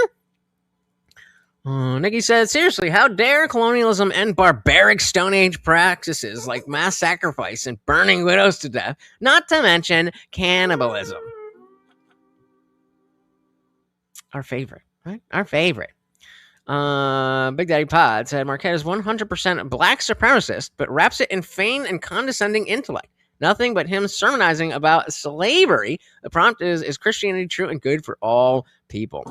Well, we might be covering that on Wednesday, so make sure you tune in. For now, though, so you guys say that Kung Fu Joe won the debate, but the people strongly disagree. We just went by that one quiz here. I didn't realize there was a different. I didn't realize there was a different thing. So you can see the who won and whatever. Only 3 people voted here, but you go to the website itself, and people were not split. Oh, look, it's the newest Substack article that just came out on Sunday. If you haven't checked it out, go check it out. Okay, so would you guys rather look at Dean Withers being in a bad spot or Rob Knorr's take on him being the head fact checker for Andrew with the Candace debate. Which one would you prefer? Should I put it to we'll put it in the ball. Which one? Rob or Dean? I forget what I said first. What else are you going to DebateCon in February? Andrew's debating chunk of yogurt. So, somewhat likely. I'm just trying. I definitely can't afford to go to Orlando in February Orlando in October and Texas in February. So I'm gonna go to one of them. I'm trying to figure out which one's gonna be bigger and better and which more people are. What do you want me to cover? Dean Withers getting in trouble for something, or Rob talking about what it was like to be the fact checker and his thoughts on that. So we got 3 votes. We'll get 2 more votes. Or if we have 1 more vote for Dean. Yay, Dean. Yay, Dean. Yay, Dean. Yay, Dean. Yay, Dean. For the school board. It's a podcast.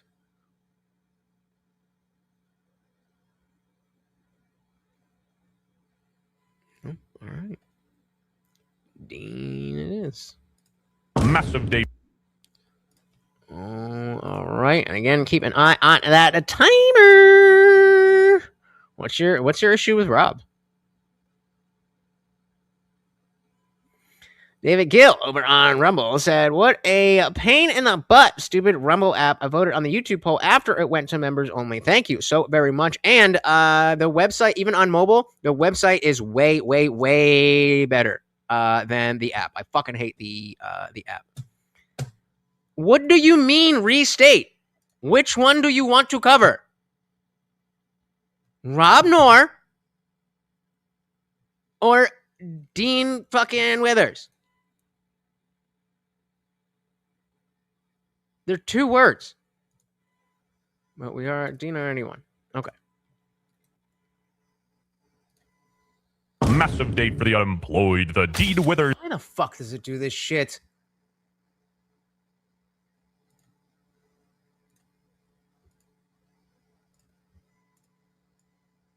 Spot.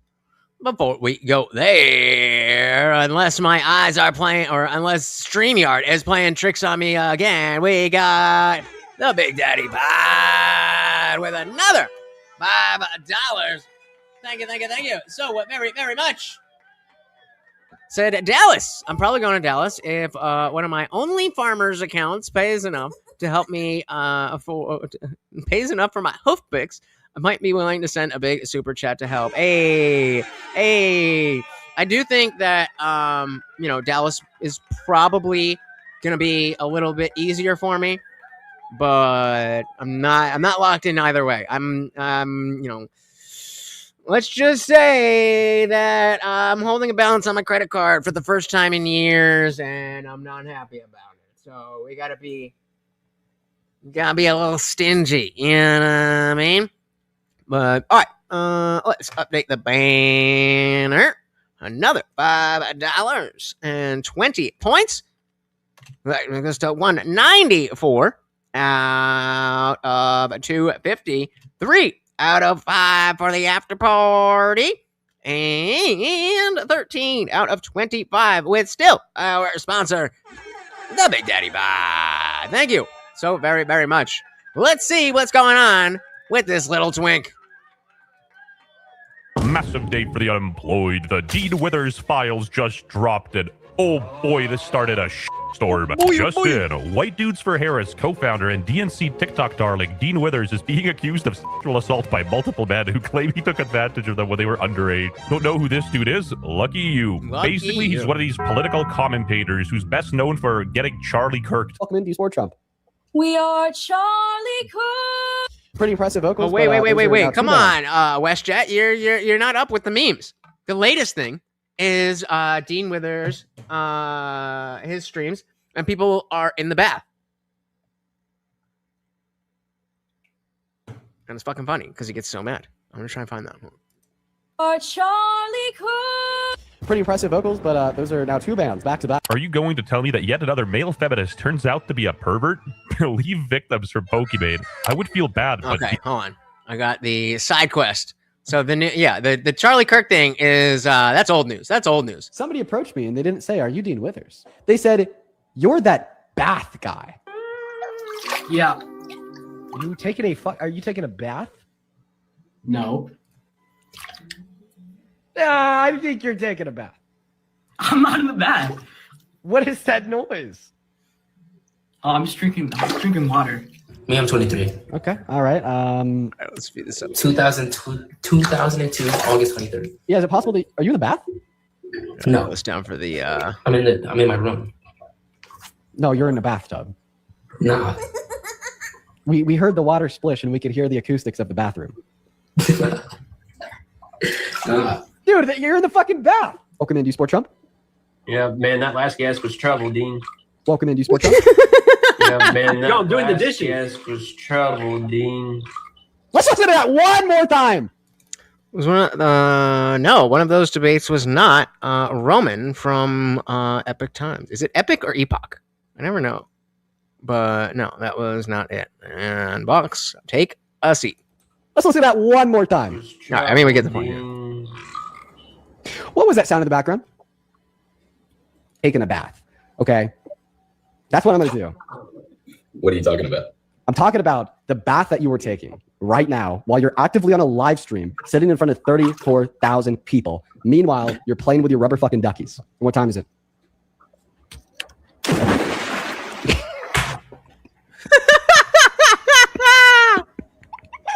All right, so that's the new meta. All right, WestJet, get your shit straight. Get your shit straight. Trump. We are Charlie Cook. Pretty impressive vocals, but those are now two bands back to back. Are you going to tell me that yet another male feminist turns out to be a pervert? Leave victims from Pokemon. I would feel bad, but Dean and people like him have spent years intentionally misrepresenting and misunderstanding things. I hate to say it, but I'm actually glad this is happening. Shout out to Asmongold.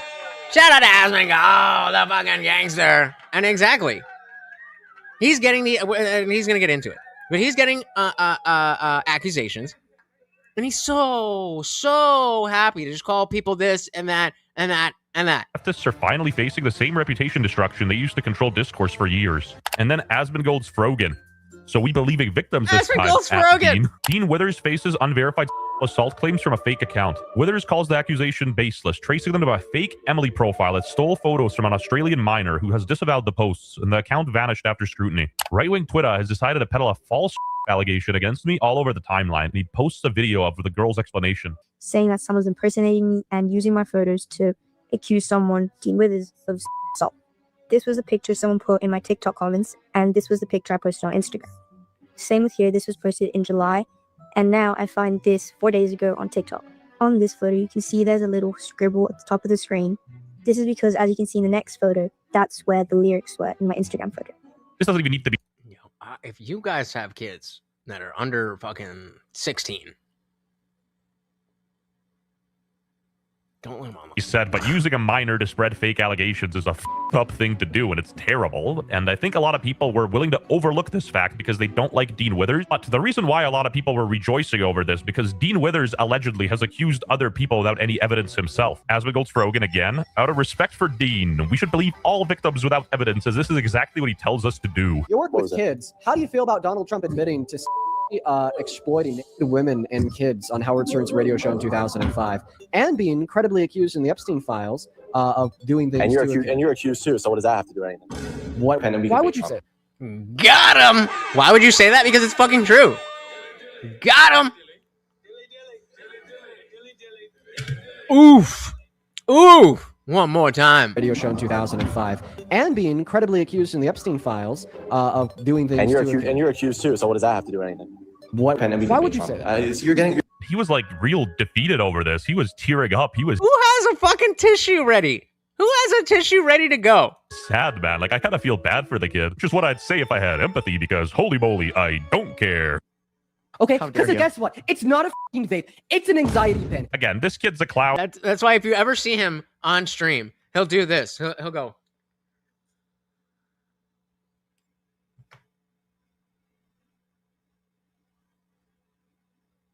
Because he's hitting a vape and he calls it an anxiety pen.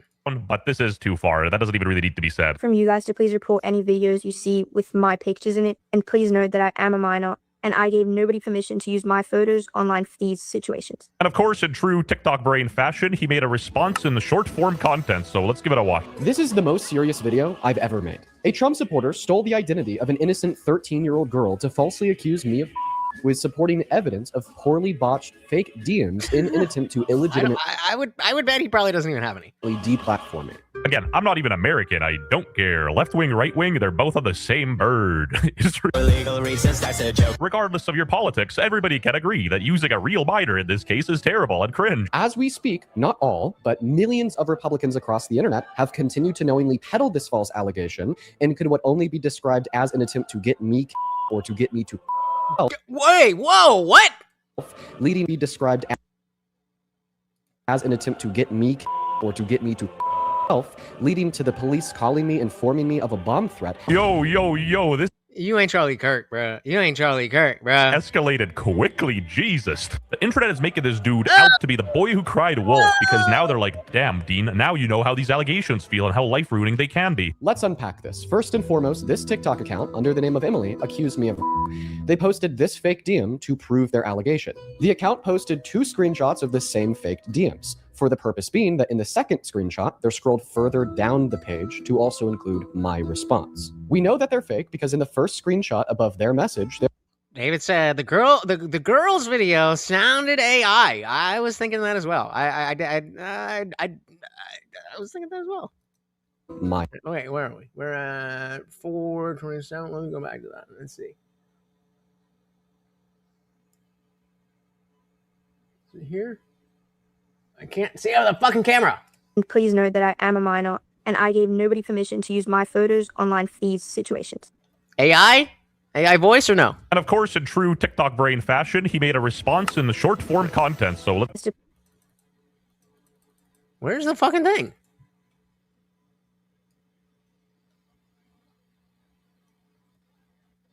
Well, whatever. Just use this part.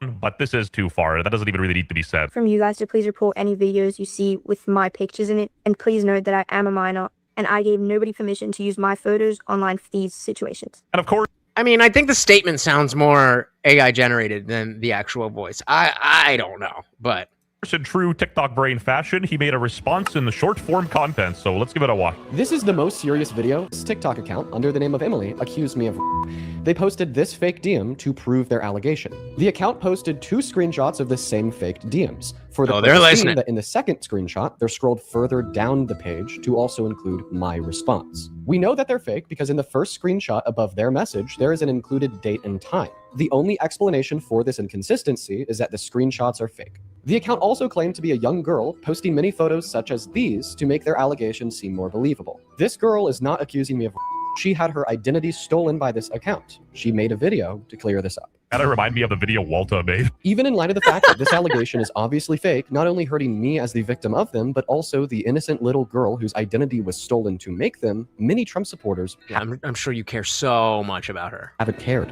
MAGA influencers like the older millennial Asmund Gold and thousands of others have continued to peddle these false allegations across social media so hard to the point that for the last 48 hours straight, this has been a top news story on Twitter. Got him. Well, I don't even know what this says, but the discussion that I've seen, is not this happened. The discussion I've seen is that, oh, isn't it ironic that somebody who is going to be like Dean, how do you feel about Donald Trump doing this, incredibly, something like that, to get false accusations so they can see exactly what it feels like. I don't want to say too much because this is going to be part of the next Substack article. The way he says DM is weird. I didn't hear that. Obviously, the screenshots are fake. The account is fake because in the first screenshot above their message, investigation, the account posted 2 screenshots of the same faked DMs for the faked DMs. Purpose being that in the second screenshot, they're scrolled further down the page to also include DMs. my response. We know that they're fake because in the first screenshot above their message, there is an included date and time. The only explanation for this inconsistency is that the screenshots are fake. The account also claimed to be a young girl, posting many photos such as these to make their allegations seem more believable. This girl is not accusing me of she had her identity stolen by this account. She made a video to clear this up. Gotta remind me of the video Walter made. Even in light of the fact that this allegation is obviously fake, not only hurting me as the victim of them, but also the innocent little girl whose identity was stolen to make them, many Trump supporters haven't cared. MAGA influencers like the older millennial Asmongold and thousands of others have continued to peddle these false allegations across social media so The hard obsession to the point bucket that for thing. the last 48 hours straight, this has been a top news story on Twitter. Irony of you crying about false accusations while you put my screenshot up accusing. Yeah, I wouldn't be surprised. I wouldn't be surprised. I don't think that I don't necessarily positively think that the allegations are real or fake. I don't know, but exactly what he is saying here. Twitter. Irony of you crying about false accusations while you put my screenshot up accusing me of saying you did it. The screenshot of my post specifically says you were accused, which you were. Also, blocking out the word and we have chat screenshots of you used to drop the N-word. Hilarious. Oh, brother. Amassing over 50,000 posts of mostly Republicans calling me a For those, some even on the right, that have made videos condemning these false allegations, thank you. You told us to believe all women. You know who you are. He needs to take a hit of that anxiety pad, dude. Stop. Got him. He is guilty. Believe Got the woman him. no matter what. Got him. Like, you might not like what this guy says, but like contacting his local police force is very. What does it say? Friend. No. Dean Withers ends the live stream abruptly amid a very real death threat and bomb threat after being contacted by his local police department. Hey, I'm getting transferred over to the officer right now. It's an old Chinese saying, you know, 2 wrongs don't make a right. Wait, you don't like fake allegations now? Okay, do calling Trump a pile. Welcome to Karma, Dean. It's not about me. It's about you guys fully endorsing stealing the identity of a minor to peddle false allegations against an influential man. I don't know that. That's your story. That's your story. How do I know that that's what it is? I believe all women. Big Daddy Pod said, I have old man shit to do tomorrow, so I gotta go to sleep. You have a good one, brother. Thank you. So, very, very much for hanging out. You have a good one, and hopefully, see you in Dallas. She's been getting harassed and attacked in the name of your war of payback on the left. Even though he's sort of dodging the guy's question, he does have a point. And albeit, while I haven't seen anybody endorsing the behavior of the dude who made that, and again, that's the thing, I feel like it doesn't need to be said. I think everyone's on the same page that a dude who's literally stealing the identity of a minor to peddle false allegations is a piece of shit. Like, this isn't a mystery. And again, people like Asmongold aren't endorsing this behavior. They're just saying, Dean, you're known to obfuscate things. Dean gets emotional. Well, there's 4 minutes left on the timer, and it doesn't look like we're gonna hit the goal. So let's ride it out. After arguing with someone about the allegations. Wrong. I proved it wrong by showing that the DMs were fake. F you. And listen. It can No. be fake. No. Did I show? Shut up. Did I show that the DMs were fake? Little anxiety. He does say shut up like a little girl. Shut up. Did I show? Shut up. Did I show that the DMs were fake? Little anxiety pen, all right? Answer the question. Yes, I am. I am getting loud. Anxiety pad comments are crazy. In telling me that I vape, Cody, I need you to hear me when I say this. I didn't say that. I don't vape. You are accusing a victim of domestic violence of somebody after I've proven that they're completely fake. Nope. The other person is making that accusation. I'm just believing the accusation. Or I'm not believing. I'm taking the allegation seriously, as we should. If that is real, you should be buried. If it's not, well, then the truth shall prevail, right? Domestic violence of somebody after I've proven that they're completely fake. Right? You're a victim because you're on the receiving end. Like onions, there are layers to this. Because you're on the receiving end. Oh!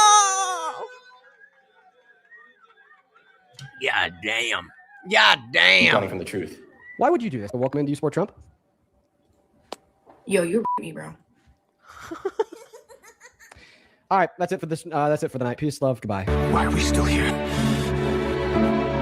suffer. Dean Withers having a false sexual assault allegation made against him does not mean that you should not believe victims moving forward. The Believe All Victims movement does not mean that you have to believe people who are clearly lying. No principles, just positions. Again, this is TikTok cuckoo land. In the real world, it's innocent until proven guilty. And while you should believe victims, as in, take allegations seriously, but you should also at the same time support a fair investigation and don't abandon all reasoning, context, and evidence. Believe all women except the ones that accuse people that I like. They're trying their best, guys. They're trying their best, bro. They're really trying their best. He is clearly visibly bothered by this, and he's essentially feeding the trolls, which is why they're going to keep pushing. Story time! Back in the day, someone on Twitter accused me of They said that I'm a landlord and I'm exploiting my tenant for and all I said was, news to me, I'm a landlord. Maybe I'm straight up a sociopath, but the allegations are so obviously fake, I doubt anybody who watches this dude took them seriously and changed their opinion on him. Like, he was better off just saying, You got me. Subscribe if you hit your anxiety pen every single day and it's not a vape. But unfortunately, we ran out of time for today's video. Oh, god damn it. Massive day for the... Oh, all right. A link in chat if you would like to see it. I'll put it there, and I got you, David. Don't you worry. Don't you worry. So, damn. Oh, is that new? That's not new. Have I seen this? Hold on, sorry. Okay. Fuck yeah. Fuck yeah. So, where are we at?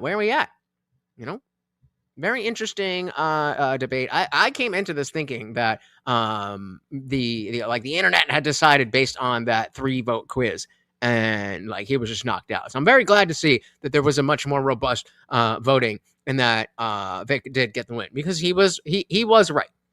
And I think he really pulled it together in the end. He spent a lot of it on his back foot, but he used his closing damn near perfectly. I mean, you know me, I like the entertainment factor. There wasn't much of an entertainment factor per se, but that's just the cherry on top. I think he said everything they need to say. I think, obviously it could have done better, but that's what we always say about any debate. Hindsight is 20/20. It is way easier to pause and think about things and be like, well, maybe you should do this, or actually say that. That takes a lot more time to do than when you're in the moment and people are waiting. Is this his stream? Let's go. The Andrew Wilson, Candace Owens debate. He was part let's of go Andrew give him a Wilson's thank crew. you. So this is Rob's response on Candace Owens' allegations, bitching and complaining the whole time about people being in her house and Gerald Morgan being weird and stuff like that. Oh. Are we going to hear that Rob Norman might have left a double deck? Hold on. Did his channel get fucked? We'll see. I'm just going to call it like it is. I was very skeptical individually going into her home because I know how conspiratorial. Damn. So his whole ironically, that was the other thing we were going to cover. But damn, his whole channel got nuked.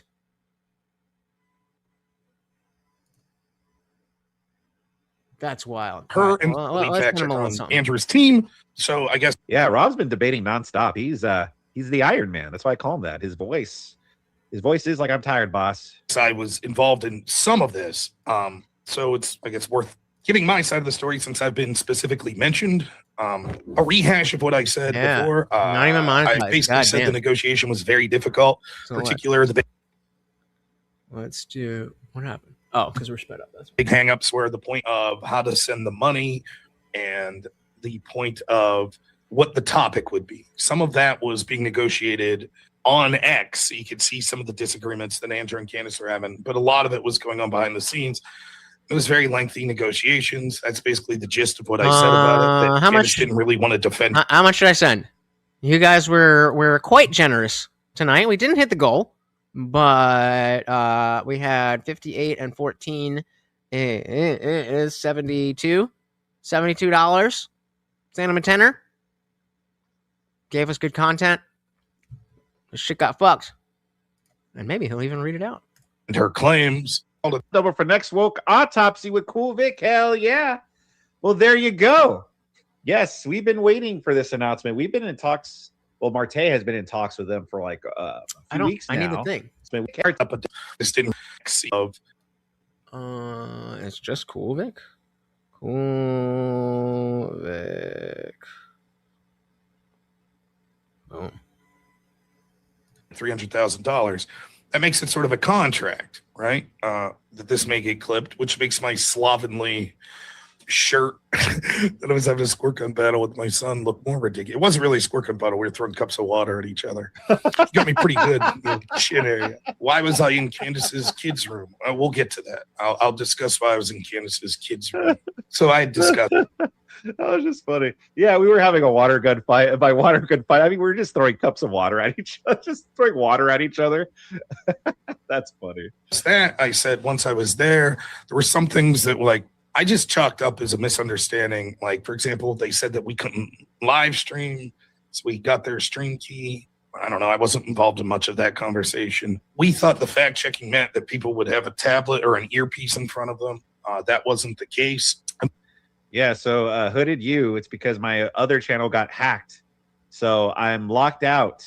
So I'm working on getting it back. That's crazy. But I'm working on getting it back. So I'm streaming on my secondary channel. Make sure you follow my backup channel that I just created. It's backup channel? There should be a link in the chat somewhere. So yeah. I gotta get it back up. Man. But I thought Candace's team was very professional. I gotta do they that. helped me set up sort of being able to send evidence that I want. You don't have too much space on paper or on Cash App. So I'm sending them 10. Said cover your World War debate. Thank you. And then there's no ampersand fucking emoji. There should be.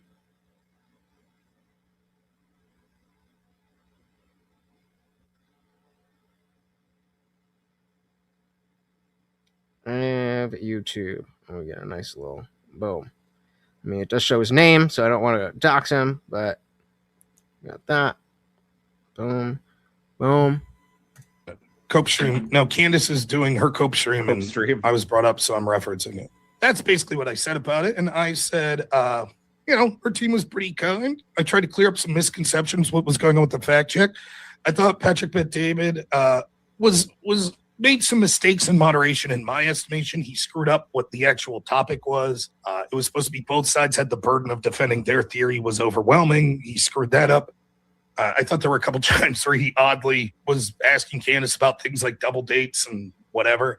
But ultimately, I don't think that the moderation was so egregious that it was, worth mentioning much. That's my opinion. If you thought Andrew lost, I'm telling you that I don't think Andrew lost. I think it was quite clear that Andrew won. Oh, yeah. So he could have done better. But in my estimation, From if you think guys, Andrew lost, I don't think come on. blaming Okay. the moderation or the team or any of that shit is sufficient. I don't think that's sufficient as an excuse. So $10. That's just my take that I Covered your World War Candace debate. is Thank doing you. a stream And now or did I don't know if it's still going on. And let's see if was we can get a basically shout out. discussing the rudeness of the team. So I wanted to start with that and then play a clip from her talking about some specifics. Basically, I didn't see her entire stream, but she's discussing the contract negotiation, I assume, in the conversation she was having, and discussing how rude Andrew's team was. Now, it was not me. It was the point person for the contract negotiation. Nonetheless, I was privy. Thank you very much, Intel, for the $10. Fuck 'em, Vic. Just call me Intel. I did, and I am. Thank you very much, Intel, as well, for the $10. And Lutch, aka Indian Jesus, your own personal Indian Jesus. Thank you very much for the $10 Cash App. Covered your World War debate. Thank you, and F YouTube. Yes, thank you very much, Indian Jesus. I'll check out your review. Someone else reviewed my debate too, so I'm going to be checking those out. If anyone wants to review my debate, go right ahead. Don't be afraid to be honest either. I do want to improve, so your honesty will help out a lot. Oh, I was honest, baby. To it, I saw what was being written. I'll just call it like it is. She was 300 people fucking watching. God damn. All right, guys. Oh, all right. Is anybody still here? Y'all still here. Word up. Word up. Thank you. Thank you. Thank you. So, guys, don't forget, we have Box hanging out by himself in the Discord. I have been streaming for 4.5 hours, so I am going to bed. But you guys have all the time in the world to hang out, chit chat, learn a little bit about, explain all the science behind it or whatever, all of that shit. I can't build the community for you guys. I built the structure. You guys got to be the ones. If you want that community bustling, you got to do it. Oh, damn. He made 4 other channels. All right. We got to... I really got to get on that. I really got to get on that. There's always so much shit. There's always so much shit. But all right, let's shout out to Quality and Deference because vagina. With the big 5 starting us off, and I think it's worth repeating. Value of loyalty is contingent upon what one is being loyal to. Loyalty to ideals is better than loyalty to people, considering how imperfect and malleable people are. Fucking right. We had real Black Betty. Shout out to Boggs. Thank you, thank you, thank you. Again. Thank you, thank you, thank you, David. Keeping the party raging.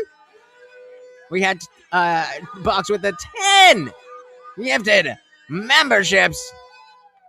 We got a girl thumping Weevil as a disciple. And of course, the Big Daddy Bod.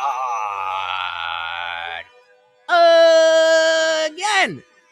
He's looking like I'm hearing a lot of horns. And boom, boom, boom, boom, boom. Thank you guys so very, very much. I cannot tell you how much I appreciate you. I know you guys could be doing anything else in the world, and yet, here you are, hanging out with me and the Overlord. And see, he's tired as well. So we are going to go to bed. But thank you so very, very much. We know you can be doing anything else, and yet, here you are. Of course, a big shout out to all of the donations. Big shout out to all of the disciples and every single one of you. I appreciate you. Until next time, guys, this is the Overlord Morty, and I have been your host, Lutch, aka the Indian Jesus, here to resurrect the second coming of common sense. Until next time, guys, we are out of here.